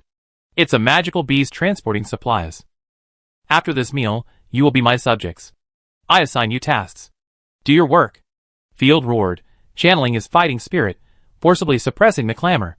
Under the astonished gazes of countless refugees, the abyss crawled to an open space outside the city, unfolded its hold, and used its tentacles to tilt down boxes of supplies. The soldiers unpacked the wooden boxes and pulled out thick sacks of flour, heavy potatoes, and onions. "Oh my god, it's food! Is that really for us? Long live the Lord, woo-woo." The Morning Breeze crowd stared in disbelief. Soon, smoke filled the camp. When the cooked mashed potatoes, mixed with soft brown bread, were stuffed into their mouths, the pupils of countless refugees trembled. They were stunned to discover that the so-called emergency rations were actually better than the food they had eaten during the festival. The camp was filled with the sounds of chewing and sobbing. Tears welled up in their eyes as they gathered around the campfire. Seeing the patrolling soldiers, they bowed their heads in shame. Many of them slapped themselves furiously, wishing they could kill themselves. "What's wrong with them?" Field, perched on his warhorse, watched them slap themselves, bewildered. "Why are the Morrowind people so pointy-headed?" I inquired, "and they regret providing food to the Imperial Army." The clerk puffed out his chest. "Everyone is happy to have you here." "That's good," Field nodded. "Sir, this shipment of food is more than enough to meet our immediate needs. When the Abyss returns, it will be able to take with it a large number of refugees. The total population of Dragonwing City will be maintained at 20,000 in the future." The clerk reported, "The situation of more women than men will persist for a long time, leading to a severe labor shortage." Field waved his hand. "Send the remaining women and children to the north. Select the most beautiful and pure women to serve as maids. The remaining women will be prioritized for marriage with soldiers, and those underage will be sent to the academy. Let Vivian take care of it. As the area under his control expands, it will be time to expand his castle and palace. Beautiful maids are essential. Perhaps they are even God-chosen reserve forces. The remaining women will, of course, be prioritized for the warriors who have fought alongside him through thick and thin. The women who remain in Morrowind are also laborers, farming, fetching water, washing clothes, and so on. Assign them wherever possible. Don't leave anyone idle. Yes, sir, but I have a question. Why don't you allow all the subjects to evacuate or send them to other cities? The clerk wondered. Other places have limited capacity, and if they were sent there, they would only become slaves and beggars. Field shrugged. The local residents will also be dragged down, exacerbating the conflict. Of course, there was another important reason. These confused people are the most susceptible to brainwashing. Once absorbed by other cities, his control over Morning Wind will be maximally seized by the powerful and influential. At the same time, without Dragonwing City's influence, the southern wasteland will be secretly occupied by powerful and wealthy merchants, making it difficult to reclaim it. The same is true for Atavan. If he doesn't send people to manage it, the place will soon belong to him in name only. Field wouldn't directly discuss matters involving personal interests like this. Eating from the bowl, and then hugging the pot in his arms, is what Field wanted. For the next week, Field continued to accept refugees and ordered his subjects to dismantle Gold Sparrow City, taking whatever supplies they could. He plundered the Nibelungen family's Dragon Skeleton Castle and Blue Dragon City, forcibly relocating the Nibelungen family's descendants. He found enough food to supply Dragonwing City for 3 months. After deducting expenses, Field found 70,000 gold coins in these 2 cities. Something's wrong. The Nibelungen family is definitely not that poor. My lord, the goddess is my witness. I have never embezzled anything. Laying sweated profusely. I immediately sealed off the inventory. But the family's resources are too few, incredibly few. It's none of your business. You've done well to preserve the territory. Field remained calm and encouraged. In exchange, I granted you a territory in Rick. I haven't touched your 5th level chosen one. Your family members will become my subjects. Field would not return the Nibelungen family to Laying, but would instead exile them to High Castle, where they would work for Atavan. Thank you, Count. Lord. Laying was moved to tears. He finally had a chosen one who was truly his own, not just borrowed for a few days, and then had to return them. By the way, sir, Laying suggested, now that you own the entire north, shouldn't you be called king? Your power is unprecedentedly strong. 5 provinces can earn you the title of king? You're so embarrassed to ask me to do that, I'm embarrassed to respond. With a twitch of his lips, Field lightly rubbed his brow and evaded the question. Let's talk about it after things stabilize. In fact, his earldom hadn't even been officially recognized. Laying had just left. A wolf-like scout came running to report. Sir, we discovered a collapsed mine in the east of Dragonwing City. The locals say it's the Green Mine. They say the Imperial Chosen come here regularly to mine. I don't know what it is, the wolf-like scout said, scratching his head. Finally, some harvest. Field's eyes lit up. The Empire's Chosen Ones indeed personally collected rare ores, and he had even come across them before. Land and population are indeed the most valuable things. Field nodded with satisfaction. What is green ghost ore? Discia asked curiously. It's an ore used to craft high-end weapons. Field pushed his non-existent glasses aside. Just like our black iron ore, used to craft Dochi plate armor. Weapons crafted from green ghost ore can unleash the power of fighting techniques, and they're also incredibly sharp. In darkness, these weapons emit a faint green glow. Masters typically use them to craft noble weapons. Most of our Dochi weapons are looted and forged. While we also have our own mithril equipment, mithril is more effective against ghosts, demons, and monsters. Chapter 1188. So that's how it is. Discia's eyes lit up. Then we can further upgrade our equipment. That's right, but this kind of ore is difficult to mine on a large scale, otherwise the Empire wouldn't allow the Chosen One to do it. Felder was about to leave after calling Discia and little son. Sister, your style is too overbearing. A cool, royal voice echoed as the tall, voluptuous Chosen One blocked the tent entrance. It was the Great Thunder Dragon. Holy crap! Field shuddered. When the destroyers meet, a decisive battle will ensue, and only one can survive. Little Son's destructive golden eyes exploded with murderous intent almost instantly, unleashing an unrelenting pressure of destruction. Don't use divine power. The trigger for the decisive battle of destruction is a violation of the laws. Not using divine power or transforming into a juvenile form can avoid it. The Thunder Dragon folded his arms across his chest, squeezing the giant rabbit into stunning curves. He commanded in a domineering tone, "You don't want to kill your sisters, who haven't yet reached their full form. And if you kill me, there's no one to share the backlash, and you die instantly." Hearing this, Philomena floated down, tapping the ground on tiptoe, but keeping a cautious distance. We agreed to fight again at the 9th level. The Thunder Dragon crossed her snow-white legs, her body brimming with impact. She said intelligently, otherwise, no one can achieve the complete law of destruction. Compared to the little sun, the Thunder Dragon was far more rational than a destructive disaster. Field cleared his throat. I told you not to kill each other. I'm protecting you all. No matter your level, anyone who provokes trouble will be punished. Do you care about her? Seeing Field's determined gaze, Little Sun pouted in grievance. I do care. Field stepped forward, taking advantage of Little Sun's mixed emotions, and fiercely grabbed his calf. If you really want to fight with my sisters, I torture you after you pass out. Not only will you give birth to a child, but you also be unconscious. What nonsense! Philomene blushed, glancing proudly at the Thunder Dragon, especially the unsightly bunny on her chest. I promise, we fight after reaching the 9th level. But don't try to stop me from using my power. Whatever. The Thunder Dragon waved lazily, then walked forward with a foxy smile. He petted Field's head, leaned over, and exhaled sweetly, little one, I really love you. That's enough. Field blushed and pinched her soft, white thigh. You two just be quiet. You haven't eaten yet. This can't hurt me. Freya swung her long legs with terrifying force, nearly knocking Field away. These two bastards. Field shook his head. They both have the surname Faye, so why aren't they fighting? Field, you idiot. Faye is just the first syllable, not a surname. Even Silver Eyes couldn't help but grumble. Their lord was a complete idiot. I know. Field chuckled. Besides their powerful combat prowess, the disasters were each more clueless than the other. If we leave them alone, they blow the territory to pieces. The good news is, these two can appear in their normal form simultaneously, though they can't unleash their divine powers simultaneously. The situation has been initially determined. Freya, you will initially station yourself in Dragonwing City to prevent a surprise attack by the Imperial Army. Silver Eye, Little Scorpion, and Little Sun, come with me to check out the mine. Everyone take turns. Okay, everyone agreed. Without any followers, the four quickly found the green mine the scouts had mentioned. To their surprise, a group of locals had gathered outside the mine, their hands raised, crying and jumping. Oh my God, they're welcoming you. Field, riding his griffin, patted Philomena beside him. Welcome me? Why?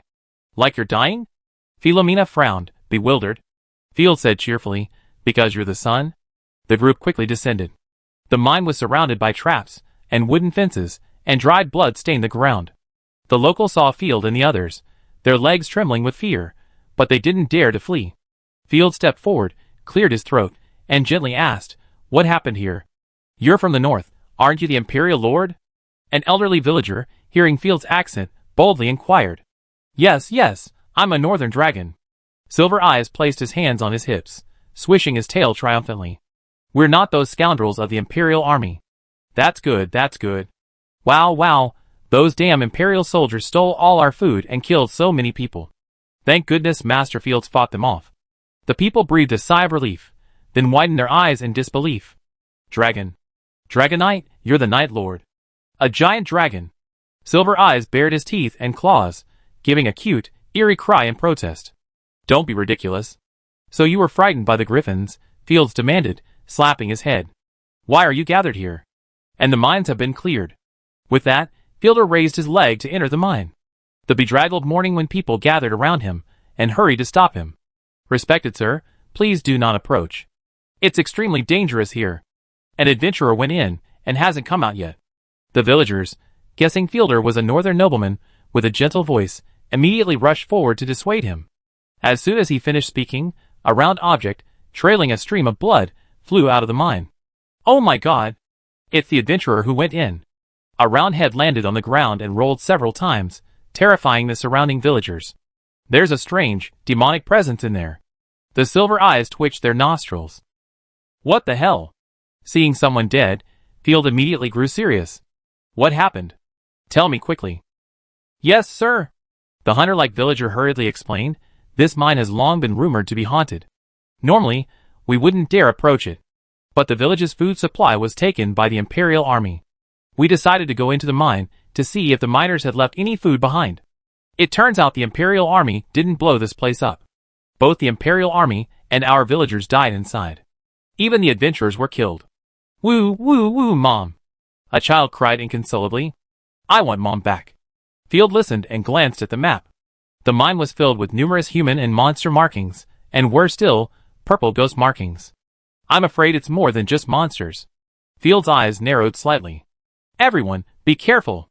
Follow me down into the mines and take a look. Young man, don't try to be brave. All the adventurers have died in there. And the Imperial Knights, I found their shields. The people, seeing Field's youth, didn't believe he could defeat the monsters in the mines. If any nobles died here, they would all be buried with them, so they stepped forward to stop him. Ahem. Field cleared his throat. Divine power erupted from his silver eyes, and the terrifying dragon's might shook the heavens and earth. Chapter 1189. The dragon's might flashed, but the surrounding residents were already terrified and fell to their knees. Who are you? The residents quickly made way for the mine entrance, not daring to intervene. We talk later. Field didn't rush to reveal his identity. The war had just ended, and he couldn't let down his guard. The black robe rustled, and Field wielded a magnificent sword, strikingly handsome. Such a striking young noble stunned the residents. Is this the noble lord of Nightfall territory? He looks much more handsome than the Imperial army. Some village women drooled, while the young men were filled with admiration. As soon as they entered the mine, the smell of blood hit them. The pitch-black cavern was adorned with broken fluorescent pearls adorning the walls. The faint light illuminated the surroundings, stained with blood. Strangely, there was no body on the ground. Instead, there were bloody handprints and footprints extending deeper into the cavern. It's like a corpse standing up. Field frowned, looking around. Scattered on the ground were several magic scrolls and some swords. He picked one up and discovered it was a third-level earthquake magic scroll. The villagers were right. Imperial soldiers were indeed here. They tried to blow up the mine, but were killed by the things inside. And they died silently. Anyone who has used a magic scroll knows that it's enough to just tear it apart. The enemy silently killed all the soldiers, and then manipulated the corpses away. They didn't even take the spoils. How bizarre. Hey! This is the green ghost war, right? So beautiful.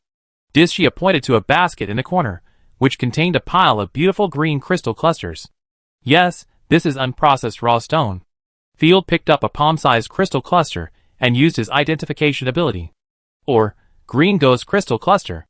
Quality, rank 4 or, Dochi affinity, description, extremely sharp, hard, and dangerous or, very difficult to mine. It significantly enhances netherworld and dark-type fighting skills. The crystal dust produced during mining, when inhaled, can cut the respiratory tract and lungs. Crystals mixed with the bloodstream can quickly cause death. It is recommended that mining be performed by the chosen, as Dochi Knights are also at risk of casualties. It's indeed a high quality, or suitable for crafting weapons. Field's eyes lit up, and he put the ore down, realizing that simply lifting it had depleted some of his protective Dochi. Extending his Dochi perception, he saw numerous natural crystal clusters around him, and the stone also contained green ghost ore. This is rich. Field rubbed his hands in anticipation, when he suddenly felt a chill on his back. Sir, be careful. Something's approaching. Dishia immediately warned. She looked up, following the women's gaze.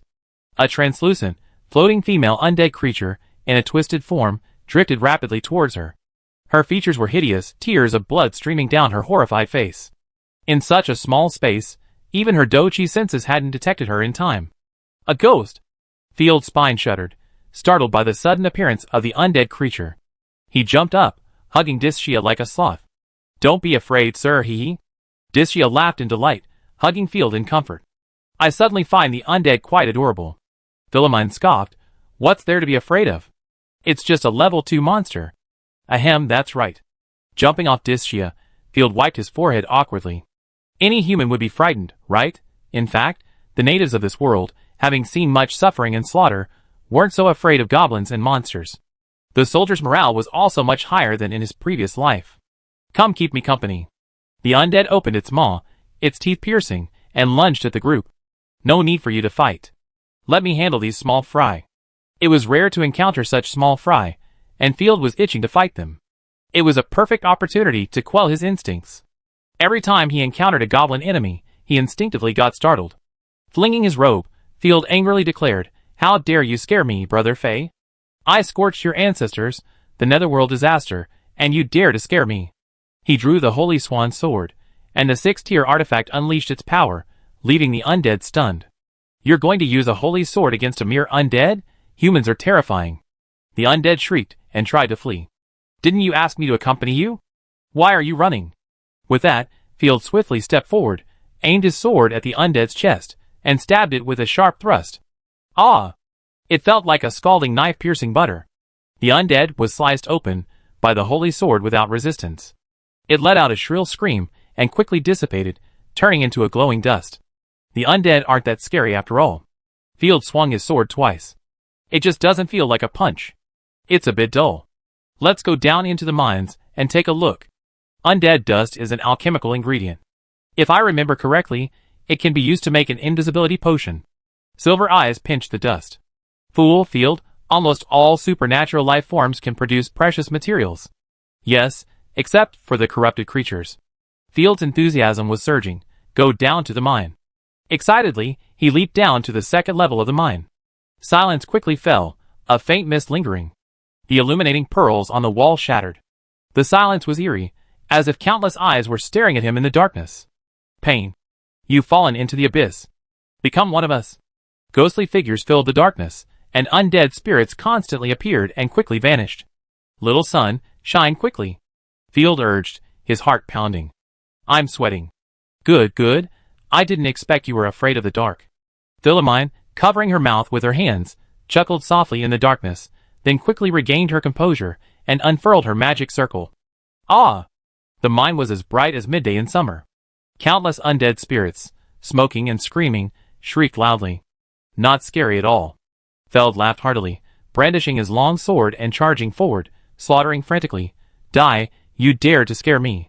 The longsword flew, each strike slashing down a deadly undead. The surrounding undead were petrified. This guy was a demon, screaming in fear as he frantically pursued them. Isn't that insane? Soon, the undead were strangled to death, and the remaining ones fled deeper into the mine. How strange. Sheathing his long sword, Field gazed in the direction the undead had vanished, rubbing his chin in wonder. Something's wrong. The undead just now were wearing Easterner armor and clothing. If I remember correctly, they looked like the troops of the Grand Duke of Jim. He had taken over his remaining troops and knew the Eastern clothing styles. As he pondered this, Dischia warned again, Sir, a living person has emerged from the first floor of the mine. Do you want us to intervene? Not yet. As Field finished his words, he heard the sound of rapid running coming from within the tunnel. Chapter 1190. A team of 4, dressed in elegant attire, burst out of the mine. Unlike the Night Lord, they were 3 men and 1 woman. The moment they saw Field, the team members were visibly stunned. Are there any other adventurers who could survive the undead siege? The team's priestess said, her face filled with astonishment. Haha, they must have been possessed by the necromancer, becoming puppets. The young man leading the team tooted his lips and shook his head, raising his silver long sword. All adventurer teams above Morningwind Gold have been evacuated by the Imperial Army. Apart from us, there are no other adventurers capable of handling such a dangerous mission. Right, necromancer. Cassius pointed his sword at Field, a confident smile on his face. Cassius, why do I feel? There's a misunderstanding? The priestess, perspiring profusely upon seeing the 3 silver eyes. Field's mouth twitched. I'm Field, a real man. Humph, a noble can go into a mine and still care about the lives of the villagers? Do you think I'm stupid? To me, you look more like shadow cult thugs. Cassius rolled his eyes in disdain, slashing his silver sword at Field's face. When dealing with humans or monsters, adventurers would use sharp weapons like steel swords, but against ghosts, they used exorcism-style weapons. You're crazy. Not only are your eyesight poor, but you got some brains too. Field didn't take advantage of him. He drew his noble sword and, instead of retreating, advanced, facing the sword's flash. Just as the sword's flash fell, Field swiftly dodged, dodging it and thrusting a powerful thrust towards his heart. Startled, Cassius quickly spun and dodged, his sword flashing, a variety of fancy sword techniques covering him like a splash of water. Field slashed with his sword, regardless of his opponent's display of skill. Their swords clashed, and Field charged forward, parrying his blows with brute force before striking him in the head with the hilt of his sword. Ouch! Cassius's head throbbed. Goddess. He only needed a few strikes to hit Cassius, and he's a gem-level swordsman. Everyone in the adventure group was stunned. If the opponent had intended to kill, Cassius would have been severely injured by this blow. Particularly, the terrifying aura Field displayed was surely cultivated through countless slaughters. So? Only humans would spare your life. Field chuckled. I'm Field. You're convinced, aren't you? I'm convinced, you're just too strong. Besides, how could the Happy Bean Baron look like you? Caught off guard, Cassius grimaced, rubbing the lump on his head, gnashing his teeth in anger. He immediately discarded his silver sword and drew his iron sword. I'm going to get serious. Are you okay? Field's face immediately fell at the mention of Happy Bean Baron. This is a matter of swordsman's honor, Cassius snorted coldly. I must win. With that, Cassius attacked again. Field hurriedly blocked, but found that this time, his opponent's attacks were extremely agile and restrained. After just 10 rounds, Field was struggling. Adventurers and generals were completely different.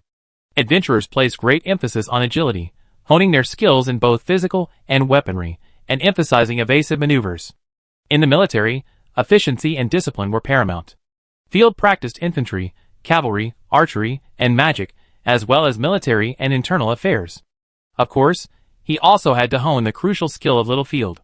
In a sword fight, he could use his experience in killing to quickly gain an advantage, even seizing the opportunity to kill. But once his opponent adapted, the adventurer's swordsmanship was ultimately the most refined. Humph, as expected. Cassius puffed up, his sword flashing as he forced Field back, sending him reeling 2 meters with a single kick. Sir! The women of the Knight Leader were heartbroken, visibly angry. Too weak. With only this much strength, you thought you were so formidable.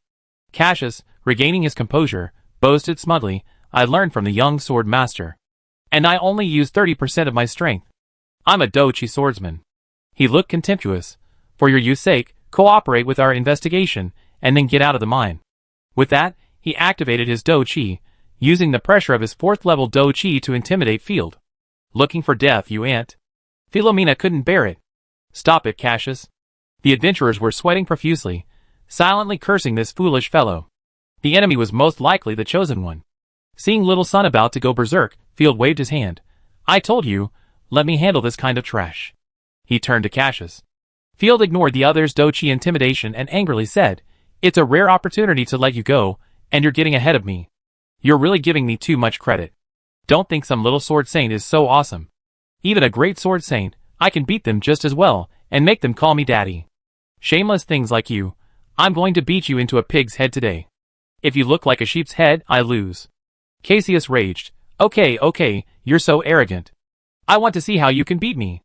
A powerful 4th level Do-Chi burst forth, and he unleashed the fighting skill Lightwing Sword Strike. As an adventurer, where could he not be respected? He was confident. A young man like him, possessing 4th level Do-Chi, was rare in the entire empire.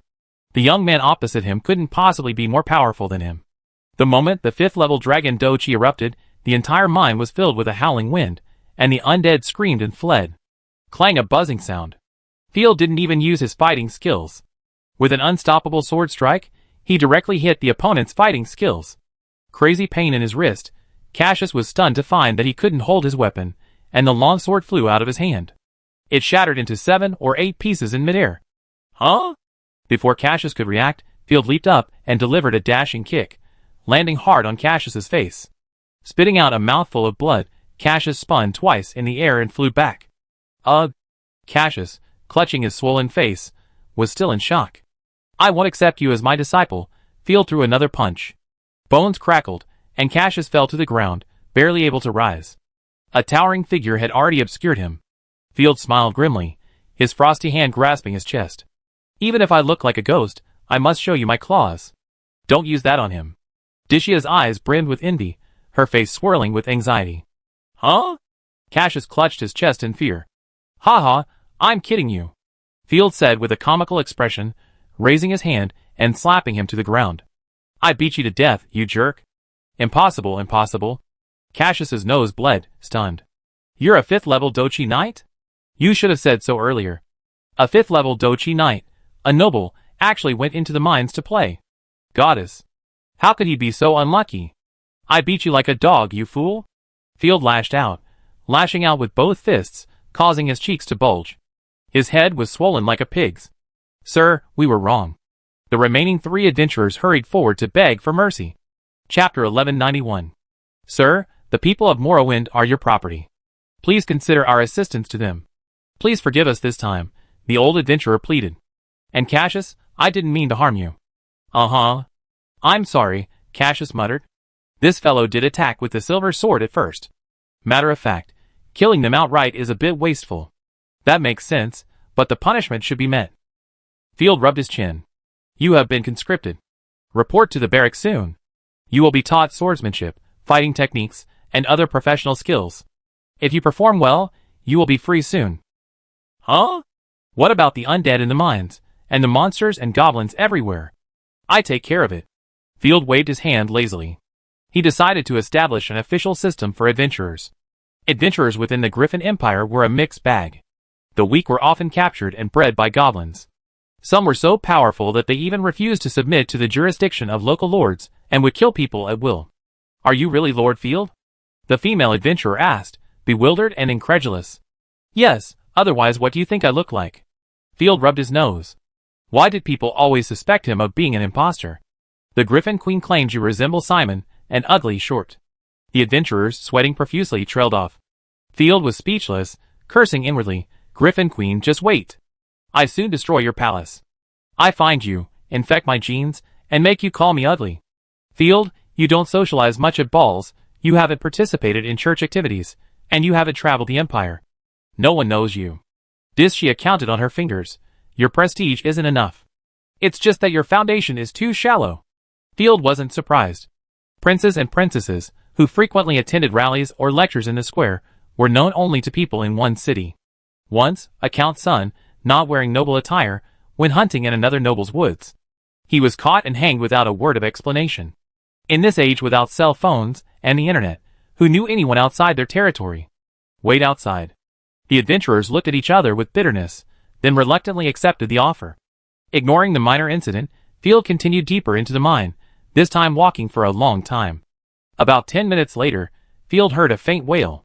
The mine ahead was no longer dark, but glowing with a faint green flame. Help!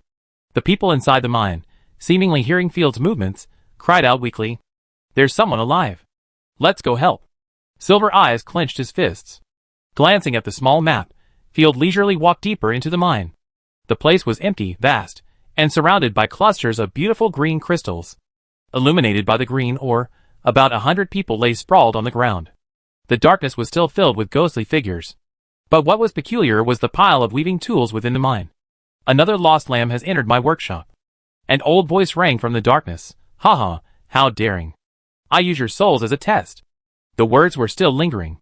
You ants' nonsense is such a waste of life. Philomene was already impatient, her beautiful eyes unconcealed with irritation. The moment the magic circle behind her blossomed, a terrifying light and heat swept away the darkness. Wow! A shrill scream echoed. The overwhelming pressure of divine power instantly revealed the enemy. So did a dense swarm of translucent ghosts. Chloe? Through the shadows of the undead, Field spotted a familiar figure, her eyes widening in surprise. The Night Lord's chosen were even more bewildered than Field. They asked in unison, who? My wife once. Ahem. The skinny man lying in the corner struggled to his feet. His face looked as if he had rewarded himself 50 times, pale and dark circles under his eyes. Vaughn, Field immediately recognized him, and explained. He's the missing youngest son of the Gem Duke, and Chloe is his wife. I didn't expect you to flee here after the Gem Duke's defeat. It turned out that after his defeat, the Gem Duke had attempted to flee north. The advanced troops, including the Blue Sheep, arrived first, but were utterly annihilated. Seeing this, Vaughn and his family retreated into the morning breeze. Most of the corpses and survivors in the mines were dressed in ornate Eastern attire, likely relatives of the Grand Duke of Gem. Be careful, Field. She can manipulate the corpses of the chosen. Vaughn uttered a few brief words before breaking out in a cold sweat and passing out. Young lord, you can't stop me from leaving. I'm a ghost. Chloe chuckled and, with a charming stride, walked directly through the undead. Her body was covered in mortal wounds, completely naked, looking eerie and terrifying. Recovering from her earlier panic, she grinned grimly. Your chosen is powerful, but my abilities are even more treacherous. Let me go! We have no grudges. Otherwise. What else? Field asked. Otherwise, I wouldn't mind a new body. Chloe licked her lips perversely, and pointed at her wound. See? I can wear any corpse. When the time comes, your loved ones, oh, and the beautiful chosen one, I will not only kill them, but also make you experience the ultimate fear. You're being kind, even changing bodies. You better actually get away, Then I have some fun. Field laughed angrily and snorted. Let me show you what fear is. Go! You're courting death. Chloe's body stiffened, and she flew straight out, as if flung at her. She gathered purple energy in her hands, forming ghostly hands that attacked. 4th level divine skill, Claws of the Dead. Silver Eyes remained unfazed, activating her mithril colonization suit. The beautiful silver divine seal gleamed, and Silver Eyes delivered a straight punch. Bang! The moment claws and fists collided, Chloe was stunned to find her hands shattered like they were being stuffed into a meat grinder. As blood and flesh splattered, a burning pain shot straight to her head. Wow! A shrill scream echoed through the mine. Chloe flew backward, her purple, frozen face a flicker of fear for the first time. Why? You can actually control my soul? Chloe's eyes widened in disbelief. I'm the chosen one of the undead. Talent: possession of evil spirits, exclusive to the undead gods. Description: possessing some of the characteristics of the netherworld scourge. Most damage dealt to the body while possessing it. However, if the body is harmed, the pain is doubled. The scream is so melodious. I thought the undead felt no pain. Chapter 1192. Field threw a fake punch. You dare to threaten your brother, Faye? Do you want me to tear you apart alive, or skin you alive? Stop being so arrogant, Chloe said with a stern face, her teeth bared. Damn it, fool.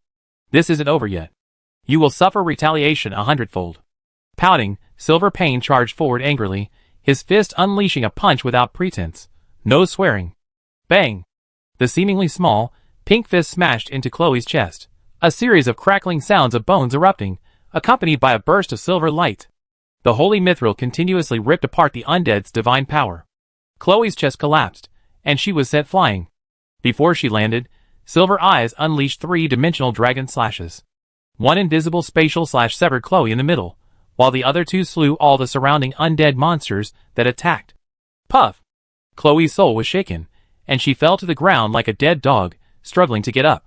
The most unbearable thing for her was the excruciating pain of her burning soul. Humph, I hate you dark creatures the most.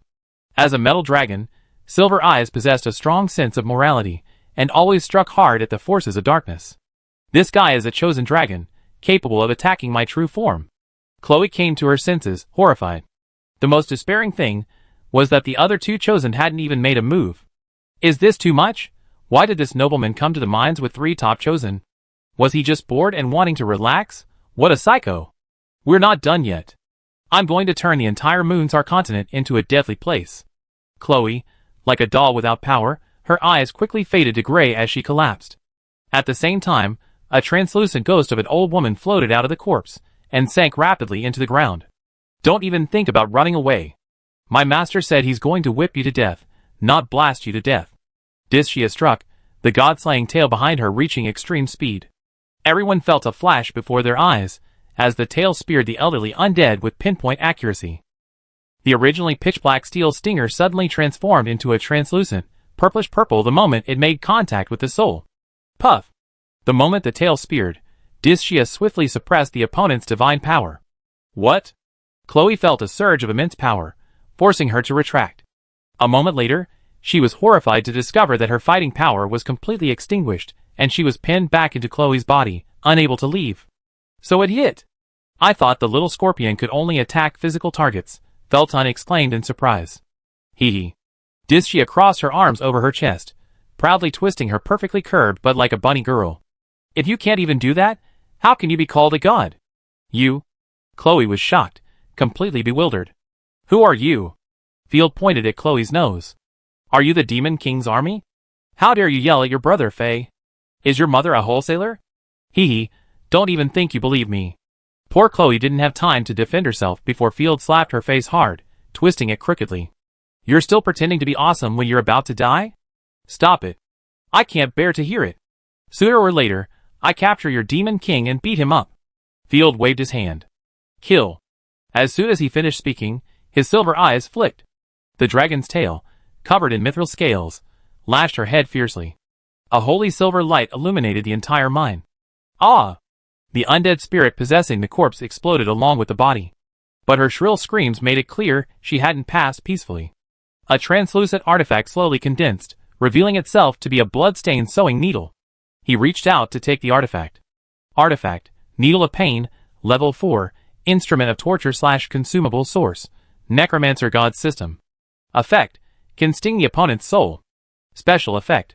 Only usable by the chosen of the undead, this artifact becomes a consumable item, inflicting severe damage to the enemy's soul. A new type. Field fiddled with it for a few moments before retracting it, pondering, not only the god system, but even the type of artifact is probably related to the territory, the living environment. Just like the chosen of the night territory can produce artillery-type artifacts.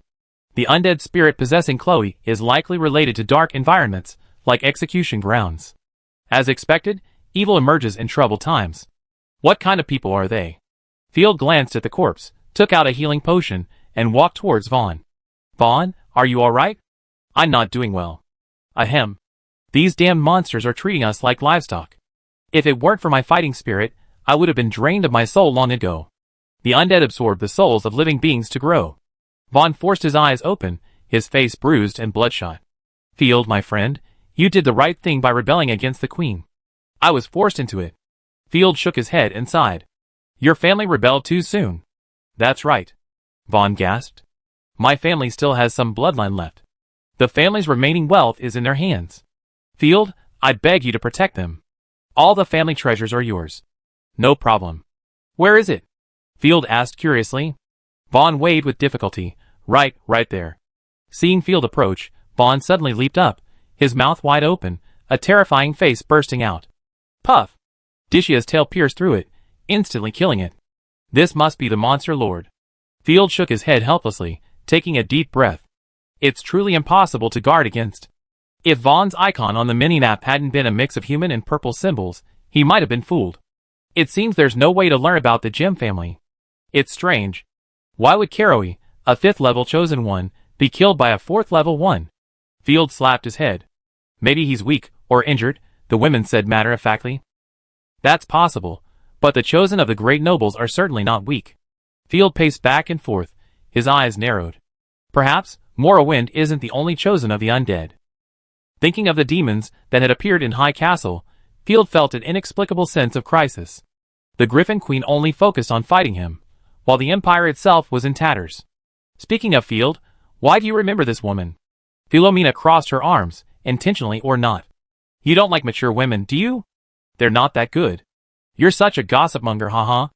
It'd be strange if you didn't remember. She even worked with us. Field said happily, and Vaughn too. To us, the Destroyer disaster, living beings are no different than bread. Do you remember what bread looked like a month ago? Philomena tossed her long hair. How terrifying. Then, Sister Philomena, what do you think of this dragon? Silver Eyes asked curiously. Chapter 1193. Frosted sugar-flavored hard bread. Divine power flowed in Philomena's eyes, as if it could penetrate a person's heart. Quack! Silver Eyes shrank back behind Field in fear. How terrifying. I never play with Sister Philomena again. What about me?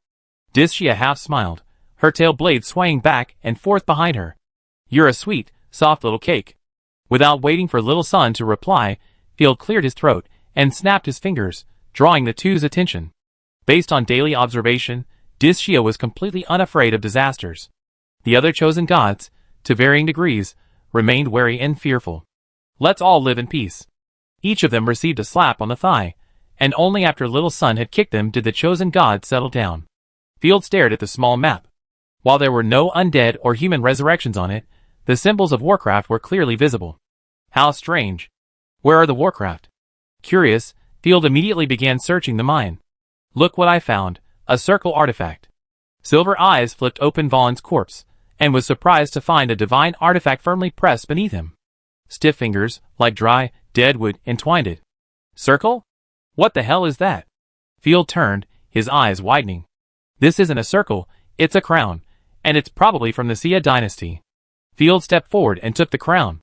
Its shape resembled a circular city wall, with purple gems woven into a flower, and each link was inlaid with gems of various colors, a magnificent sight. Most astonishingly, the crown itself was a rank 0 divine artifact. Congratulations, sir. This might be destiny. Dishia's eyes lit up, and she said happily, Field, you must be the goddess's chosen king. Now we can legitimately claim the territories of several countries under the name of the Xia dynasty. The Xia dynasty was a combination of the Griffin, Dragon Tower, and Franvia. It was only after being defeated by the demons that it split into 3 major kingdoms. I also heard that whoever obtains the Sia crown will receive the goddess's favor. Silver Eyes smiled sweetly and jumped happily. Congratulations.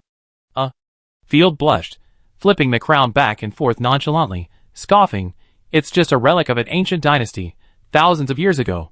Whoever obtains the crown becomes emperor? The Grand Duke of Jem and Vaughn both received it, and they died tragically.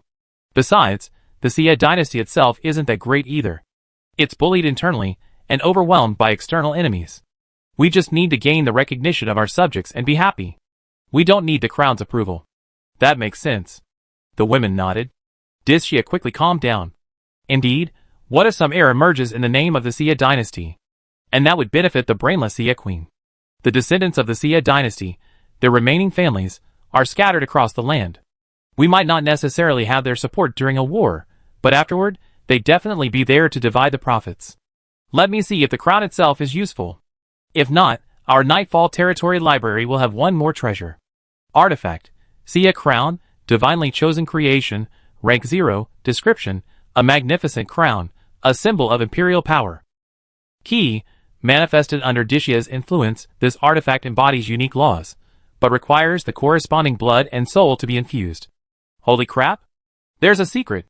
Field was overjoyed, then pondered, compatible blood and soul? Could it be the royal bloodline? We have the soul, isn't it Queen Sia? Who has the purity of the queen herself? Discia reminded him. Indeed. After a moment's thought, Field put the crown away. Field, is this the monster you're talking about? Philomena pointed at the mine wall. Reminded by Little Sun, Field discovered that the rock wall above the mine was densely packed with holes. The energy fluctuations they emitted were weak, very similar to those of the ore. Drawing out the Swan Holy Sword, Field carefully chiseled open the rock wall, stunned to find a large number of insect cocoons and a few broken bones. This guy, using humans to feed the insects. Field cursed, taking 2 steps back in disgust, his scalp tingling. Then I destroy them. The silver eyes flashed with sharp fangs, his face filled with resentment. Wait, that's not scientific. Let me at least study it. Even if it's an evil creature, I should know its habits, so I can deal with it. Extracting a fist-sized cocoon, Field used the identification certificate to examine it. But to his surprise, the certificate was invalid. This insect's level is higher than I expected. Field scratched his head, and picked another one with less energy fluctuations. This time, he succeeded. Warcraft, Blue Steel Moth, Chrysalis, Origin, Frost Continent. Life level, level 3, currently level 0, description, a strange insect that feeds on dark green mineral soil. Its larvae absorb energy from the soil and stone dust, producing a unique silk thread to wrap itself, eventually transforming into a blue steel moth. Rumor, they are attracted to Do-Chi, and will chew on the corpses of Do-Chi knights as if they were stones. Their green patterns make them often considered evil, devouring flesh and blood. Rare, due to its unpopularity and its exclusive presence in the green mineral veins, it's endangered. So that's how it is. Perhaps the chosen of the dead raise these creatures as man-eating monsters. As for why they raise them, Field glanced at the weaving tools on the ground, understanding dawned on him. The chosen of the dead's artifacts were all needlework. He likely raised monsters to make clothing. Can we burn them now? Silver Eyes asked eagerly. Don't worry, it's a misunderstanding. The blue steel moths are very useful. Grinding the cocoon and pulling hard, he discovered its toughness and strength, comparable to a third-tier Do-Chi armor. Field's heart pounded, and he couldn't help but smile. Perhaps, Morningwind's first pillar industry is about to arrive. Huh? Raising insects to eat? The women were stunned. Field stood proudly, hands on his hips. Silk, and extraordinary silk. From now on, our Do-Chi knights will have their robes, linings, and warhorse coats all made entirely of Do-Chi equipment. Mages can also wear them as robes, greatly increasing their defense. Of course, whether this is feasible or not will only be known after testing. The Do-Chi equipment on the entire continent only includes armor, weapons, and horse armor. If the Nightfall Cavalry, including their clothing and robes, were equipped with Do-Chi equipment, their defense would rise several notches. Send over 500 soldiers to build a concrete fortress here. Using the fortress and mine as a foundation, we will build Dragon Wing City's first village. Field rubbed his hands expectantly. Ordinary people can't mine green ghosts or, Silver Eyes said worriedly, hands clasped behind his back. The people will die. Use puppets. Chapter 1194. Send all the puppets from Night Territory here to mine. Forge a batch of Dochi mining tools. If mining isn't possible, consider artifacts. Field quickly made his plans, took some of the cocoons, and left the mine. Flying back to the city, Field immediately ordered all the puppets from Night Territory to be transported here. Meanwhile, among the refugees, women who showed signs of weaving were paid only an extra portion of meat and vegetables compared to others. However, this portion of meat and vegetables nearly made the women lose their minds. Soon, 20 bright and beautiful girls, carrying weaving tools, arrived at the campgrounds. Field had already set up large buckets and had the soldiers boil water. Seeing the girls' beauty, Field was stunned for a moment, secretly delighted. Morning breeze is truly nourishing. How could they find such beautiful weavers? Sir, I already arranged for them to have a bath. No need to boil water. The merchant in charge of recruiting workers grinned widely, rubbing his palms together. Bath? Field's mouth twitched, knowing he misunderstood. He didn't bother explaining. Fine, it saves contaminating the silk thread. Go down. After the merchant left, Field ordered his soldiers to expand the perimeter and shield the camp. The girls, seeing this, blushed, their hearts fluttering. They were shocked. The new lord was incredible, taking down 20 at once. However, they were soon disappointed. The chosen one from Nightfall territory had come to play. With the beauty of ordinary people, there was no way to compare. Sir, are you going to cook girls and eat them? I read in chivalric novels that victorious tyrants commit evil deeds. Silver Eye's startling words nearly frightened the girls to death. What kind of book are you reading? Do you think I always been a tyrant? Field blushed. I'm going to teach them how to weave silk. Silk. Everyone present stared in disbelief.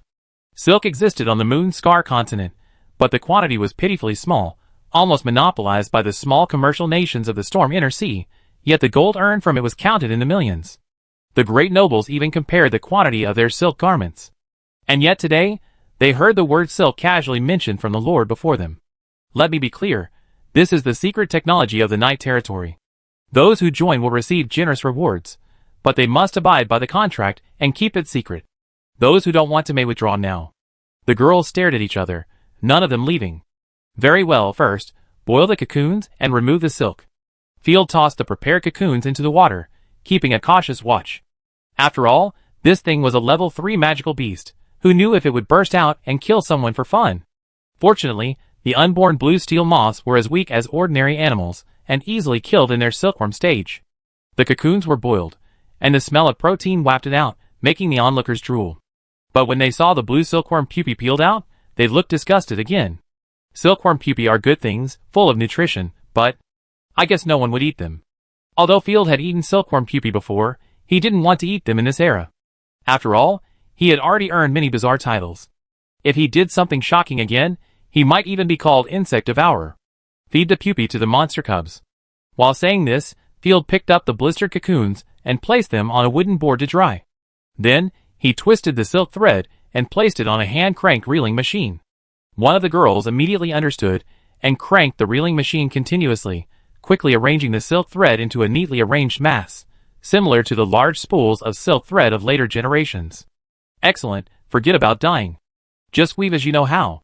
Field spread his hands. Is silk making that simple? Dischia, watching from the side, was stunned.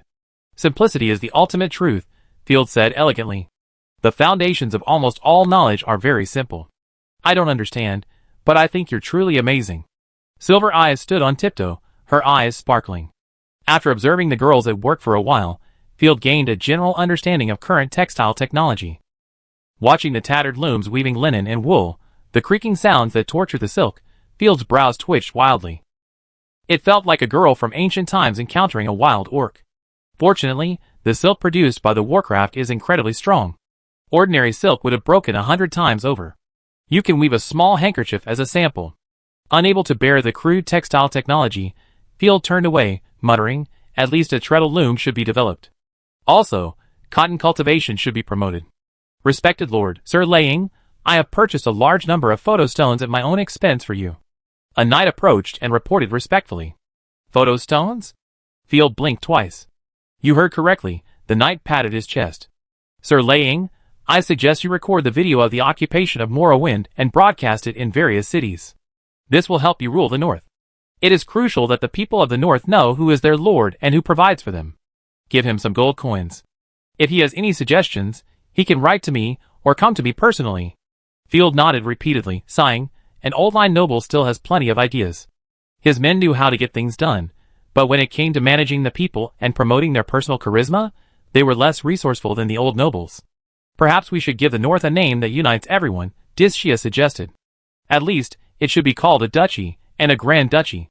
The clerks and knights around them nodded excitedly. A normal noble, after owning a province, would have been eager to become a duke, or even secretly plotting to become king. Our lord, on the other hand, was still nominally a baron. We need to think carefully about the name. Field struggled for a moment. First, settle the refugees and resume production. Over the next 3 days, the army found another iron mine and another lead mine, rescued many refugees from the ruins of various cities, and delivered supplies to various villages. In the woods of Creekwood village, south of Morrowind, Pahilda led the knights, carefully avoiding the dragon-winged demon soaring overhead. Gurgle. Hunger growled in her stomach, and Pahilda cursed softly, "Damn it, that Buell, how on earth did he burn Morrowind so clean?" As a noble 6th-rank chosen one, Pahilda never dreamed she would starve. If she were in her own territory, with its endless supply of divine power, she could skip meals. But this land had almost no connection to her, and her divine power was difficult to recover. She turned to glance at the beleaguered knights, their eyes gleaming with hunger. Hunting alone couldn't sustain a knightly order of 2,000. I go to Creekwood village and see if I can get some food. Chapter 1195. Sir, your artifact hasn't recovered yet. It's dangerous to proceed rashly. The knights were stunned. Pahilda was also troubled. She had originally planned to wait for her artifact to recover, then launch a guerrilla campaign, while infiltrating the Nightfall army to rescue her husband. But the source of divine power provided by the morning breeze was pitifully meager, so she could only waste it. As for returning to the Griffin Empire, she felt a strong reluctance. For a moment, she was caught between a rock and a hard place. This is an order. You must hide in the mines first. Shimu village is a border village.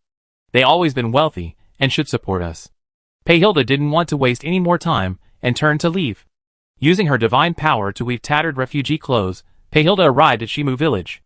As soon as she entered the village, she saw Nightfall soldiers, about 30 strong, marching in a neat formation. Meanwhile, the people of the village hoisted the wolf flag at the entrance, and helped set up camp and watchtowers outside. A knight on a dragon hovered over the village, glancing around. Damn these rebels. They're definitely going to wreak havoc on the people. They're so fast. In just a few days, they already taken over the border villages. Has the resistance in the other cities collapsed? Pahilda gritted her teeth in anger. She carefully observed the Nightfall army for a moment, making sure there were no women, then immediately headed towards the village. She seemed to witness the villagers being slaughtered and brutalized. The Nightfall army was so brutal on the battlefield, surely 100 times more brutal than the Imperial army. Even though her divine power was scarce, Pahilda remained determined to fight. We must save them, even if it alerts the enemy. With a determined gaze, Pahilda released her senses, her eyes wary. But we must kill that dragon first. Stop. As she reached the dirt road, the night guard soldier on guard immediately went on alert, but upon noticing Pahilda's tattered clothing, he hurried over. Are you a refugee? The night guard soldier looked her over. Her hunger and weakness didn't seem like a disguise. Yes. Pahilda feigned fear, raising her dirty but charming face. I haven't eaten in days. There was no doubt they would make advances. Pahilda's divine power brewed, a slight hesitation in her heart. Crushing them would be easier than drinking water, but if she did, her tracks would be exposed to the enemy's 6th-level eyes. Lucky goddess, you arrived just in time for dinner. Let's go into the village and eat. The soldier smiled gently, pointing to the village. Do you know how much effort it takes to transport the food? Huh? Pahilda was a little confused. Don't look at us like that. The Knight Commander's troops are nothing like the Imperial scum. The soldier spat and rolled his eyes. Madam, please come into the village.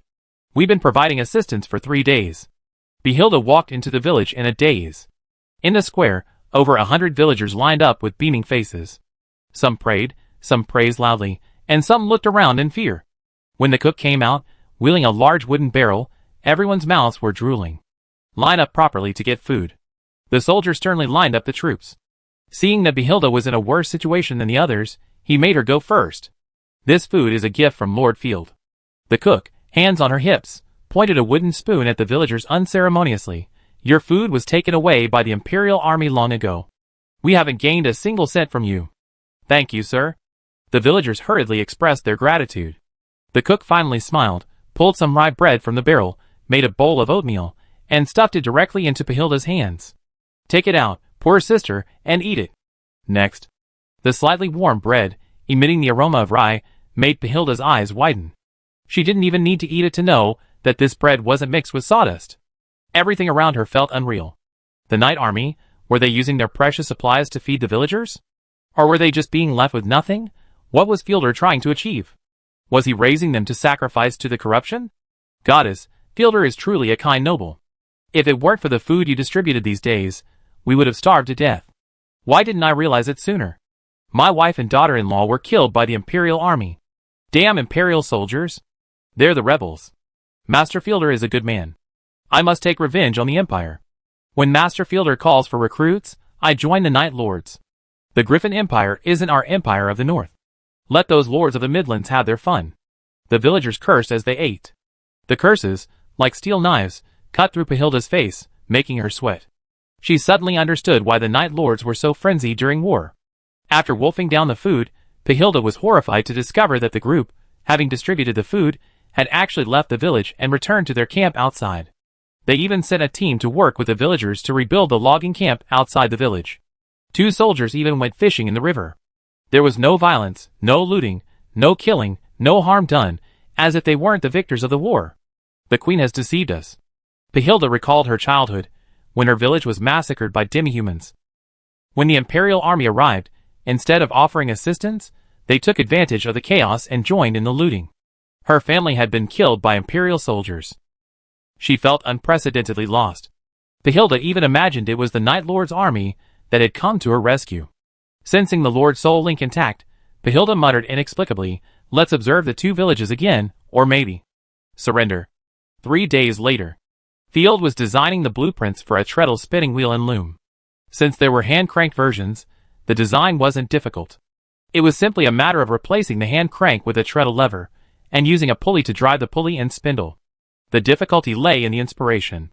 For a local, it was difficult to imagine. But for those who came later, it was instantly apparent. Field, are you researching killing tools on blueprints again? Under the supervision of the soldiers, Uniel sauntered forward, speculating maliciously, the Night Territory's army is all made of strange, demonic tools. So you designed them all? Not true. Field turned and leisurely sipped his tea. The silver-eyed man beside him offered a piece of cake to Field's lips. Hypothetically pushed the cake aside and pointed at the blueprints. This is called a treadle loom. It increases weaving efficiency by about 20%. Uniel blew his beard and glared. The goddess of weaving hasn't blessed us. Huh? Field was silent, thinking, isn't the Griffin Empire's science and technology entirely driven by the Chosen Ones?